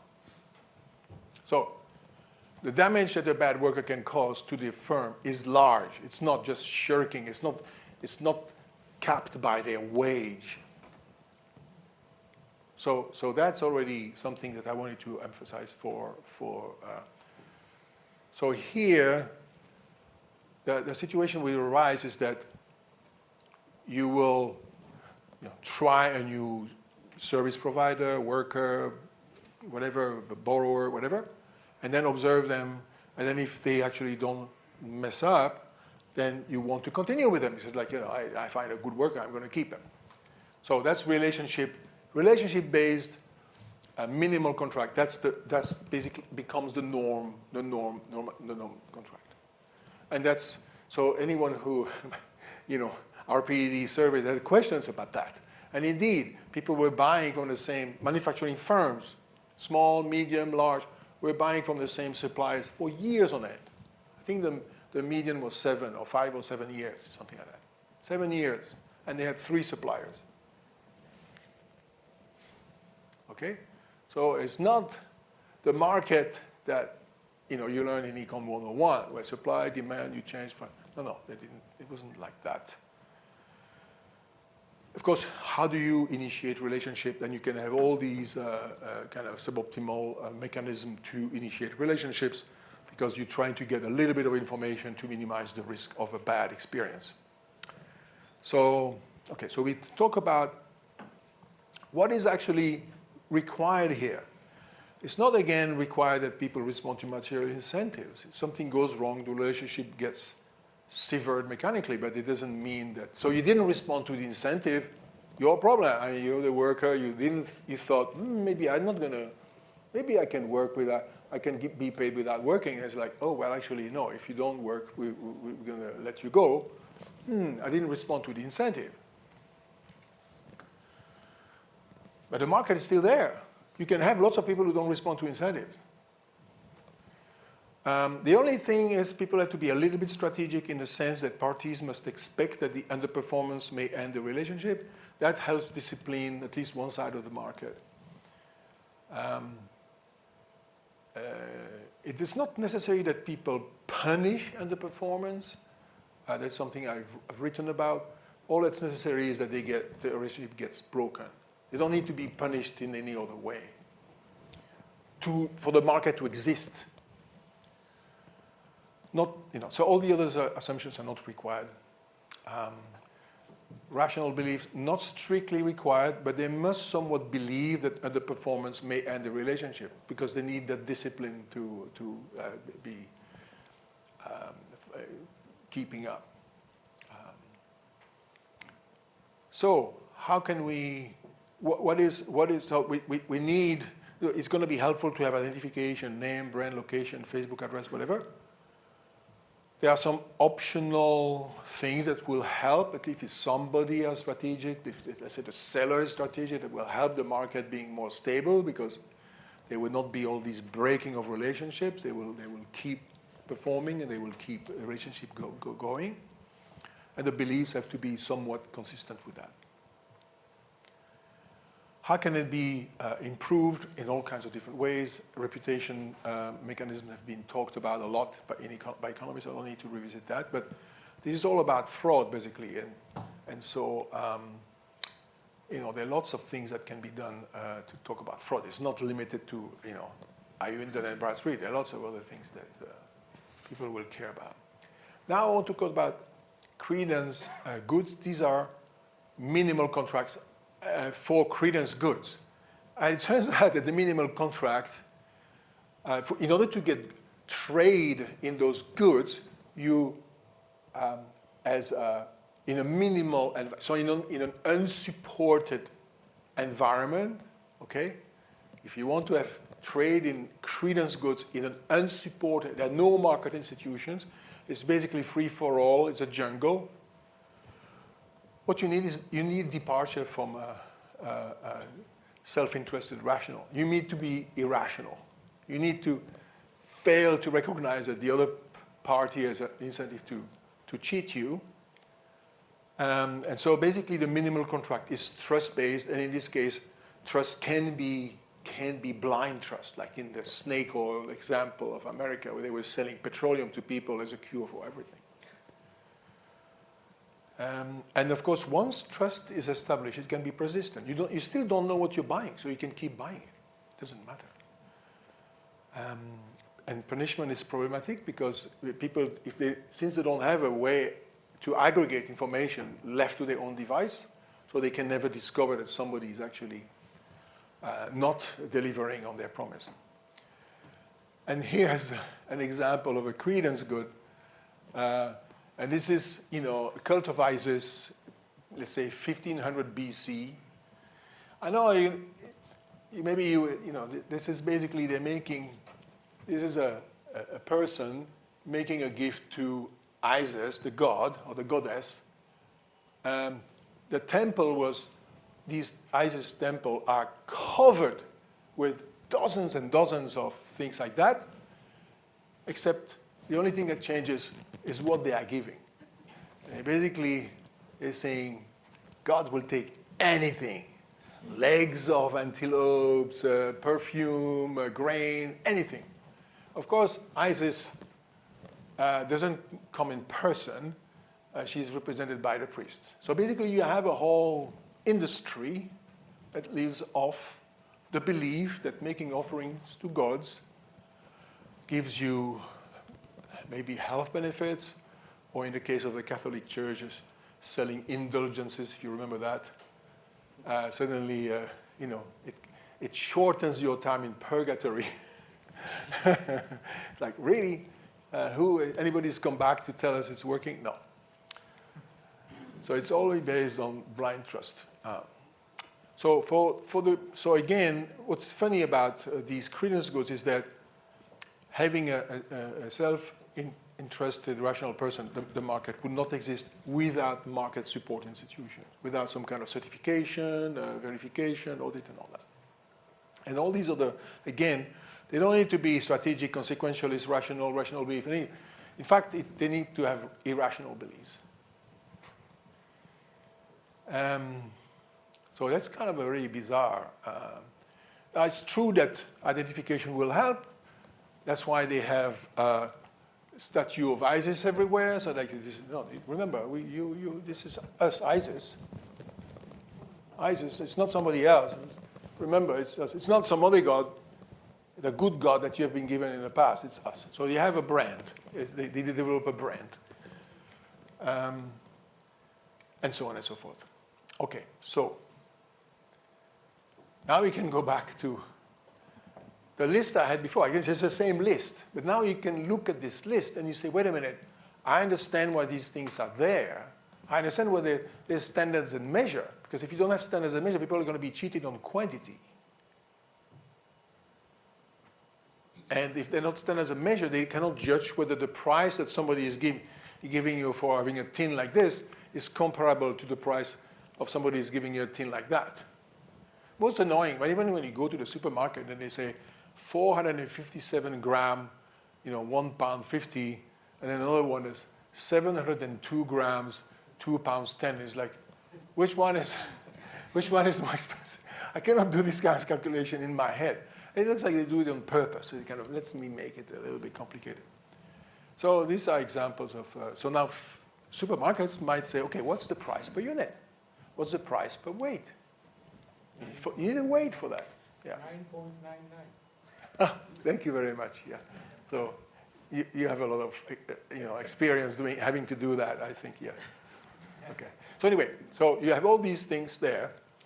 There's the same as before, but now you can look at them and think, oh, wait a minute, this is going to be very useful to deal with this particular problem. It's going to be very useful to deal with credence goods. Credence goods are going to be, if you want credence goods to be Pareto improving, you're going to need a lot of institutions. Certification, identification, audits, reputation, all kinds of things. Possibly consumer associations, libel, defamation in newspapers. Think about, now, if you think, oh, yeah, these ancient Egyptians, ha, ha, ha. 2020, people were convinced that they should buy bleach and feed that to their children, right? Or they should buy some funny oil from Madagascar. They would save them from. So it's not ancient Egyptians, it's here. It's not poor people. The president thought that bleach would be a good idea. The president of Madagascar was peddling his Madagascar oil as a cure. Okay, so you can see that it's not a non-issue. So then, these are the slides I added. I cannot help myself. Examples of application of these ideas to current challenges. The rise of algorithms and the rise of social media. So how do algorithms work? We now know how they work. They are clickbait. So in other words, you have an algorithm. You give a task to the algorithm and say, well, find a way to keep people on Facebook as long as possible. That's the task of the gallery. So the algorithm is trying different things. You can feed this to an AI. The AI is going to try different things. What is it going to find? It's going to find our vulnerabilities. It's going to find that there are some people who cannot, but have said, like, oh my gosh, she's kind of cute. I'm going to click some more. It's okay, fine. Or this looks really juicy hamburger. I'm going to click some more. So you basically, oh my gosh, did he really say that? Oh, it's very funny. Oh, it's atrocious, really bad. Let me continue. So basically, these algorithms are trained to maximize engagement, and as a result of that design, they discover our vulnerabilities and they use it. So echo chambers, anti-vaxxers, all those kinds of things, conspiracy theories, because they engage people. Maybe not everybody, maybe not some of us. Although I suspect that there's going to, like with fraudsters, there's always going to be something that will make you click. There's a period Trump won. I decided I was not going to click on any news item that mentioned Trump, because I realized that if I clicked on it, it increases the engagement and it raises the profile of that piece of news on the news website. I didn't want to contribute to that. But we do it, right? Because it's kind of annoying. So it incentivizes the provision of engaging content, and because it generates ad revenue, that springs a new industry, sponsored influencers, bots, AI that automates the production of content, including malicious content, including malicious content for specific twisted people with repugnant preferences, like child pornography, AI-generated, and stuff like that. So how do we deal with it? These are old problems. These are the same as old problems. The cult of ISIS was maximizing engagement. They're telling people things they wanted to hear, that they could facilitate the delivery of their children, that they could save their mom and dad from death, stuff like that. People were clicking. They're clicking. How are you going to do that? Well, you can sign up for a course. And then, if you come up every week, we'll tell you. Yeah. So these problems have been there before, and so there were rules and regulations that were put in place to improve the circulation of information So the stuff like libel and defamation. And then why do we have problems with social media? Because people, I don't know why they were thinking. They decided that even though 70% of people get their news from social media, according to recent statistics I read, at least for the US, they still don't allow libel and defamation. Because in the US it's particularly bad, because you can only sue for libel and defamation if you benefited materially, so basically financially. But if you're just doing it for political gain or to maximize more ad revenue, it just doesn't apply. But that's you know, regulation is missing. Come on, guys. It's obvious. It's simple to solve. We know how to solve this problem. We have solved it before. We set up newspapers, meaning curated source of information with a profession, the journalists that were held to a specific deontology. We had laws about libels and defamation. They could be sued if they, to spread willful lies and all that. But now we have a space that has been created where people get their news from, and those things are not provided. This is a failure of regulation, absolute failure of regulation, with lots of people being victimized by it. So I think it's completely unacceptable. And the same thing goes for the production of information, not just the circulation. All right. So licensing, registration, audit, all those things have to be there. Hopefully, think about nutritional data, nutritional information is being peddled, things about health information, lifestyle advice. People who become lifestyle advisors. It's a world of ISIS. I'm going to give you beauty if you give me money, and here's a pot of a snake oil. I mean, it's weird. How can we go back to such a primitive environment, market environment? It's our fault, and collective fault. That is not individual fault.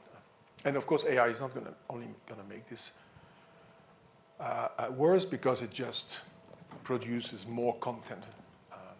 But the problem is not with the production, with AI itself, is with we asking AI to do. All right. So what have we learned? Market exchange is possible even when economic agents do not follow most or even all of the assumptions typically made in economics. And even in some cases, rational behavior may hinder trade when blind trust is needed.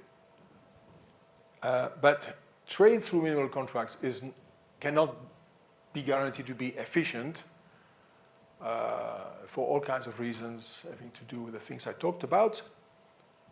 And so blind trust in the free market is, I think, misplaced. I think really you cannot have a free market that is going to be Pareto efficient. So then we are back to what is the solution I'm proposing? Well, you're balancing freedom on one hand and regrettable exchange. Basically, how do you protect some vulnerable populations, but they are children, they're going to be teenage girls, whatever. Who are you trying to protect in that regulation? And that will, the societies may make different choices. And Al Roth had some very, very good examples with organ trade or surrogate motherhood and so on. Countries making very different choices on these kinds of markets to try to protect the parents or the surrogate mother or the donor of the organ, the receiver, the recipient of the organ, and so on. And that's why I think that the literature is misleading. And so this is a point I wanted to revisit briefly. Don't hear me saying that the law does not matter. The law really does matter, but not in the way that people think. It's just basically the courts people will sue, and that's not big corporations do that, not regular people. So what you need is these support organizations, which can include behavior, bureaucracies, and so on. And courts will be there. So let me kind of end on the Ludwig von Mises, because he's probably the most right-wing economist that I'm aware of. He's behind the Heritage Foundation and all that. So of late, So Ludwig von Mises, I found this quote as I was finishing the presentation. I said, once the principle, he says, or he wrote, once the principle is admitted that it is the duty of the government to protect the individual against his own foolishness, to protect them from vulnerabilities, no serious objections can be advanced against further encroachment. So it's basically saying, if you do a little bit, it's a slippery slope, you will have to allow everything. What I've showed you is that is not true, because we have a whole body of behavioral economics, and it's continued to grow. We know what people are vulnerable about. The main ones are incorrect inference and motivated reasoning. And there are other, but these are, self-delusion and wrong beliefs. So what we have to protect people mostly about is those things. So we know where the vulnerabilities are, and we know that people who exploit, or algorithms that exploit these vulnerabilities, have to be disciplined. So that's what I have to do today. There we go. So markets, I think some wonder, I love markets. They deserve to be cherished and protected. That's my point. Thank you. Thank you very much.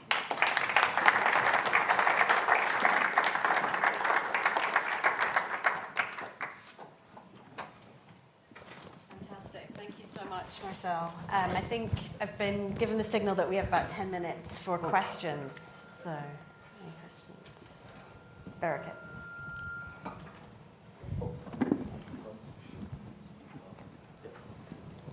Okay, thank you very much, Marcel. It's a very fascinating presentation. Just two questions. The first one is related with your earlier work. If I remember correctly, you were working on market emergence, probably in the 1990s. Yep. And I know that one probably doesn't have a behavioral component, so it's different from this one. Yeah. But if there is a link between the work you have done in the 1990s about market emergence and the one you are doing now. Now, my second point is, in the middle of your presentation, I became more and more thought that some of the things you are saying probably could overlap. But by the way, I'm not an expert in economic anthropology. But a lot of the things you are saying most likely would overlap with economic anthropologists. So in essence, they are saying everything is embedded. You have to look at the conditions inside the market. Like you say, in some, trust is the most important problem, but in others, other issues, regulation, quality control, and so on. So I had a feeling that some of the things, of course, you are presenting it from an economics perspective, the way economists are thinking about that. But I'm wondering whether there is, if you have, let's say, if you have considered that anthropological literature on markets, is there something in common? Or is there something you can learn from that economic anthropology that reinforces or critically examines also?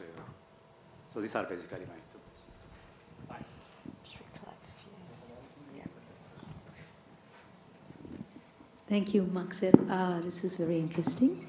And because I'm so sympathetic to a lot of the arguments and the examples that you've presented here, I'm equally sort of thinking about it from some counter examples about, because here you classify these goods into these different categories. Are you thinking qualitatively that the kind of regulation that should be very different across these different categories of goods? And equally, sort of to be the devil's advocate or to the arguments that you and I are sympathetic about, which is there is genuine cost to regulation. If I take, for example, I'm thinking, for instance, of the state of Kerala in South India. Yes, they have a lot of labor regulation, but it is so overwhelming that then there is no economic activity happening there, right? And so it's very much a remittance economy to a large extent. So how do we think of the trade-off between all these sort of categories in which human beings can be duped or regret, as the case may be, and the costs of regulation? Thank you.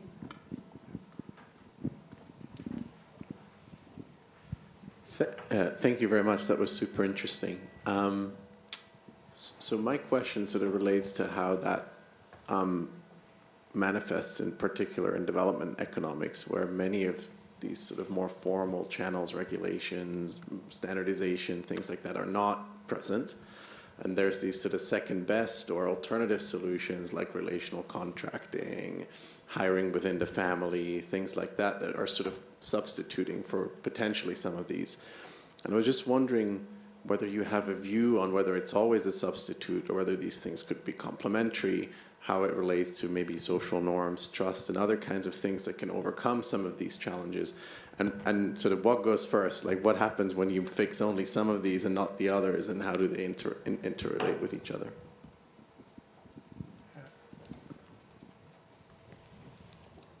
So one, yeah. Two comments. One is that I think it's very hard to say. Is this better? Yeah.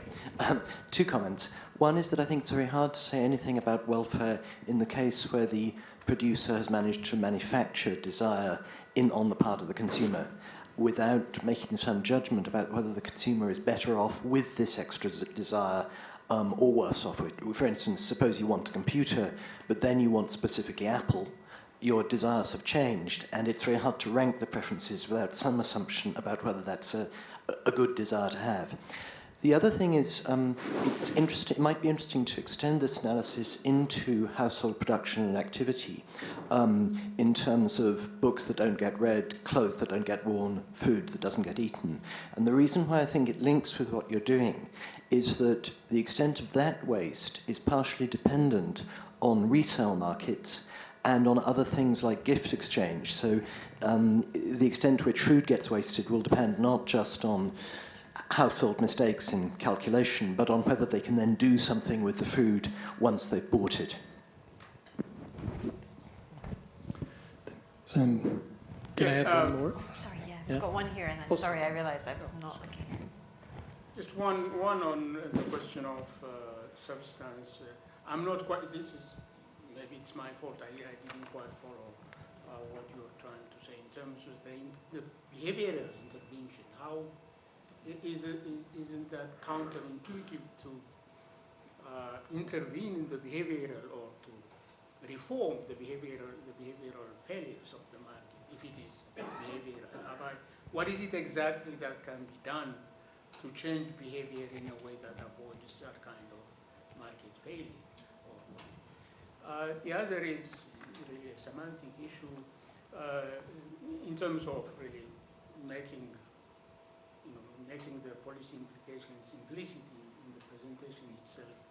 Would the evolution of institutions rather than the design of market institutions be a better phrasing? The evolution. I'm not sure that any significant market institution has been created by anyone, by any state, even in centralized economies, central planned economies. Markets are rarely designed. They evolve and then they are intervened against or reformed or anything like that. So would the evolution of markets for the first part of the part that sets its setting, is that the idea? Is the idea to is the reference to the design of not the design but the evolution of markets, the science behind the evolution of markets. So I think we have two more. We're going to fit two more questions in. Sorry, I'm going to go back. This is related to the point Ananda brought up.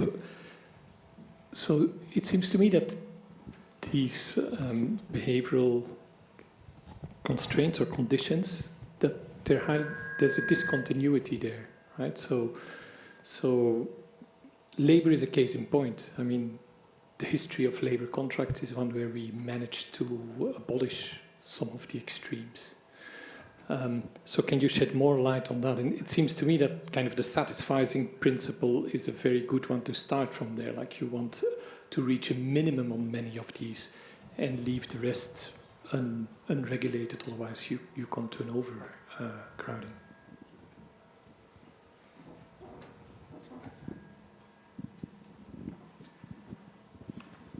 Thanks. A comment and a question to tie this into the larger themes of the day. So a comment, I guess, is that there's sort of an Anna Karenina phenomenon to all of the ways that people are not strictly rational and homo economicus, and I think this is a nice illustration, at least to me, of the value of policy as a disciplining device when we think about which departures from that homo economicus world we care about the most. So this is, how do we think about, all of the different things that we might pay attention to, and those which a policy shift could bring about welfare differences from. That's a nice way to think about, which departures should we care about. My question, tying this into the topic of the day, is it does seem to me also that policy advice is a kind of credence good. And in a way, what the CSE sells is a credence good. We don't get to run the world twice. We don't know what would have happened in Tanzania under different policies or these things, much as we believe our frameworks. So I wonder what lessons you might have to share, or thoughts you might have about how we should regulate the marketplace for policy advice, if there's sort of meta institutions to be had there, or as a seller of policy advice that we do believe in, but policy advice in a credence world, how should the CSE think about its actions going forward? All right, so okay. We're zero time left to answer. But well, it's fantastic. Yeah, zero time left. I'm very, very grateful for these comments. I will correlate the amount of engagement I get with the amount of interest that you might have into the book, so I will continue working on it. So there are some comments that are very specific. Maybe I will skip.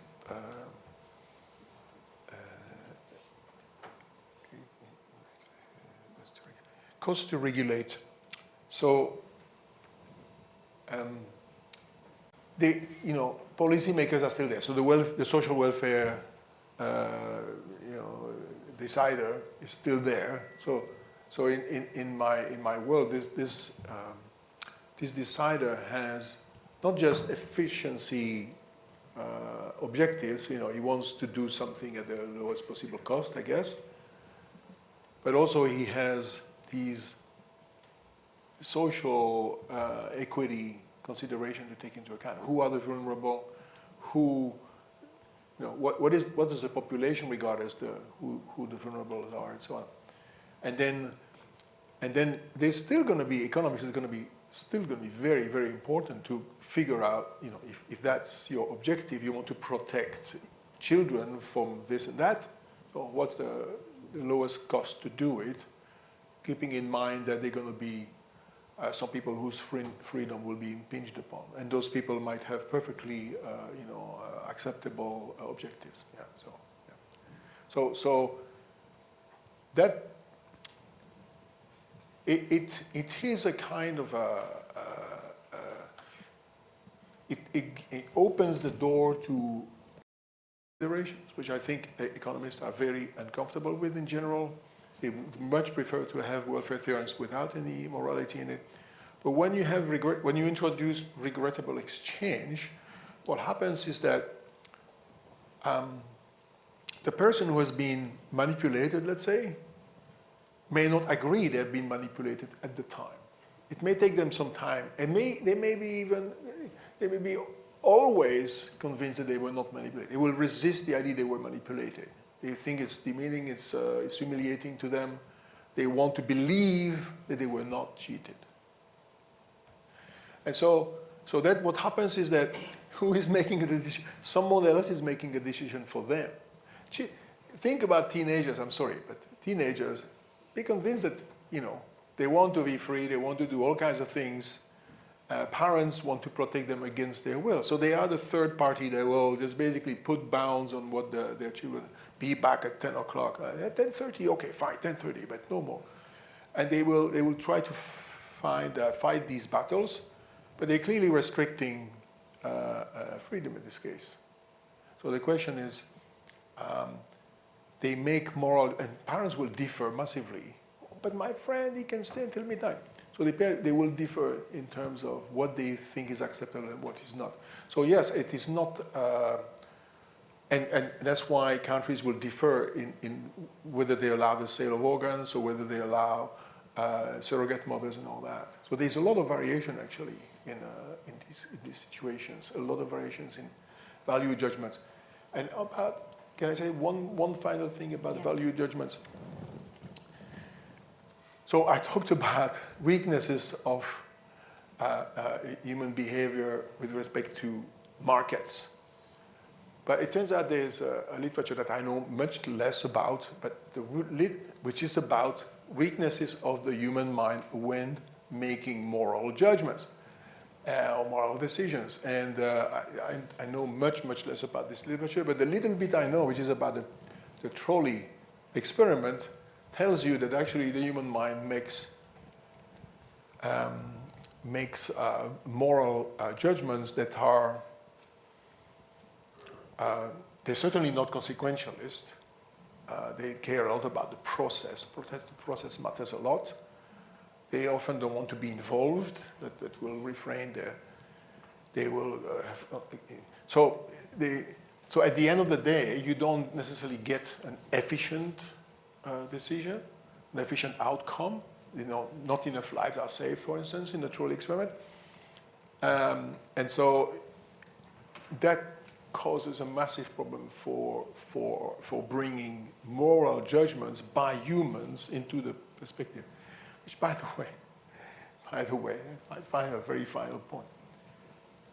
AI, all right? AI. Talk about the future. AI. How do AI make moral judgments?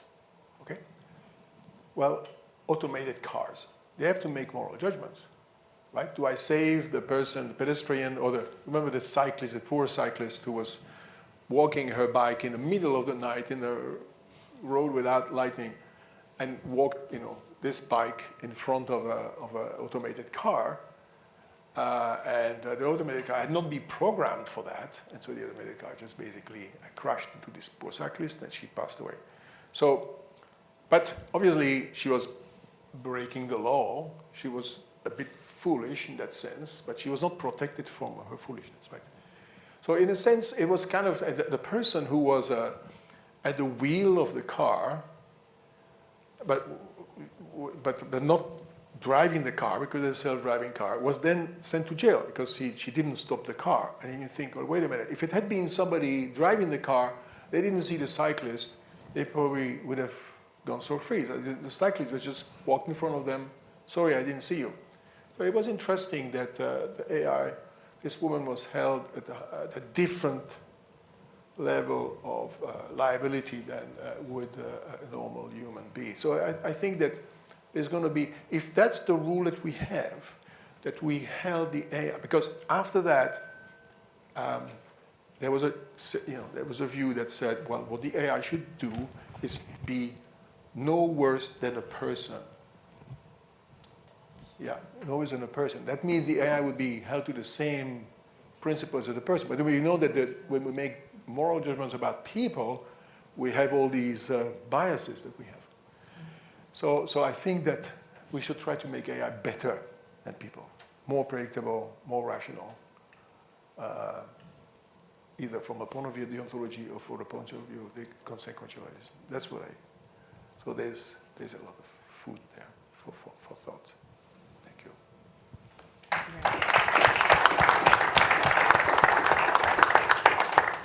Coffee? Coffee. Coffee. Or tea. Thank you, Michelle.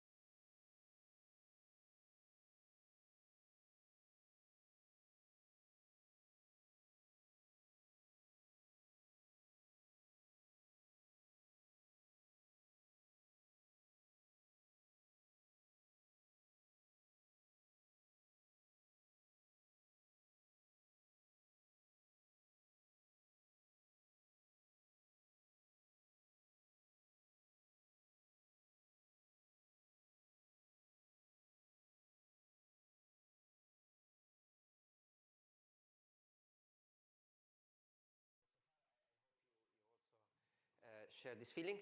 The last session today will be about the future. Let me just say a couple of words. I'm Stefano Caria. I know many of you, but I didn't know all of you, and it was a real pleasure to meet some of the people of the older generation that I didn't know. Before I say anything about this session, I'll also share one anecdote. I was an MPhil student here, and I studied with Marcel, and I knew Francis. I'd gone to Ghana as an RA for Francis, so I knew many people in the economics group. I didn't know Stefan. Then at the end of the MPhil, I applied to the ODI fellowship, and I got the fellowship. And the fellowship, they tell you fairly early on that you get the fellowship, and then only in June or so they tell you where you're going to go. And so then it turns out that I would be sent to Ethiopia, which was very exciting. Then I went to the street, to the cash machine. In those days, you still get cash out of the cashiers, the cash points. And at the cash machine, there was Stefan, who was just collecting cash. Stefan, you don't remember this anecdote, but I do. And I had been taught by Stefan, but I don't think I ever talked to Stefan. I mean, maybe I'd asked some questions, so he didn't know who I was, but of course I knew who the person getting the cash out of the cash machine in front of me was. So I said to Stefan, hello, hi, I'm the new ODI fellow in Ethiopia.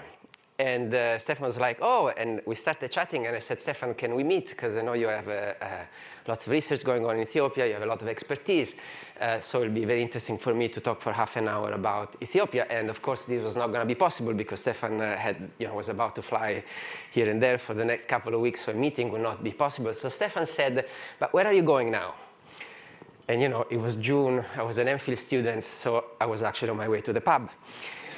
And Stefan said, great, I'll walk to you there. And then we had a long chat, and then now maybe you don't remember, but you didn't come to the pub with us, but you walked me all the way up to the door of the pub, and we kept discussing. You were telling me all the ins and outs of Ethiopia and your views and this and that. So it's just a small anecdote, but I guess it really captured the ethos of CSA that many people have talked about, the friendliness, the egalitarianism behind CSA, that I could just walk up to Stefan at the cash machine, and he would actually stop whatever he was doing and like walk to me to the pub. So anyways, that's my one anecdote.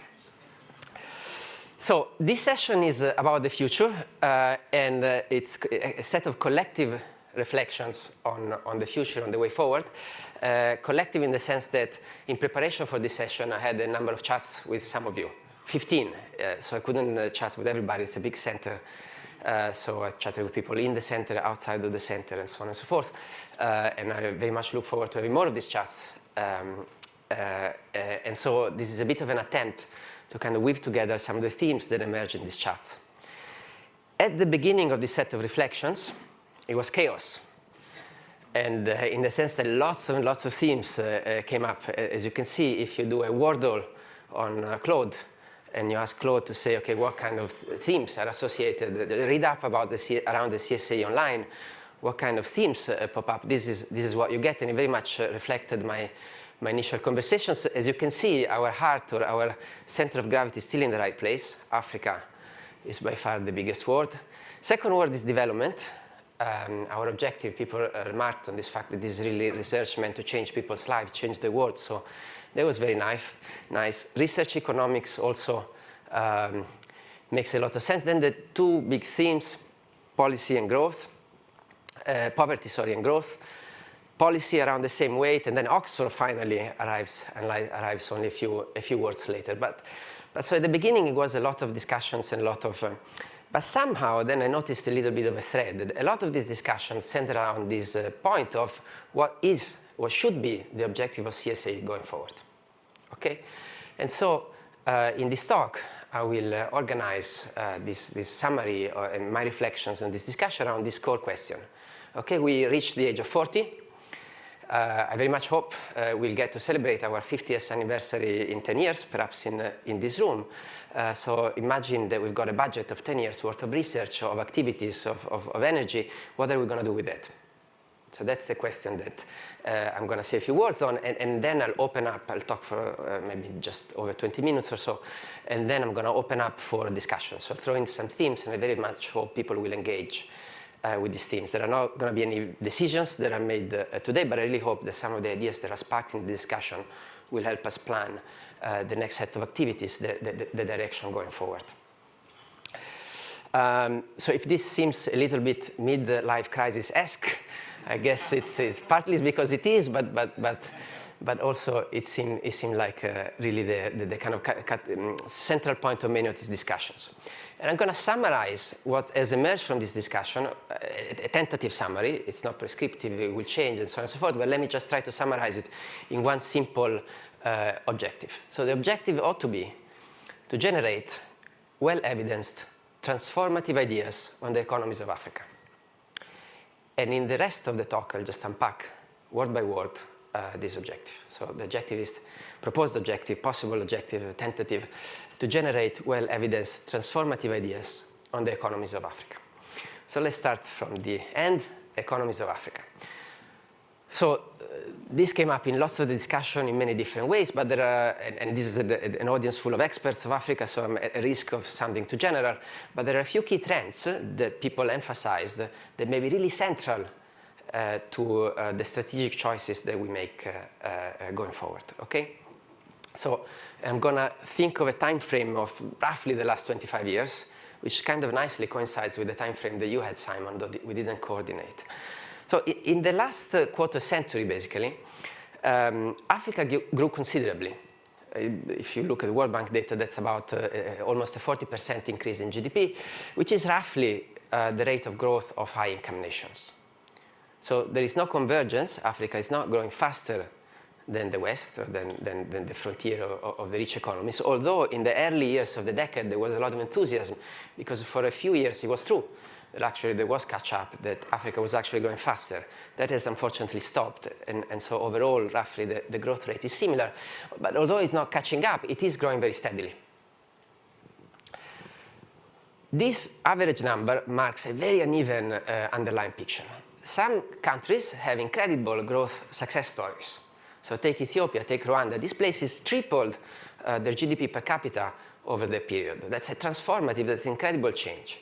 Ghana and Tanzania, perhaps a little less spectacular, but still they doubled the size of their economy over this period, Ghana reaching middle income status. So these are like incredible successes if you look at them. And at the same time, that coexists, so they're very much above that green line, which is the average. This pattern coexists with a few countries that are not doing as well. South Africa, for example, they posted around 20% growth, and really was only very much concentrated in the first few years of this period. Since 2010 or so, growth has been really sluggish, close to zero. Burundi and Madagascar, they're exactly in the same place where they were 25 years ago. And some places like Liberia or Congo, or some of the oil-rich economies, so for example, Equatorial Guinea, I could have put, or some Chad as well, they're actually a lot worse than they were 25 years ago. Okay? So it's an extremely uneven picture despite this steady average progress.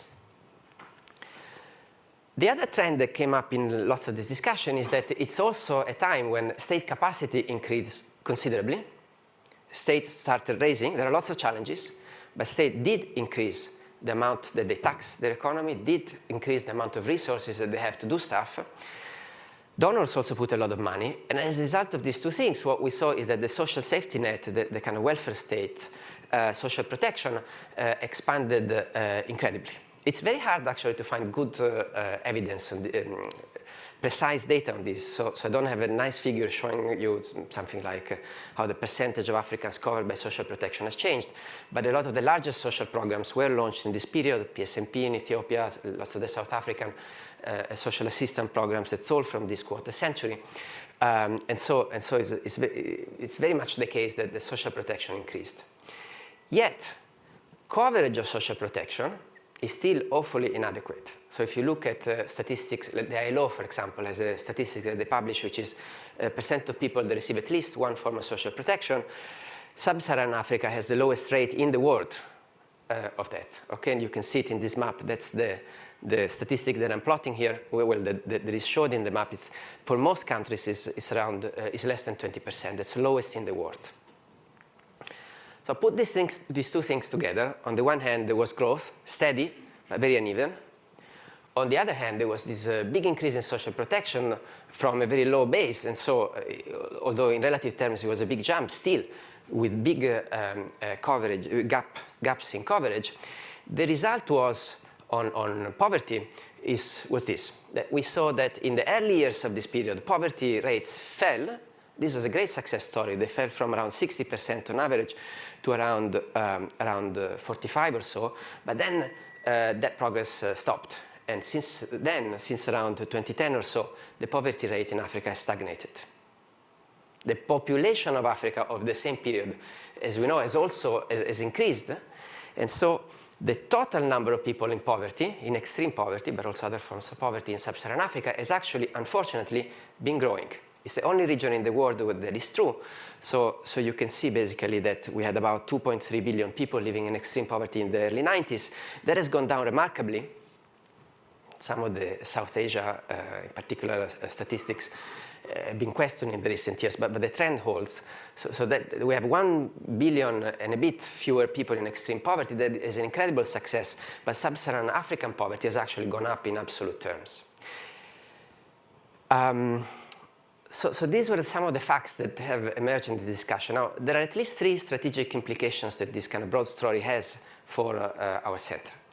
One is, not only poverty has gone up, but as you saw in this last figure, poverty is increasingly and extremely concentrated in sub-Saharan Africa, to the point, I'll just show you, this is just mind-blowing in a way. Effectively, in a few years' time, the projection is that extreme poverty, by and large, will really be something that is only found in sub-Saharan Africa.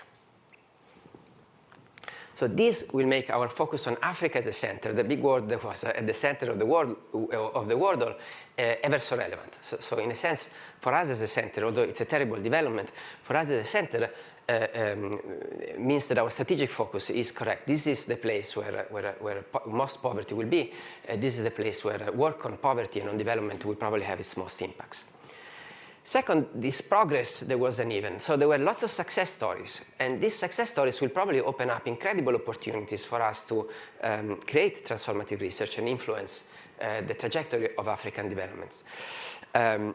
Countries like Ethiopia, like Ghana, that achieved this strong, sustained growth are transforming. People who have visited Ethiopia over the years can see it visibly.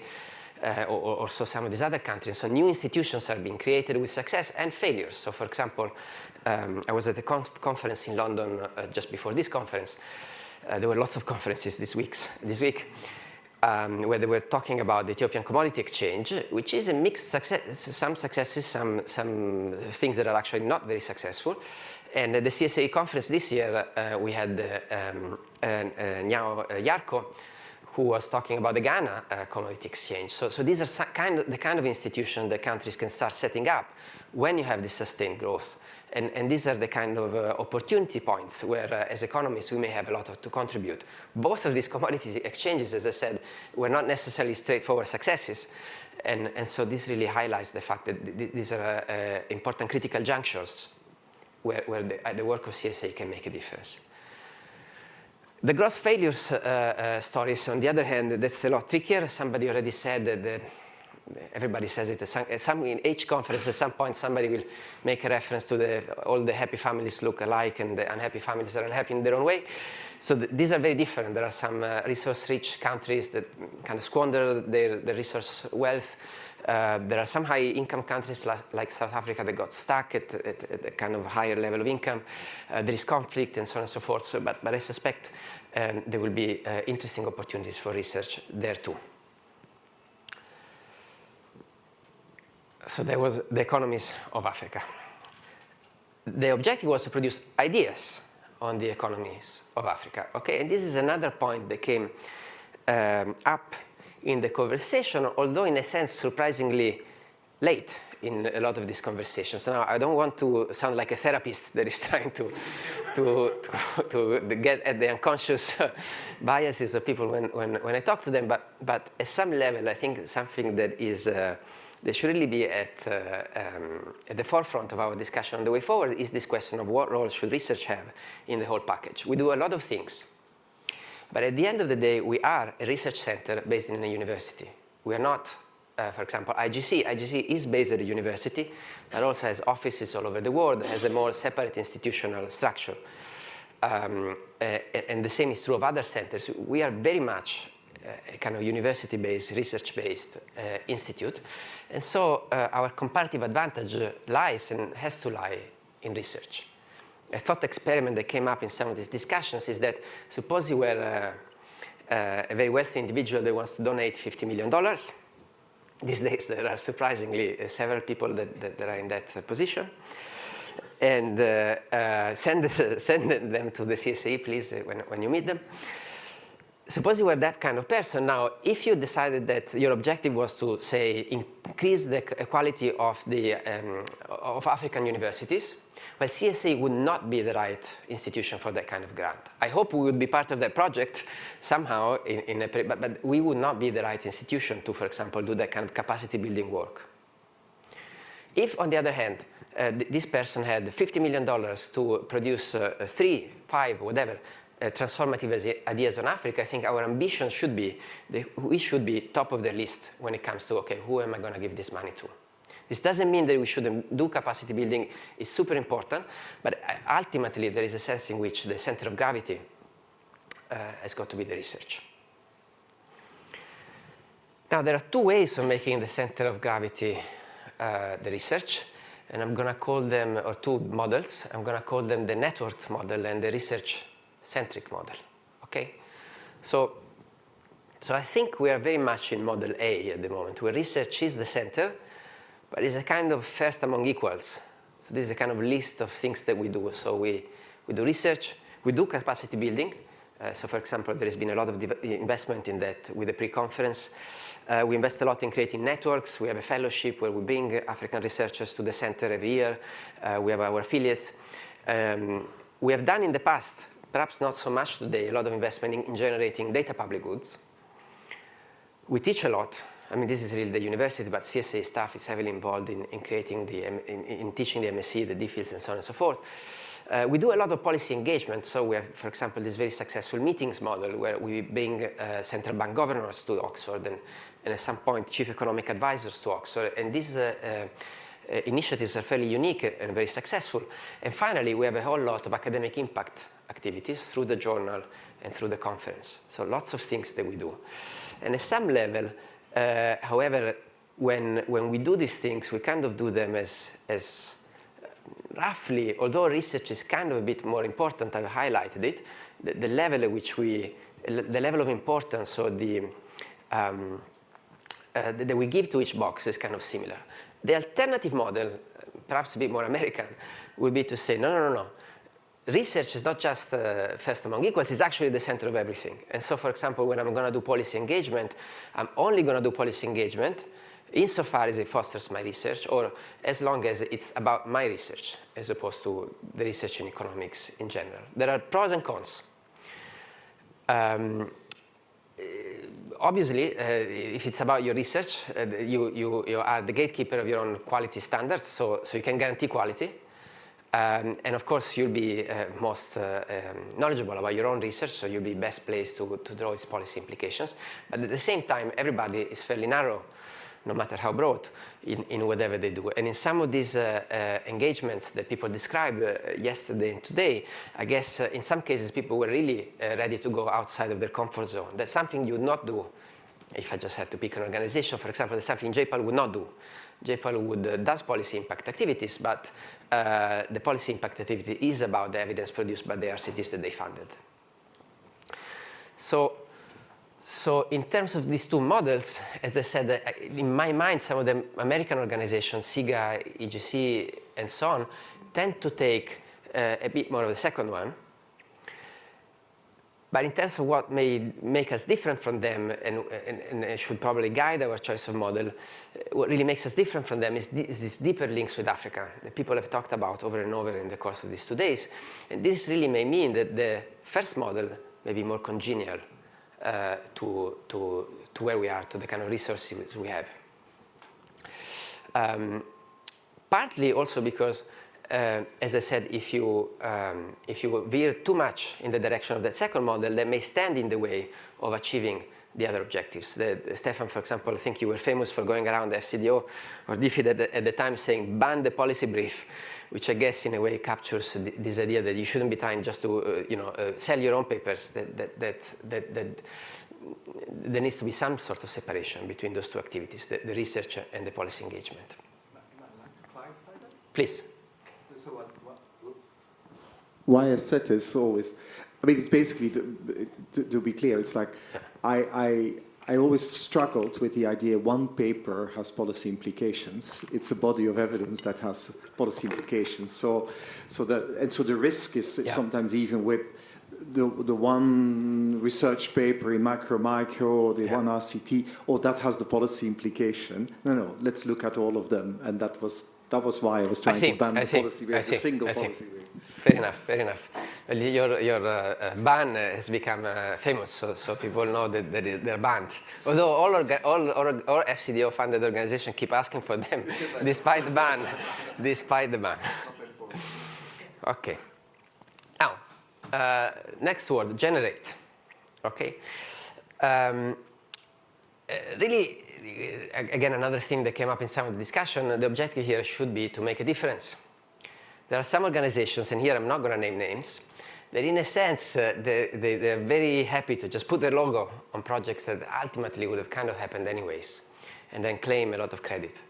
And that really shouldn't be the way we do things. We should try to make a difference in a counterfactual sense. So the aspiration should be that the world with CSA, a research world with CSA, should look different and hopefully better than a research world without CSA. We should try to enable things to emerge, to happen that would not have been possible without a center like this. And so how are we going to do that? There are two strategies. Basically, bring more people to the discussion and then connect them.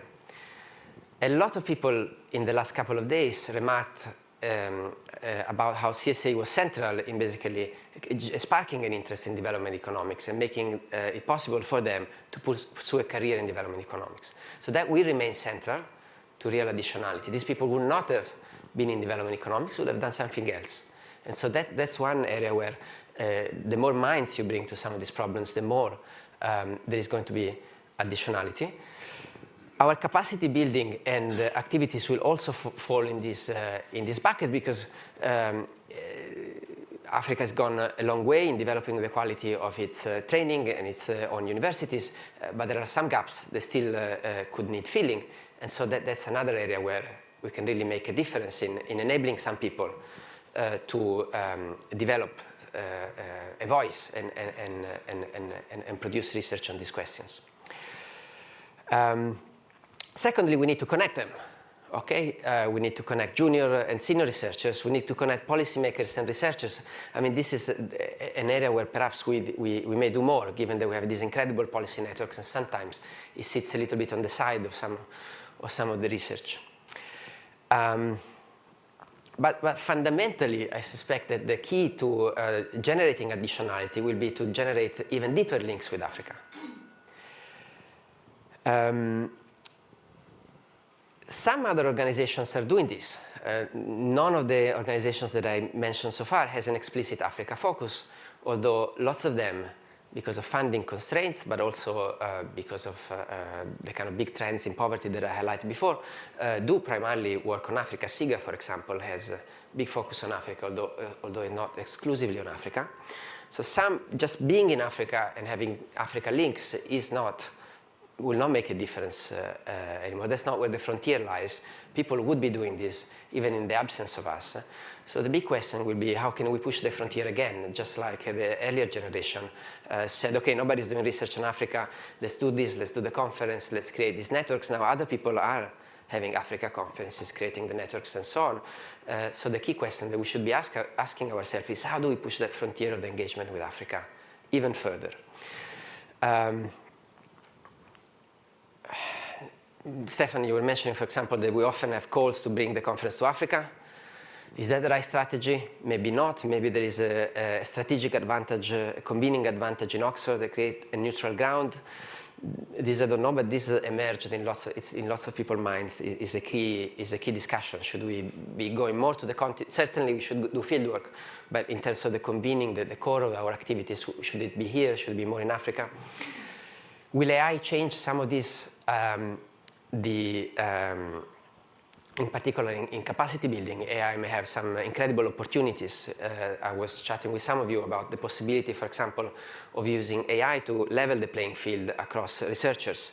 So African researchers in particular may benefit a lot from the recent developments in AI in terms of reaching the ability to write technically sound papers that people in Western universities have. It's nobody's fault, but obviously if you sit in a diff in diff seminar over and over again, you kind of naturally learn how to write a good diff in diff paper. You know all the possible objections. You have a good understanding of what the methodology is. If you only learn diff in books, you may miss some of this more tacit knowledge. And AI may be a key bridge to create this. There are these design environments so that you can create dedicated chatbots that basically help you produce. You go from an idea, I want to run a diff in diff to a table. So the AI will guide you, okay, these are the robustness tests. It will write code for you to do those robustness tests. So these are some of the things that we may decide investing some energy and time on. But yes, so this is one point where I really hope people will say a few more things. I have spoken for about 20 minutes, so let me do 3-4 more. And then I'll close and open up for discussion. Ideas on the economies of Africa generate, and these ideas ought to be transformative and well evidenced. So here, one theme that emerged that it's really high in people's mind is the point of a changing or a shifting landscape, of a changing audience. In many, many ways, I mean, although the history of this is interesting, because in a sense, perhaps we are going back to a landscape that looks a bit more like when people started the center. Certainly, the big institutional Western donors were so prominent in the early 2000s when some of us started doing development economics. And the World Bank funded a lot of the research, the FCDO funded a lot of the research, and you would present it to them. So they were, in a sense, a very natural audience for everything that we were doing. And now, those donors are shrinking. They have fewer staff, less money to give for research, there will be less activities in these forums. So there is a big question as to what then that means for the field. Philanthropy has stepped in, maybe will increase even further, maybe not, it's hard to know, but undoubtedly what will happen is that the governments of countries in Africa themselves will play a larger and larger role. As I said, they're raising more and more of the money that funds this poverty and these growth policies. They will have more and more autonomy and control over these policies. They will just become the audience. They should have been the audience from the start. Perhaps the World Bank took the limelight a little bit at some point, but really going forward, it's a clear trend that they'll become our audience. Now, one question that emerged in this discussion is whether this means that a sort of different style of questions may become, or different questions, research on different questions may be more transformative going forward if our audience is changing. A lot of what I understand, this may seem absurd to people that, to the more macroeconomic researchers that were at the heart of the center in the early days. But I guess after the credibility revolution, a lot of what we've been doing was really trying to solve a relatively in a precise way, but a very simple problem that perhaps is the problem that an NGO faces. You have a policy, you run that policy, you set up that policy to impact some outcome that you care about, and you want to know whether this is happening or not. This is very simple. The goal is clear, the policy is already set, and you just need to give me a treatment effect precisely estimated. And we spent a lot of intellectual capital in being able to draw that link and provide evidence on that link that is credible. But at higher levels of policy making, the decision problem will be a lot more complex than this. Well, first of all, there is agenda setting. It's unclear which issue you should tackle first. Should you worry about tariffs, or should you rather liberalize your utilities? There is limited money, there is limited political capital that the government needs to spend. So the choice of problems is something that the research would be very useful. The research could inform, and it would be very useful at making policymakers make better decisions up in the policy production pipeline at the stage of agenda setting, of the choice of which problems to tackle. Secondly, there was a lot of money to spend, and that may not be true going forward. So another problem that becomes more and more relevant that somehow we had kind of forgotten in the early 2000s is not just giving people idea on how to spend money, we have to start giving governments more idea on how to raise money to pay for the stuff that we want. Okay, so lots of questions related to funding will become a lot more central than they were in the past. And finally, the moment it's a government at higher levels of decision-making that is implementing a strategy to tackle poverty, to promote growth, to foster exports, no single policy is going to do the trick. And rather than the NGO problem, you have one policy, you want to know the treatment effect of that, questions around the interaction between different policy instruments and the dosage will become central. And these are things that inherently we haven't really been studying so much because in the first generation of the credibility revolution, we were really focused on understanding very clearly what is the straightforward impact of this policy, keeping everything else fixed. Everything else won't be fixed.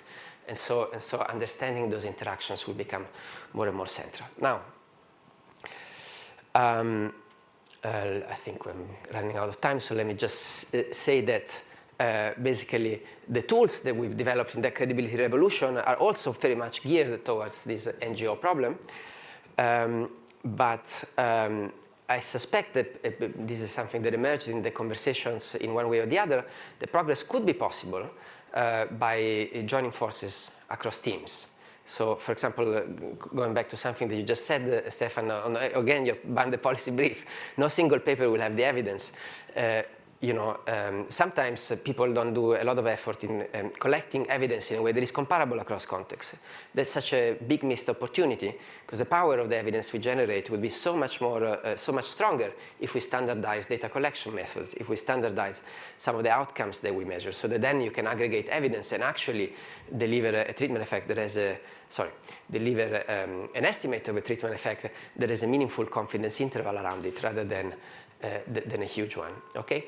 And so I'm going to call this, because there was a lot of discussion as to the risks of an approach like this where you try to coordinate across teams because you cannot force people to do research, it cannot be centrally planned. I'm going to use the word structured research agenda to give a sense of a model of research where a center ends up specializing in a few big themes and people work in a kind of coordinated way. Standardizing methods, answering each other's questions, and really trying to make collective progress rather than individual progress. Final word, and then I'm done. You have time, don't rush it. Yeah, but anyways, yes, it'll be. Also, you're not used to talking without getting questions these days, so it's kind of weird in any case to just hear my voice over and over and over again. So I'd rather finish in a couple of minutes and hear from you. Final point is well evidenced. Okay, now this also people mentioned over and over during the conference, and it's really been a strength of the center fieldwork. So the center was a pioneer of fieldwork, and it's really been in the ethos of the center to send students to the field. This is why all of us wanted to study at CSA, because it was fantastic, fun, interesting to just be here and get exposure very early on. To the field. That's why we were excited to study these topics. We wanted to go to the countries that were experiencing these issues and trying to understand them firsthand. Okay. However, one big development is that we stopped very strongly producing data public goods. So this was all that up to Marcel, you were talking about. All of the reminiscing was about the big panels and the collaboration and so on and so forth, and we don't do that pretty much at all anymore. All the panels have been discontinued, or most of them have, and it's not that they've been discontinued to be replaced by something that has a public good nature. They've been discontinued to run RCTs. Now, that's what I do myself. I really like that method. I think there is a lot of value, but it is a striking development that we did stop providing these public goods, and I suspect that one of the areas in which you can be transformative at the center is precisely by generating these public goods, because that's something that no individual would have done in isolation. But collectively as a center, that's something you can do. And so And so this is another theme that emerged, whether we should try to change this. Obviously, we cannot just go back to producing the old public goods. The world has changed. And perhaps there are new models of data co-generation, because there is a lot of data that is being collected in Africa today by governments. I mean, I know that has always been the case, but it's even more the case now with census data, labor force surveys, and administrative data, and this and that. And something that we don't do at all is working with the statistical offices themselves to collaboratively generate better data that then would create these public goods that would unlock lots of research, the tens of dissertation or hundreds of dissertation that you were talking about, for example, before, or supervising, that we don't do anymore. And so that's one big area that emerged, public goods data co-generation. So to conclude, I had 15 really fun discussions, so this is a good job for me to do. So I'm glad I did it. I hope people also enjoyed it. Just to summarize, nobody said this in these words, but these are my words, but I think just as a kind of tentative initial way of summarizing what ought to be, or what could be our objective going forward, we can think of the center as trying to generate, or aiming to generate well-evidenced transformative ideas on the economies of Africa. How do we get there? Deeper links with Africa, a networked approach that has research in a kind of important position, but not the exclusive center of everything. It cannot be all utilitarian, that if it doesn't directly contribute to research, is not part of the package. Structured research agendas working more collaboratively, and data public goods back in the picture. So that's what I had to say. Now let's discuss.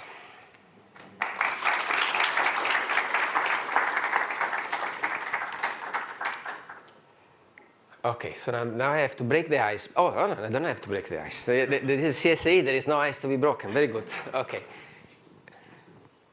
I already have one question. The microphone, yes. I guess one of the differences between different traditions of economics is where you intervene in the system. And what struck me about the way you were thinking is that very much this is within a traditional economics where the economist advises the policymaker, and the policymaker learns from the economist, and the system responds through changes in public policy. Two possible alternative or supplementary ways. I think it's a good model, but there are other things one might want to think about. One is intervention in public discussion beyond the sphere of the policymaker, to look at how many articles in the African press are coming out of research generated by CSAE or economists who've come from CSAE drawing on research more broadly and putting something into the public debate. That's particularly important if the policymaker is actually not very interested in shifting the policy. It may not be the effective place to intervene. The other, I suppose, slightly more radical, that's still trying to work on public policy. But one thing that probably comes out of a great deal of the work done at the centre in country after country is the relative neglect of the conditions of the rural poor in the political economy. And it's quite interesting to me that Ethiopia and Rwanda, both which I've worked in, came from rural resistance movements that took a country over. They had a, as it were, a rural perspective to start with, and I think that made a difference in how they went about things. It is thinkable of trying to act by making rural people themselves more aware of what the problems are. I mean, some things they know very well, but some things that would come out of the research they wouldn't know. And whether that then feeds into political pressure on a government, or whether it feeds into institutional innovation at rural areas is beyond the control of the researcher, but both are thinkable. Just to throw that into the pot. Alemayo? Thank you very much. This is very, very good. I have a specific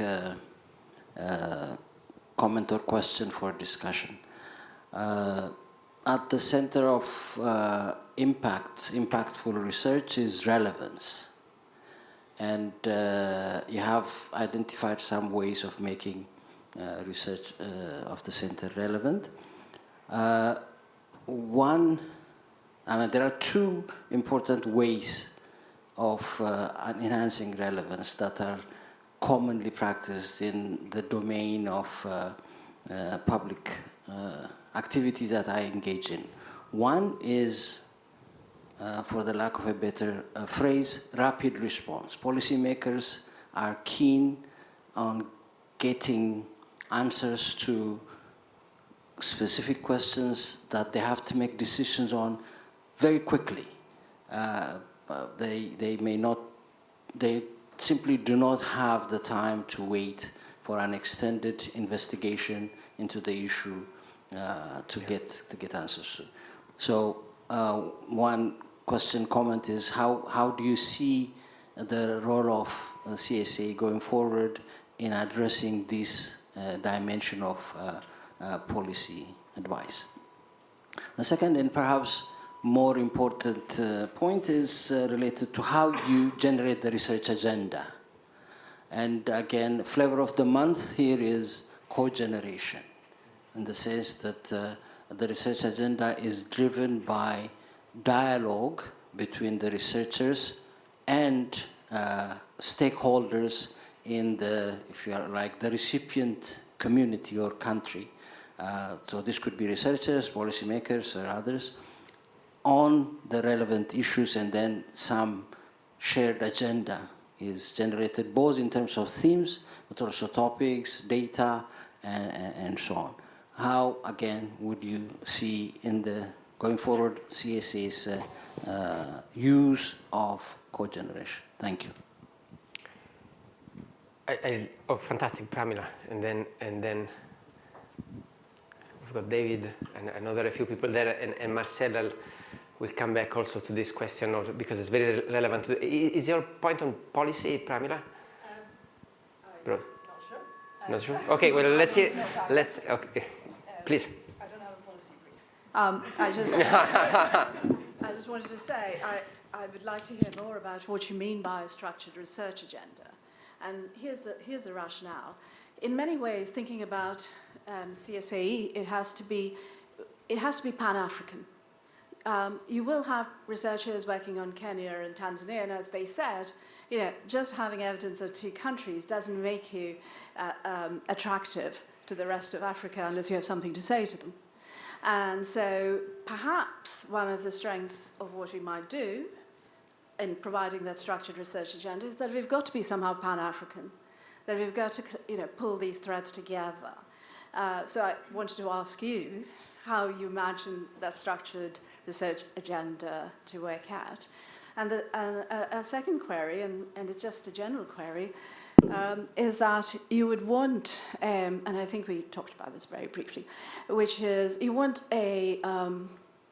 this center to be more than the sum of its parts. You can have fantastic, brilliant researchers working on very interesting topics, all doing it, as it were, for themselves, as you correctly say, not meaning to be selfish, but it'll be disconnected and not necessarily put another way, the center has to be something bigger than the collection of A, B, C, and D working and publishing papers in journals. So I just wondered if your structured research agenda idea might, whether that might do something of the kind. Thank you. I think, David, at the point, maybe I'll say a couple of words then on this set of questions, and then I'll open up to the other side of the room. Yes, thank you. So I thought that was a very interesting presentation. I'd like to just talk about one policy area. You mentioned in one of the slides the expectation that African governments would become much more policy active in a number of areas now. I hope that's true. One of the policy areas will be industrial policy. The World Bank has now, at long last, acknowledged that its long-standing hostility to industrial policy was a mistake. It's not gone as far with its recantation as it might. but at least it's now put it back on the agenda as being a thing for serious discussion. Now, it's clear that there's an enormous amount of experience and analysis of both successful and failed industrial policies in Latin America and Asia. It's clear that the African condition is different. It's clear that times have changed radically since some of the more successful policies took place. You couldn't simply replicate them either in time or in place. But there are serious issues. The whole point about evidence base is to look at what worked and what didn't work. Not just a matter of surveys, it's a matter of analysing successful and unsuccessful policies, why they worked, why they didn't, and to what extent lessons can be learned for Africa. Now, a lot of the expertise for that is in other institutions elsewhere, but it seems very much a matter that CSE has got a lot of experience of looking at industry in Africa. It's a tremendous amount of evidence and information about that. But this would require some sort of step change from the sort of work CSE has done in the past, much more looking at industrial policy as such. Whether that could be done in collaboration with institutions elsewhere, with their knowledge of these failures or successes, with the CSA essentially looking at how much of that lesson can be learned and in what way for the African context. But that seems to me a large, very important area that CSE would be quite well equipped, either collaboratively or not, to put some serious effort into. So that's the suggestion. Wonderful. So let me just say a couple of words, and then Nicola, did you just raise your hand? Wonderful. Yes. Let me just say a couple of words to this, and then I guess in the order that I got the questions. The different ways of influencing the discussion, not just talking to policymakers, the press, and so on. This is a great idea. We certainly don't do a lot, I think, trying to directly engage with the African press. And that's something that in countries that have, I don't know, Stefano, whether you have anything to say to this, but in some countries it could make sense that we would try to engage with them in the same way that, I don't know, BSG would engage the BBC or whatever. Rural point taken, I guess that's a huge discussion that I'm not going to open now. Rapid response, Alemaio, that's tricky. That's something that our tools are even less suited, less well suited to anything else. And in fact, in a sense, what Stefan set up recently, the Economic Policy Network, is kind of designed to pick that gap, which I suspect won't be really easy to fix as long as we want to be somewhat anchored to the set of tools that we've got, because it will be tough. So we're not going to be able to produce a research paper I mean, we can, but it's not going to be original research. It's not going to have the kind of standard that. So I suspect that there is little we can do, but cogeneration, there is a lot we can do there. And I guess really there is a critical juncture. So we don't want to arrive too late to the fact. The policy has been, that's the NGO model again. The policy is already there. They're just contacted to do the evaluation. How do we make sure that we are there so Ruth, for example, was describing the urban public works program in Ethiopia and how you were involved in that and you could draw on some CSA expertise at the generation stage. That happened to be, I guess, really the reason is the network. That you knew people here that had relevant expertise. So strengthening the network will make that more possible, but perhaps we need a more systematic strategy to make sure that we are there at the generation stage rather than after the fact. Stefan. Could I add for a second? Because, I think you're more skeptical about what is possible than you described just now. So the experiences with the Economic Policy Network, and Pascal is now sitting in the room there, he's our key man there. I can't see Christian anymore. He was Christian Lippich. Christian Lippich was here earlier.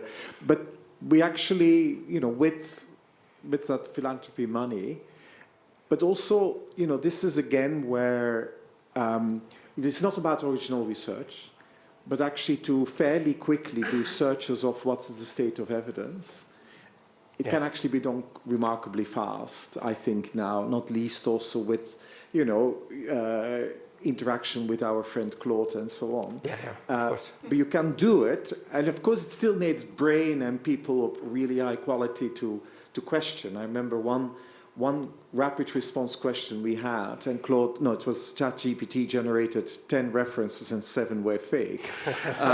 You know, you do need to engage with it very carefully. But it is different from a bit while back, and I think the IGC experience, you know, it would now be different than 10 years ago to do this. And I think the same thing is on the kind of, and I like what you described on the networked approach, you know. Also, you know, I'm sorry, come back to this no policy brief, but, you know, the evidence summary thing. So not every paper has a big policy implication, but like other parts, you know, Noam is sitting here with What Works Out of Global Education. It's very much part of the way you're now set up and doing this, you know, just having also reviews of overall evidence rather than focusing on one paper and trying to sell the result of it. And so I think, yeah, I'm a bit more optimistic that for both rapid response and careful, in-depth things are possible, and we're trying to set this up. I wanted to add that. I think, let me say one last thing, and then I have to Pramila's point. Oh, and then there is the industrial policy question, which I'll try to skip, because no, I'm joking, I'll get there. So structural research agenda. The fundamental point is also that the publication incentives are completely skewed here, because you are rewarded for novelty. And so working on something that somebody else is already sort of working on, that's, so I guess that there is a fundamental tension there. I mean, we can standardize method, everybody can do their own different thing that is sufficiently novel and we can compare better. That's a simpler one. I suspect if we generate enough interest in certain areas, things that today may look marginal, once there is more interest on the particular topic, may actually become of high interest. For example, I don't know, the contact hypothesis, for example. Dennis was just talking about that in London the other day. There are different papers that explore different variations of the contact hypothesis. They're all very well published. A few years ago, when people were less interested, perhaps after one paper, they would have thought that's enough. But it seems that it's a bit endogenous. Once you generate sufficient interest in an area, then things that looked, you know, just incremental look big all of a sudden. Industrial policy, we do have some expertise, but it's precisely, I guess, maybe that's one of the other big themes. An area where some of the more careful, rigorous causal identification is often challenging, just because these are big policies. Although people have been doing in China, for example, there was a PhD student that was presenting on the Chinese investment in the solar industry, and which was very spectacularly successful in recent years. So that's starting, but you're right that we should consider it more carefully as an area where obviously there will be a lot of demand, and hence and intellectually a very challenging one, because can work in principle picking winners is it's very hard, but the world is a different place. Maybe it's got a better chance now than it did when the bank ditched it. Now I've got a lot of questions here, points here, and Nicolas. So I didn't have my hands up, but I have something to say. And, maybe it was a stretch. Yeah, exactly. And partly like Stefan hijacked something I had in mind about like the points that you have there in terms of a structured research agenda that also needs to create complementarities both in methodologies and in topics, right? So like I would say that is an important thing. And that also allows you to create the type of public good in data, but also like different stages of the generation of knowledge that are good for different uses, right? So like you have the front runner, you know, you want to get a top 5, let me do something new, but that something new like might not have more of a use for a person that only optimizes on a top 5, but can generate a lot that other people maybe at a different stage of their career can use for generating knowledge that also has societal impact. And I think that is one of the things. So like if I was to think about structuring the center, you want to have these complementarities with a vision, and then you also need to have somebody that kind of creates the incentive for a lot of things that would not happen without the center to happen. And I think it's all there. It's just like about like connecting it well. And I think everybody today was speaking how they want to see more of the CSA, right? How can you do more, like continuing to do it better and continuing to innovate without losing your ethos, right? And I think that there's a lot in there. Thank you, Nicola. Paolo, there is a hand up. I'm not making that up. It's actually a genuine hand up. It was a hand up. Before I make a comment, let me just take the opportunity to thank you all, not only for this wonderful event, but also for the years of mentorship and collaboration. This morning I missed the old-timers session because I was attending to another rather important outcome of my CSA time, which is my family, because some of you may know that I met my wife while on a CSA assignment in Ghana, in fact. So they're here with me now. If you see them running around later, please don't mind them too much. Hopefully they won't bother you too much. The comments I want to make are about the following. Essentially, I think it's all in the presentation already, Stefano. The first is about research leadership. I think the CSAE has the critical mass and the connections and the comparative advantage to try to set the agenda to some extent. Co-set it, co-generate it with, of course, input from the ultimate users of this. But I think we can lead a little bit, and we don't have to just follow all the time the publication trends of the day. That would be truly transformational, of course, brave and of course risky, but that's something that I think we can think of. And think about leading also in terms of what countries we study, because I think it's still the case that there's still a lot of concentration of research in Africa on a relatively few set of countries, or relatively few countries that have taken the bulk of our attention over the years. The second point is about federate, so create opportunities to put together resources that already exist. And here I want to make a very concrete suggestion. I was inspired by Simon's presentation, which I was looking at online this morning. These kinds of tools give us the opportunity to break free of the one constraint that prevented us until now from taking bits and pieces of data that have been collected for all sorts of different purposes, CRCTs, for example, and put them together in big data sets that are somewhat homogeneous, somewhat harmonized. And the constraint was that nobody wanted to put the time, because that's a thankless task and you're never going to publish anything out of that time, right? But now ChatGPT can do it.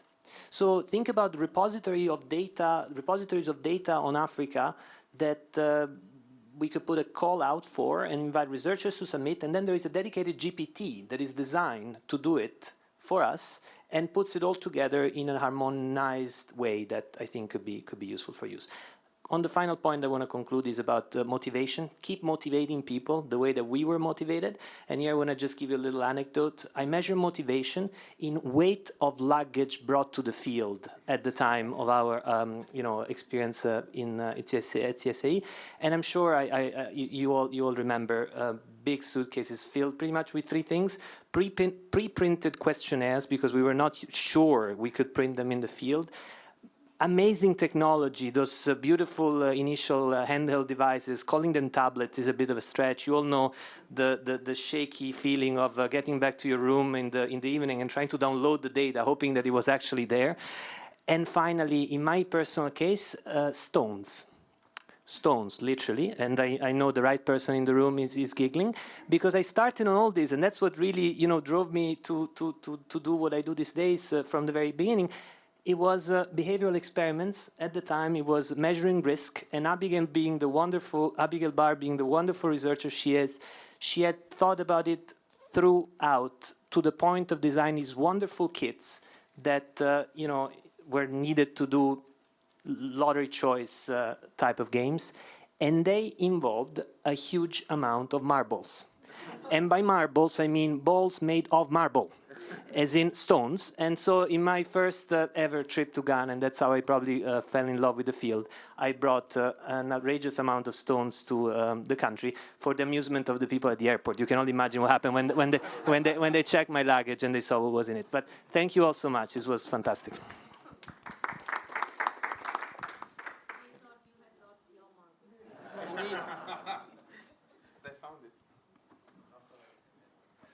So I think CSAE right now is set up as a sort of broad church with a sort of diffuse arrangement. Something we haven't spoken about actually is how effective the admin team at CSAE is in managing the sorts of grants and projects that are necessary to pull off RCTs.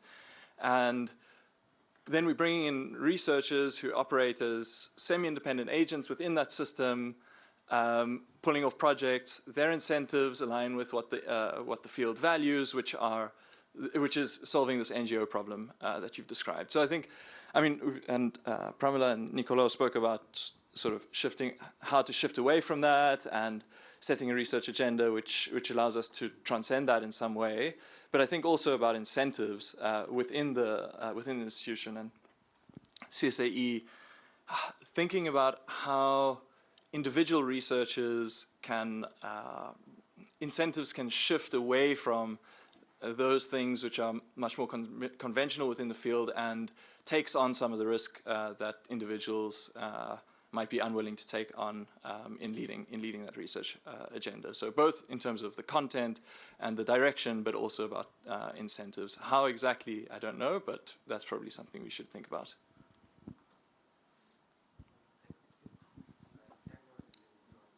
We're finished on this quadrant. Right. So it's great to be here and learn from all of you. In my take, as someone who's joined recently, this is not a celebration of something that is done. To the contrary, right? This is how can we continue doing the amazing work that you've been doing, and it's amazing to be able to trace back the intellectual history of the center. Quite literally, in some sense. So yesterday I bumped into Simon and said, "Oh, by the way, you don't know me, but I'm teaching micro and I'm inspired by your slides." And he said, "Well, don't mention it because I was inspired by Marcel's slides." Right? So you can. That's kind of the thing that keeps the community alive throughout different cohorts. But going back to the central point of how can we do the structural research that's more than the sum of its parts. I was wondering if you could be more intentional with code spots, right? So if you think back on the map, that's where we host people in our conferences. People are coming from those places, and research has been done at those places. And the people that apply to our programs, they're coming from those places. Or the methods that we're using, they have this distribution. Can we be more intentional and say, well, do we want to have this diversity, or do we feel that, well, there should be more attention to that thing or that other thing? And that does not mean a centralized clearinghouse of ideas or policies necessarily. And it can be as light touch as some people have mentioned earlier. Well, I came here, I had no idea, and then my supervisor said, "Why don't you do that?" And that changed my life, right? We don't need to depend on a single supervisor coming up with this idea. If we're a center and say, well, we need more research done on this set of countries because we know very little about that, and that would be important to draw on this Pan-African strategy. So next time someone comes up full of energy, not so many ideas, and say, well, why don't you try this, right? As a group, we think that's a strategy, and we kind of map intentionally those code spots, as you say. Thank you. It's the microphone first. Maybe if you could bring the micro, and Dennis later. Let's just go to. You go first. All right. Yeah. Okay. Go ahead. Can we then get a sec? Oh, okay. Perfect. Please, Dennis, go on. I'll just. All right. So several people have sort of mentioned that the sort of way we want to do things might be at odds with publication incentives or where the field is going. And I sort of disagree. I think the field has maybe rightly had the credibility revolution where we've zoomed in into RCTs, diff and diffs, causal inference methods that are very local, very specific at estimating causal treatment effects. But we've done that now. It's had such a tremendous success, and it's been adopted by many institutions all over, that the pendulum is sort of shifting back to things like industrial policy, combining ever larger experiments to also estimate impacts at the macro scale, to look at spillovers, working with governments, embedding programs that have worked at small scale and scaling them up and understanding how to do that, working within administrative data sets and that come with that scale. And I actually think the CSAE, with its history, it's remarkable to have heard yesterday that it started with this micro-macro synthesis and with field data and engagement with policy work, and that we're sort of going back to that tradition. And I think the CSAE is ideally placed to do this. You need the connections with policymakers to be able to do things at scale and inform policy, but you need the connections also to the sort of civil service level, to the administrators, to get access to good data, to harmonize it, to anonymize it, to make it publicly available for lots of people to work on. You need the connections to African researchers to sort of work together, set the agenda, ask the right questions, because I think the power dynamic there definitely needs to shift, and I totally agree with the co-creation argument there. So I think we're extremely well placed, not just as a CSA, but also in terms of where the field is going, to make a big contribution there. Wonderful. Seeing as the microphone is here. Just to add to this point, one thing that I'm seeing in my space, which is kind of finance, private sector development, is at some point it was mentioned that there were institutions that would do surveys, collect data, but didn't necessarily have the people to analyze or the time to analyze it. And one thing that we're seeing in the digital finance space is central banks, other similar institutions, finance companies, just having thousands and tens of thousands of transactions now, and not really knowing what to do with them in terms of how to improve the set of financial services that they offer to their borrowers. And so I'm seeing a lot of people who have academic training, have a evidence mindset, impact kind of mindset, and are now working in fintechs, working in tech companies, working in corporate companies, which are amenable to A/B testing, to innovating, to working with researchers, and just have a lot of data from which we can learn more about the firms that we care about, the households that we care about, and are interested in product innovation. And I think there are interesting academic questions there as well. So I think I see opportunities there, especially when it comes to collaborating, say, with a central bank who has access to credit bureau data and other large-scale data. So I'm optimistic in that sense. Wonderful. Bereket. And then Your presentation was very interesting. You have identified very important issues in terms of future development. But while I'm listening to the comments, one thing that came into my mind is we should also think about other scenarios. Yeah? Your scenarios is one, but that doesn't mean this is the only scenario. So one thing that came into my mind is probably it is within a longer term. It's not a 10-year scenario. So just imagine, for example, say Oxford devotes or concentrates on establishing sort of CSA in Africa. Yeah? So hypothetically, an Eastern Africa CSA, the Western Africa CSA, Northern Africa CSA, Southern Africa CSA.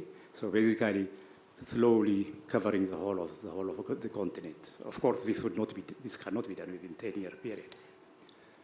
So in a sense, if you think like that, it's a sort of transferring, basically the work to Africa directly. And ultimately, in fact, CSA Oxford would be the most successful when it makes itself useless. Yeah, because it is replaced with this. So how do you comment with this kind of scenario? So it's completely different from what we are talking, but would this be feasible? Would this be advisable? So that's what came into my mind. Let me take Noam's question, and then and there is Ruth, Noam and Ruth, and then and Peter, and Marcella. Yes, you've got the microphone. Great. Well, I think it's actually really compelling, these areas that you've outlined, kind of doubling down. One thought just on the structured research agenda, I imagine it's implicit in that, but I'm just making it explicit also, having clusters and kind of groups of people that are specializing. And that is something that makes departments strong, right? Is there's a group that's kind of focused on things and it advances an agenda. So I assume that that's part of that but just wanted to ask if that's what you meant, and I think that would be really compelling. It's a bit of a trade-off because CSAE is so inclusive, which is one of its strengths, and it's such a broad, kind of has such a broad scope, but I do feel that would be really powerful. Another thing on CSAE that I think is really interesting at Oxford is it does bring departments together, so I also wonder if there's something worth leaning into that. It's really a center of gravity and development across departments that don't always interact. So I wonder if there's a comparative advantage there that's also worth doubling down on. That's certainly been my experience. Just to comment on the funding, because it is so important, right? The money for the research is so consequential.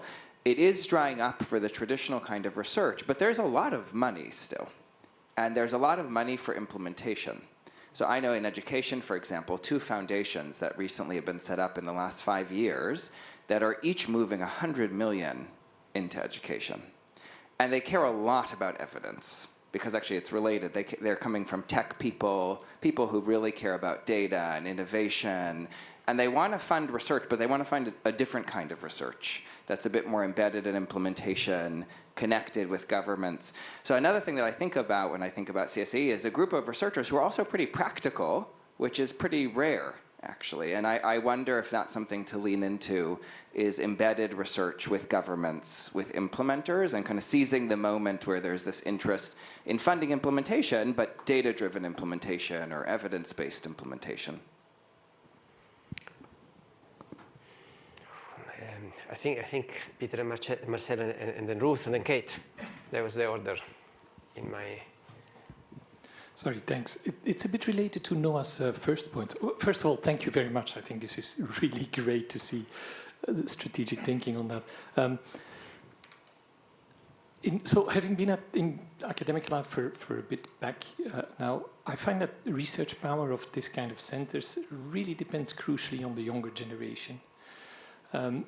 And so what's the next step? And I'm not kind of trying to put you on the spot, but I think is like, how do you see this translated to younger people, right? So PhDs, postdocs, pre-docs, what does that mean for them? Is that around research groups?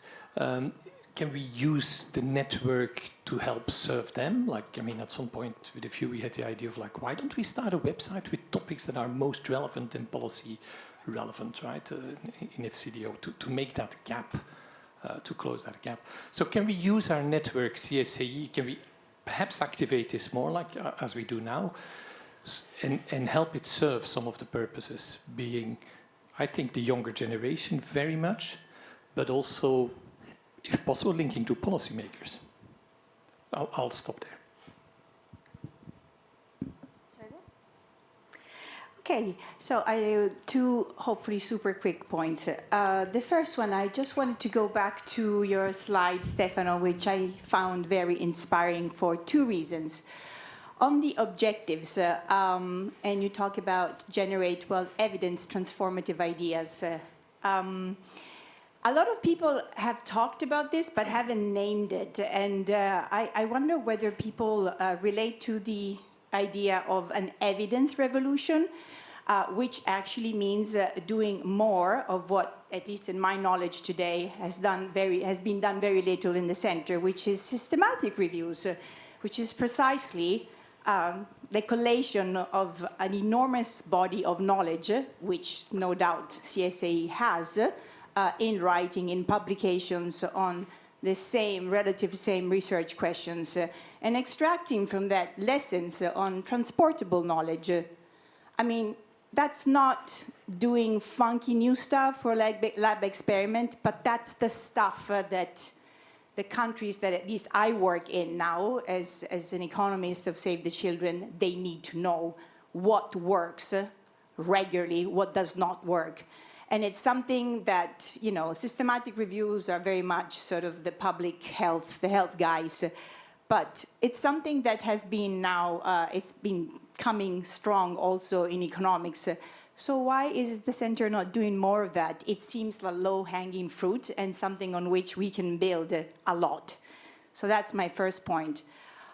On the second point, we talk about in one of your models, well, in both of your models, you talk about capacity building and generating public goods. Now, I've become a little bit allergic at the term capacity building, and we tend to talk about capacity sharing instead of capacity building. There's a very strong reason for that, and again, something that has been touched upon by many colleagues in the room today and yesterday night, which is to say that in my experience with a lot of colleagues in country offices of Save the Children, they have good quality data. What they don't have is the know-how on how to use it or analyze it. So perhaps capacity sharing means, on one side, as we said, as many people said, knowing or learning how to ask the right questions for the right policy answers. And that means listening from our colleagues in Africa, rather than telling them these are the transformative ideas you guys should be focusing on. I have become very allergic to that approach, but that's just my experience of the last 2 years. And the other thing is, a few years back, I had precisely 6 years ago, when the whole narrative about decolonizing research started, and it was still like, there was a lot of buzz there. Now it's become also another term that I'm allergic to. But I interviewed a guy who some of you may know, that's called Seye Amimbola, who he is actually the editor of the BMJ Global Health, and a professor of public health at Harvard in Sydney, Nigerian of origin. And I'm just gonna read a few lines, because he has been very passionate about getting these questions right and bringing the research in the countries. So, which means, for example, replicating the model that we've seen and we heard about in Ethiopia, that you guys set up an incredible master's program. Why are we not doing it somewhere else? And Seye says we need to constantly interrogate the politics of how we choose our research questions, our research methods, and modes of dissemination, how we decide what interpretive frames we place on the social realities and systems that we research, and how we divest ourselves from our own power, the power of our own centrality, in his case, in global health. And I want to put it back to this community of economists, and how does that sort of rebound among you guys? Thank you. Ruth, then Kate. Thank you so much. Yeah, you asked me when you were making, so first of all, that was a great presentation, and I'm very excited about the future of CSAE and look forward to seeing what happens. You asked me about the Simon Franklin urban safety net example. So, and as you suggested that it was networks, and actually it wasn't. And I wanted to say what it was, because I think that it's things that are real strengths of CSAE and can be going forward also. First of all, it was the fact that he was working with an excellent researcher based in Addis that I knew because I was working in Addis. Secondly, is that he was doing really excellent work. They were doing excellent work together on a very important policy topic. So I think those sort of being very embedded locally, doing excellent work, picking the right questions, that's going to just get you a long way. So with all the other things, don't forget those three. And then just while I've got the mic, a couple of points on just also don't, I mean, you really have a massive role to play in rapid response. And often it's going to be just helping people think through the question and think through what the shock is and what the research gaps are, what we do know and what we don't know. So please do lean into that. It's a fantastic role you can play. And then finally, yes, the way that we fund research is changing. And I'm a big believer in data public goods, but also data is becoming much more valuable.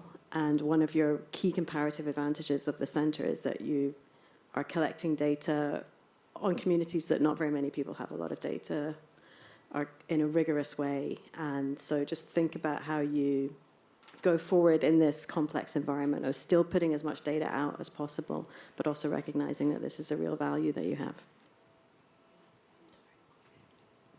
Kate.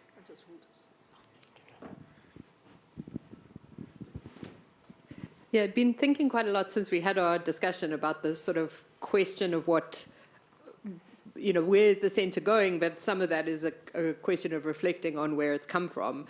And I think we don't use these words a lot when we talk about the centre, but we do in a lot of our research. I think there's a really core thing about kind of culture and values and a set of professional ethics that you learn when you grow up in this community. And I think it's really come down from when it started, you know, the whole way through about how research and engagement is done in the developing world. And I think the fact that there's so many students, you know, former students here, and also that they stay for so long, really reflects that people have learned a set of values that chime with them and that kind of keep them involved for a really long time. And so I think some of, you know, in terms of the, you know, strategy is one thing, and I hate to say this coming from the sort of public policy and management school, but, you know, whenever you see this from a company or an organization, you would also have culture and values. And I think it's quite worth unpacking sort of what our strengths are there. The one, you know, Alamayu raised this point of co-generation, and it's so deep in how the, you know, when you join as a young person in the center, it's so deep in how you experience it relative to other ways of, you know, other ways that partners engage the developing world. So we were talking about the research support staff. You know, Oxford gives, there's a whole sort of set of work that they do arguing with Oxford so that intellectual property is shared. That's like our default in the way that we do collaboration agreements. That's a massive thing. You know, and similarly, these co-developed structures, but also the kind of very deep equal relationships. So, you know, you don't only get supervised by Stefan, as I was as a PhD student, you get kind of co-supervised by Alamayu, and you're used to seeing Alamayu shouting at Stefan and telling him about what the research question actually is.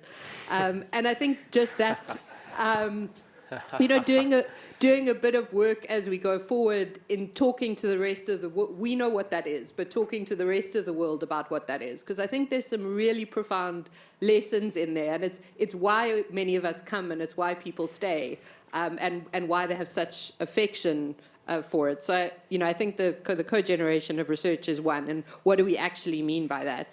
And then I think it's also important going forward when we think about culture and values to think about, you know, this ban the policy brief thing it's actually quite profound, I think. It's a very different vision of how research enters policy.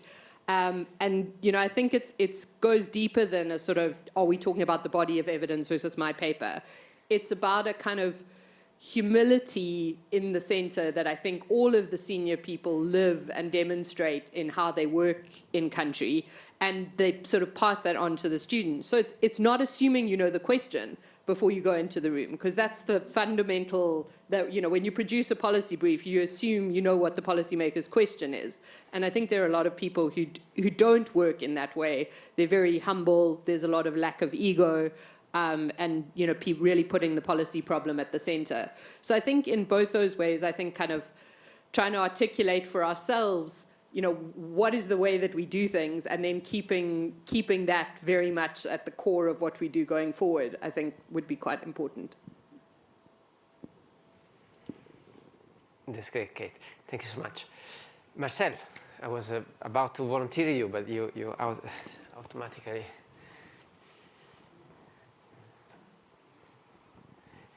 And Marcel, many people also, Andy had this last question on the credibility of evidence, which is kind of chimes in with some of the things we've been talking about. How do we also establish our advice is credible? So if you can also comment on that, that would be fantastic.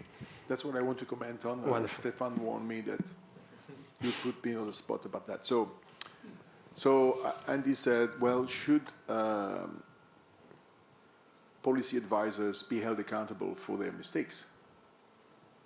Should Russia sue Sachs for saying, you know, immediate selling off of all the oil fields and all the gas fields to oligarchs? Was that such a great idea? I don't think so. That's why we have Putin today, because he had to struggle to get back that source of income for all the government welfare programs and other things, warfare and all that.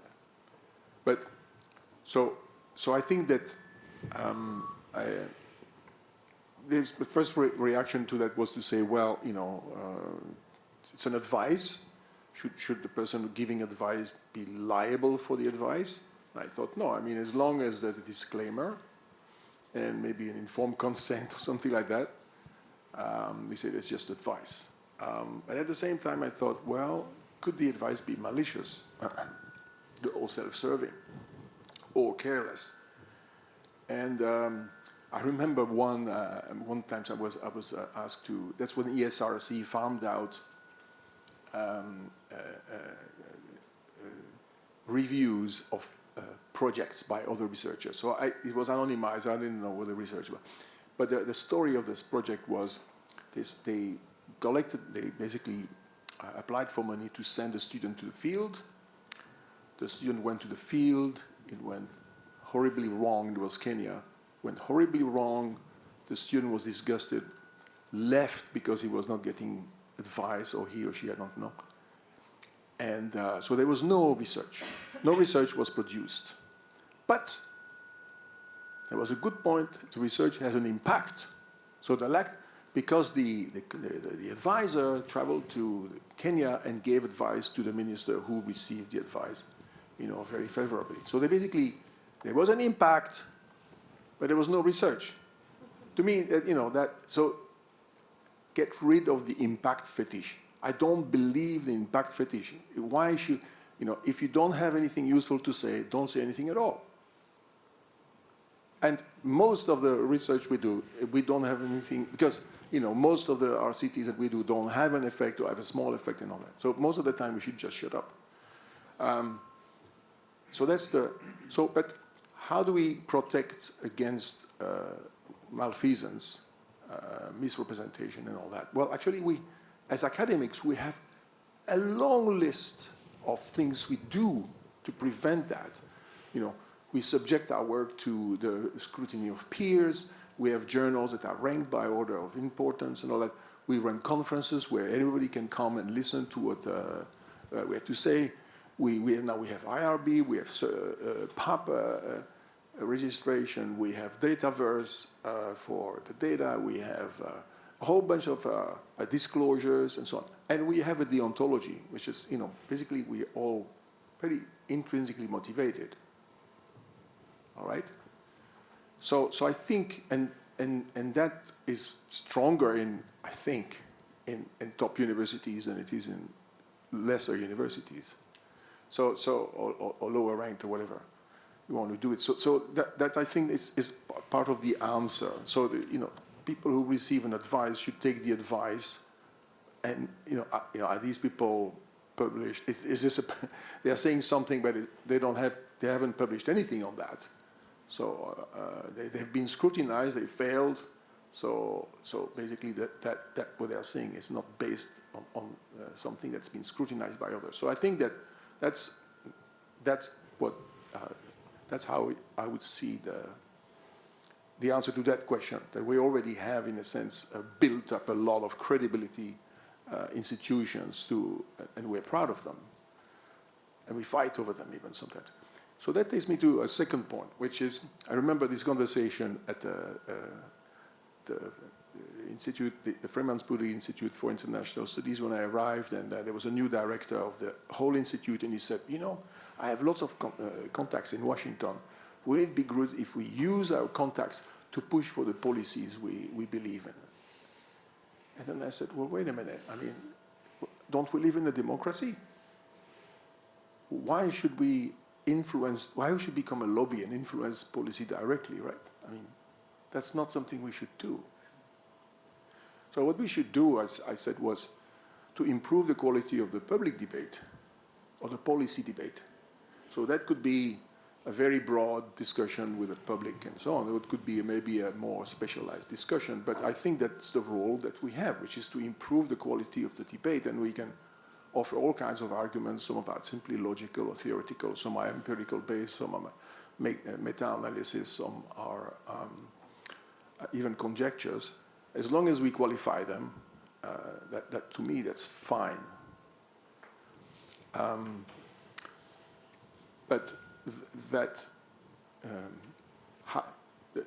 So where is the policy debate taking place? Well, it has an ecosystem, right? There have been many levels. There are the politicians, the bureaucrats.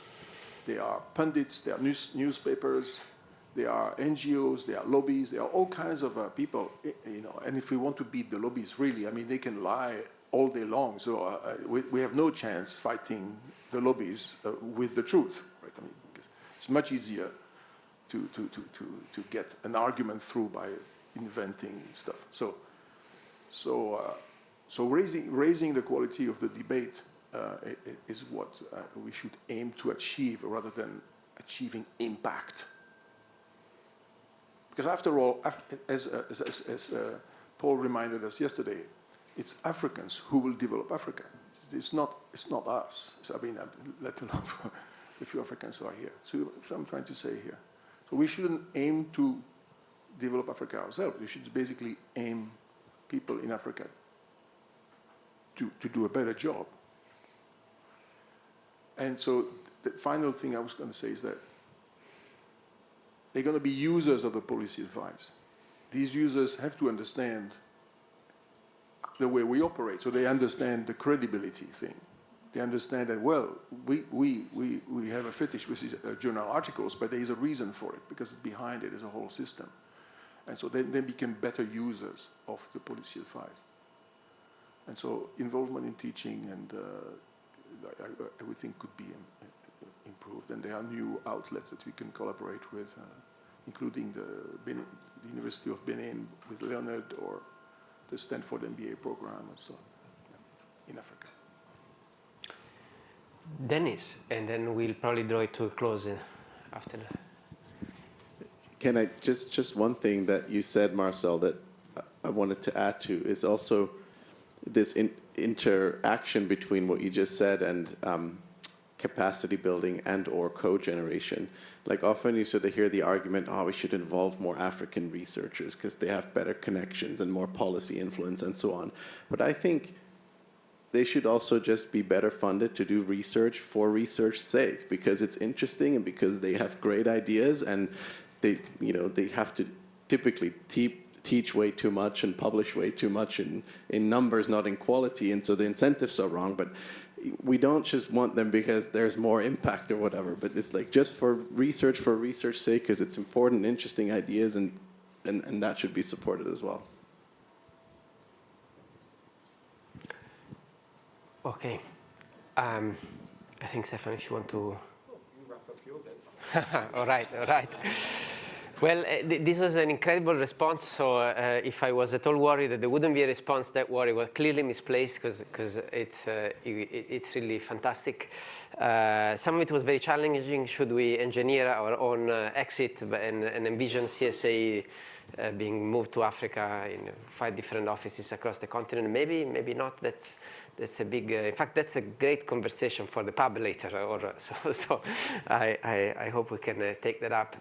Lots of discussion on different points. The incentives of the academic system, those we cannot change, but certainly we can do a lot. There were some ideas on strengthening internally the resources we make available to researchers to think outside of the box. Students, fantastic point. Across Oxford, fantastic point. In fact, to be honest, I have to say, I think the education research, it's really as close in my mind to this idea of a structural research agenda as you get, because you guys were great at standardizing outcomes. Maybe it's relatively easier in this field, but still credit has to be given to the fact that you thought, in a sense, collectively quite clearly about this idea of, and so this is an area where you have lots of meta-analysis, lots of synthesis of knowledge, a lot more than you'd have in other, so we know a lot more. Marcella, I guess probably meta-analysis should become the first DPhil chapter of every student before they decide what to do. I think the methods are now such, before it was such a big investment of time, that probably was not a great idea. Maybe now, given that the time is so, and maybe they can co-generate meta-analysis, but that should probably be something that we should encourage. The ethos and the culture, for sure. I mean, that's it wasn't one of my boxes, indeed, and I guess, yeah, it wasn't. But it's something that should be encouraged. It's really part of the. It's the people and the culture that binds them together that is really at the heart of the center. So, and the Pan-African vision of primary, I think that's very powerful. And so indeed we should. Yeah, of course we have some areas of strength, some countries of strength. Ethiopia came up a lot, but Ghana, many times Ghana, South Africa. These are places where, but you're right, also with the, the cost of some of these transactions going down, that people can collaborate much more easily. Thinking at a broader scope, at a broader level, will be very powerful. All right, so I hope you feel as energized as I do after this discussion. It was a long day because we started at 9:30, it's like 6, but it was really fantastic. Thank you so much, and now over to you, Stefan.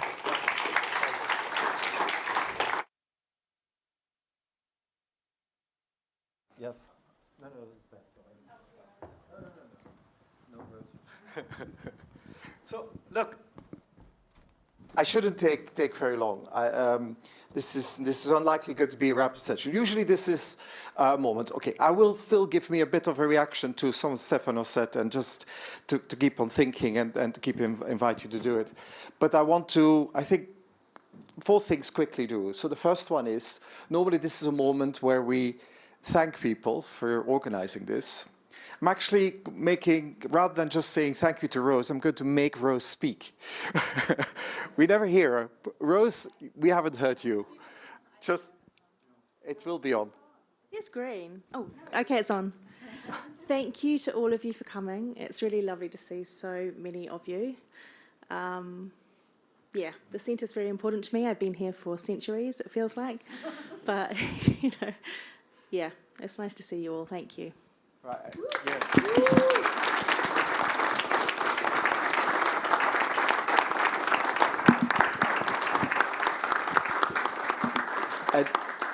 And I want to add, actually, also to thank Claire, and Suzanne is here as well, Fiona online, Sue is here as well. Thank you for all the work on this. Yeah. Let me quickly, just 1 or 2 quick thoughts to close and to hopefully lift up rather than bring you down. Look, the conversation we have with Stefano, and so we started to also have this conversation, and all this is recorded. Not to broadcast necessarily, but actually we're going to also try to make a record of some of these things that have been said. In fact, as it was Jan Willem who said, throughout the day and a half, actually quite a lot of interesting, profound things were said. And actually we're going to try to make a record of it. We'll probably give it to Claude to have a look at it and bring it back, because this is otherwise massive amounts. Simon is gone, but maybe he'll make an API to interface with it, and we'll get an incredible record of this. But it is actually really useful for us because, you're sitting in the day-to-day, and Stefano, since he's come on board, we talked a bit like, what is it, how to do this better. It's not that not much is happening, and, if I take his point, the structured agenda, networked approach, deeper links in Africa, data, and on the public goods part of it, on the first point, I do think, there are initiatives going on. Of course, Noam is running a massive center, the biggest grant in social sciences that was given ever by FCDO. We have it here around to what works up in global education. So, and we're closely connected. Several people are closely involved and so on. And that, of course, is an example. Yeah, this is a massive amount of money. Dennis, your program arguably also begin to be a structured agenda thing, still hunting for money. And anyone listening, need some more money there. But it is there, and also on these macro-micro linkages, and actually thinking seriously, linking macro development approaches, new ones, with the more micro approaches all the way to the RCTs, and to actually build that up. So there is something there. The networked approach, Stefano, I was really glad that you came to it, because I do strongly believe that is probably still the best way for us to do it. It's an interesting thing. We kept on a lot of pressures. I talk a lot to funders. It's a tricky environment, because many of them all think they know the answer what needs to happen, and often with very little knowledge on the ground. So there's lots of ideas and say, localize, just get more researchers, do this. And it's all very simple ideas that they have. So let's throw some money into think tanks is usually the answer that they then say. Now that's done for 40 years, and it's not the obvious answer either to get, especially where we're sitting, on the real transformative ideas. That's not dreamt up on the back of a fact package, but it's actually it is actually something that is more deeper done. And so, you know, but there is a thing, and I was very struck that when Jan Willem, you were talking about ARC at the beginning, and say, look, we have all these researchers that are there, they're smart, but they don't have funding to do their own research, and they're all drawn into doing consultancy. I would say it's probably not that different these days in many ways. They're drawn into massive amount of teaching because all these universities have expanded an awful lot. So they're better trained. They go back, but they're not necessarily better paid, and it's still the same things. And far too many are doing evaluations of the gender dimensions of the Swiss aid program, rather than actually getting into any kind of deeper, serious work. So there is something there, and it's not easily overcome. And I think that's underestimated sometimes as well, doing it.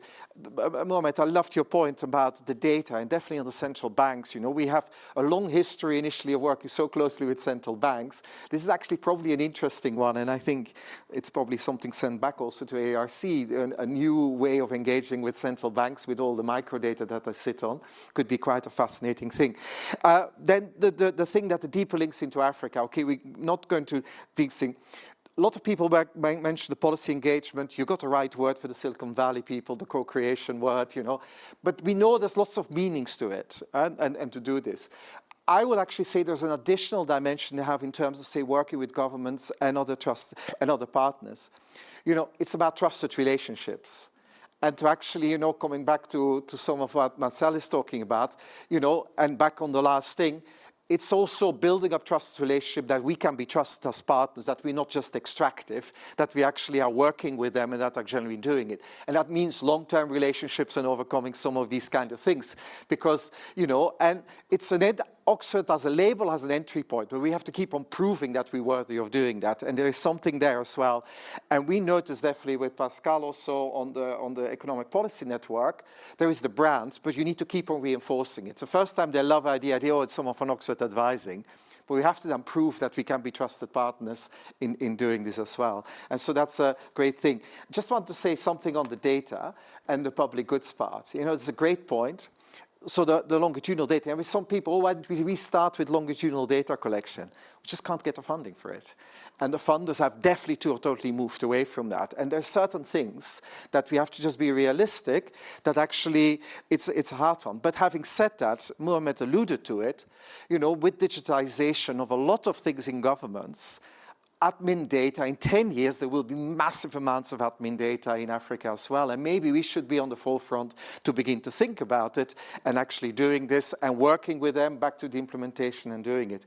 But the fundraising environment is quite funny. I was very amused by thinking when hearing this with saying, oh, we knew someone in the World Bank and we knew someone on that. You know, unfortunately, and I say this here very openly, it still feels quite a lot the same with the philanthropies now as well. You know, some people know them and we get to know them. And okay, a few of them happen to be CSAE people, but it is a very striking thing that actually fundraising environments are complicated because they again work a bit on trust and the whole kind of things. And hopefully we can do this much better. But that was my reaction to it. I was actually also thinking, you know, what I was taking away, and I was realizing this morning, I say, oh, I'm going to listen, I'm going to write down all the things. What I would advise now for researchers and what we could do looking forward. And I was just quite tired, and I said, well, let me ask Claude as well. But it's really interesting because, of course, Claude knows that I'm CSE now because they've seen me uploading documents on CSE and actually doing it. And I was just actually, it wasn't too bad that they say, what's the advice you would give to a young scholar and to take the thing forward? And it had 10 points. 2 of them I dropped and added my own because I thought, no, they're rubbish. But the first one was start from a real-world puzzle, not a method. And I think that's nice that they observe that from the way what we'd have been doing research, that they would get back to us. Spend time understanding institutions and politics. I feel very strongly about it. Marcel was alluded to it. You know, it's not that we must have impact, but in all our environments and picking the questions, understanding enough. And I feel like sometimes that we've sometimes neglected, sometimes in the profession neglected that too much. You know, we're working always in a whole environment. A third point was a really good one, and it doesn't go as far as Marcella was alluding to, but just don't use Africa just as a testing ground for the theories, but actually, it is actually as a source of ideas as well. And it doesn't mean it necessarily all that we need to implant in there. But it's true, we have to still be careful that we're not simply there, or we're going to just test something we dreamt up in somewhere here, we're going to see it, but actually doing it. And it seems reasonable. The impact point comes back. They didn't put it very well, but I totally agree with you, Marcel, is that the impact fetish, having worked in policy, and that was a part of the reason why I was getting so against the policy brief, that every public funding had to prove what the line to impact was. There was so much research I got back into different, say, well, I hope it won't have any impact. Because there's a lot of stuff that either is liable to be totally misinterpreted, or basically it was not very good research. And both of these are dangerous, and that's why coming back to, you have to have critical people, including people like us, sitting here, reviewing the evidence and say, okay, taking together, that's what it tells us. And it's so dangerous to put that in the wrong hands, and, and it's gone totally out of hand. A fifth one that said, don't confuse identification with importance. I thought that's interesting that they pick it up from our material. And it comes back in our conversations, We've gone through the credibility revolution, but it can't just be, as we unfortunately see with a lot of student papers, an instrument in search of a question, or an identification source in search of a question. And that's a lot of rubbish research being done as well. Importance has to matter. Build deep country knowledge, it said, number 6. Engage with government, and I would add, and I think some of you alluded to it, it's not just about government, but also those people who can make a difference, whoever the partners are on the ground. Be intellectually eclectic. I think, Abigail, you brought it up as well, with the other disciplines and the thing, and the kind of the different links with the whole thing. And I think it's right. And number 9, it had maintain humility. I thought that's interesting that it sees in do. Maintain humility. I mean, that is so crucial, and, we wouldn't have had Russia and Jeff Sachs doing what they did if these guys had a minimal amount of humility in terms of what they really knew and what they didn't know, and destroyed a lot in the name of evidence, lots of things in the world. And then the final thing I want to add, and the conversation added to it, and I would say, is it about morality, is it about something? Something I learned working in the civil service the first time I was put in front of a parliamentary committee. And I was asked all kinds of questions. And I remember thinking, I was supporting Justin Greening, the minister, and I was asking all kinds of questions. I thought, oh my God, what stupid questions they're asking. But I remember walking out of Westminster, and I rarely get very emotional, and I was actually in tears and thinking, wow, this is the first time in my entire academic career I was held to account. I was held to account. They had the right to ask these questions. That's the institution that we have. There were stupid questions, but they had the right to ask these. We sometimes, academics, forget that we have an accountability as well. And we may have our systems, but if the incentives are biased, the accountability will be biased as well. And that comes back to the morality point and so on. And I want to leave with that thing. But I'm going to want to do a final thing very quickly in 1 minute uplifting. We had a journey yesterday told from the unit for the Center for the Study, the unit for the study of African economies. I was so pleased to hear why the hell the name was so long. And it's very good to hear that actually we had a mouthful of a name. We often say the center. Sometimes when I have to say quickly the Center for the Study of African Economies, I stumble. We often say CSAE. Many people can't quite say it, but it's quite an interesting thing. But I just also thought, let's actually just, finally, I was thinking, okay, if I have to use the letter CSAE for things that I heard in these few days, and the way I like to think about the center, but actually change what the letters stand for. I think one of the things I definitely heard today and yesterday, that people consider this a community. A community of practice, as often is said, an element of a culture community with a culture in a way of doing things. And I'm very pleased, we have 40 years of history of building a community, and that community was alive and well, and it's wonderful to be part of it. And the second thing is about the S, and I thought one of the things that was very striking is that it is a hugely supportive and supported community. Supported by always amazing support people, and supportive, as lots of people say. We walked into the room, you know, things that I don't remember, having Quentin in the bath with Christian Rock, or indeed the cash machine, you know, and it takes me all back. But it's just nice to hear all the stories, and lots of people have told them about lots of other people, and it's really good. The A, you know, I think fundamentally, and I never want to make excuses for it, we're applied people. And applied always in the willingness to say, okay, let's try to apply economics to problems, not just for the sake. Now, we can do this as applied theorists or thinking, or what Marcel was doing, but it's still about a real world puzzle. We have empirical facts and we want to understand these.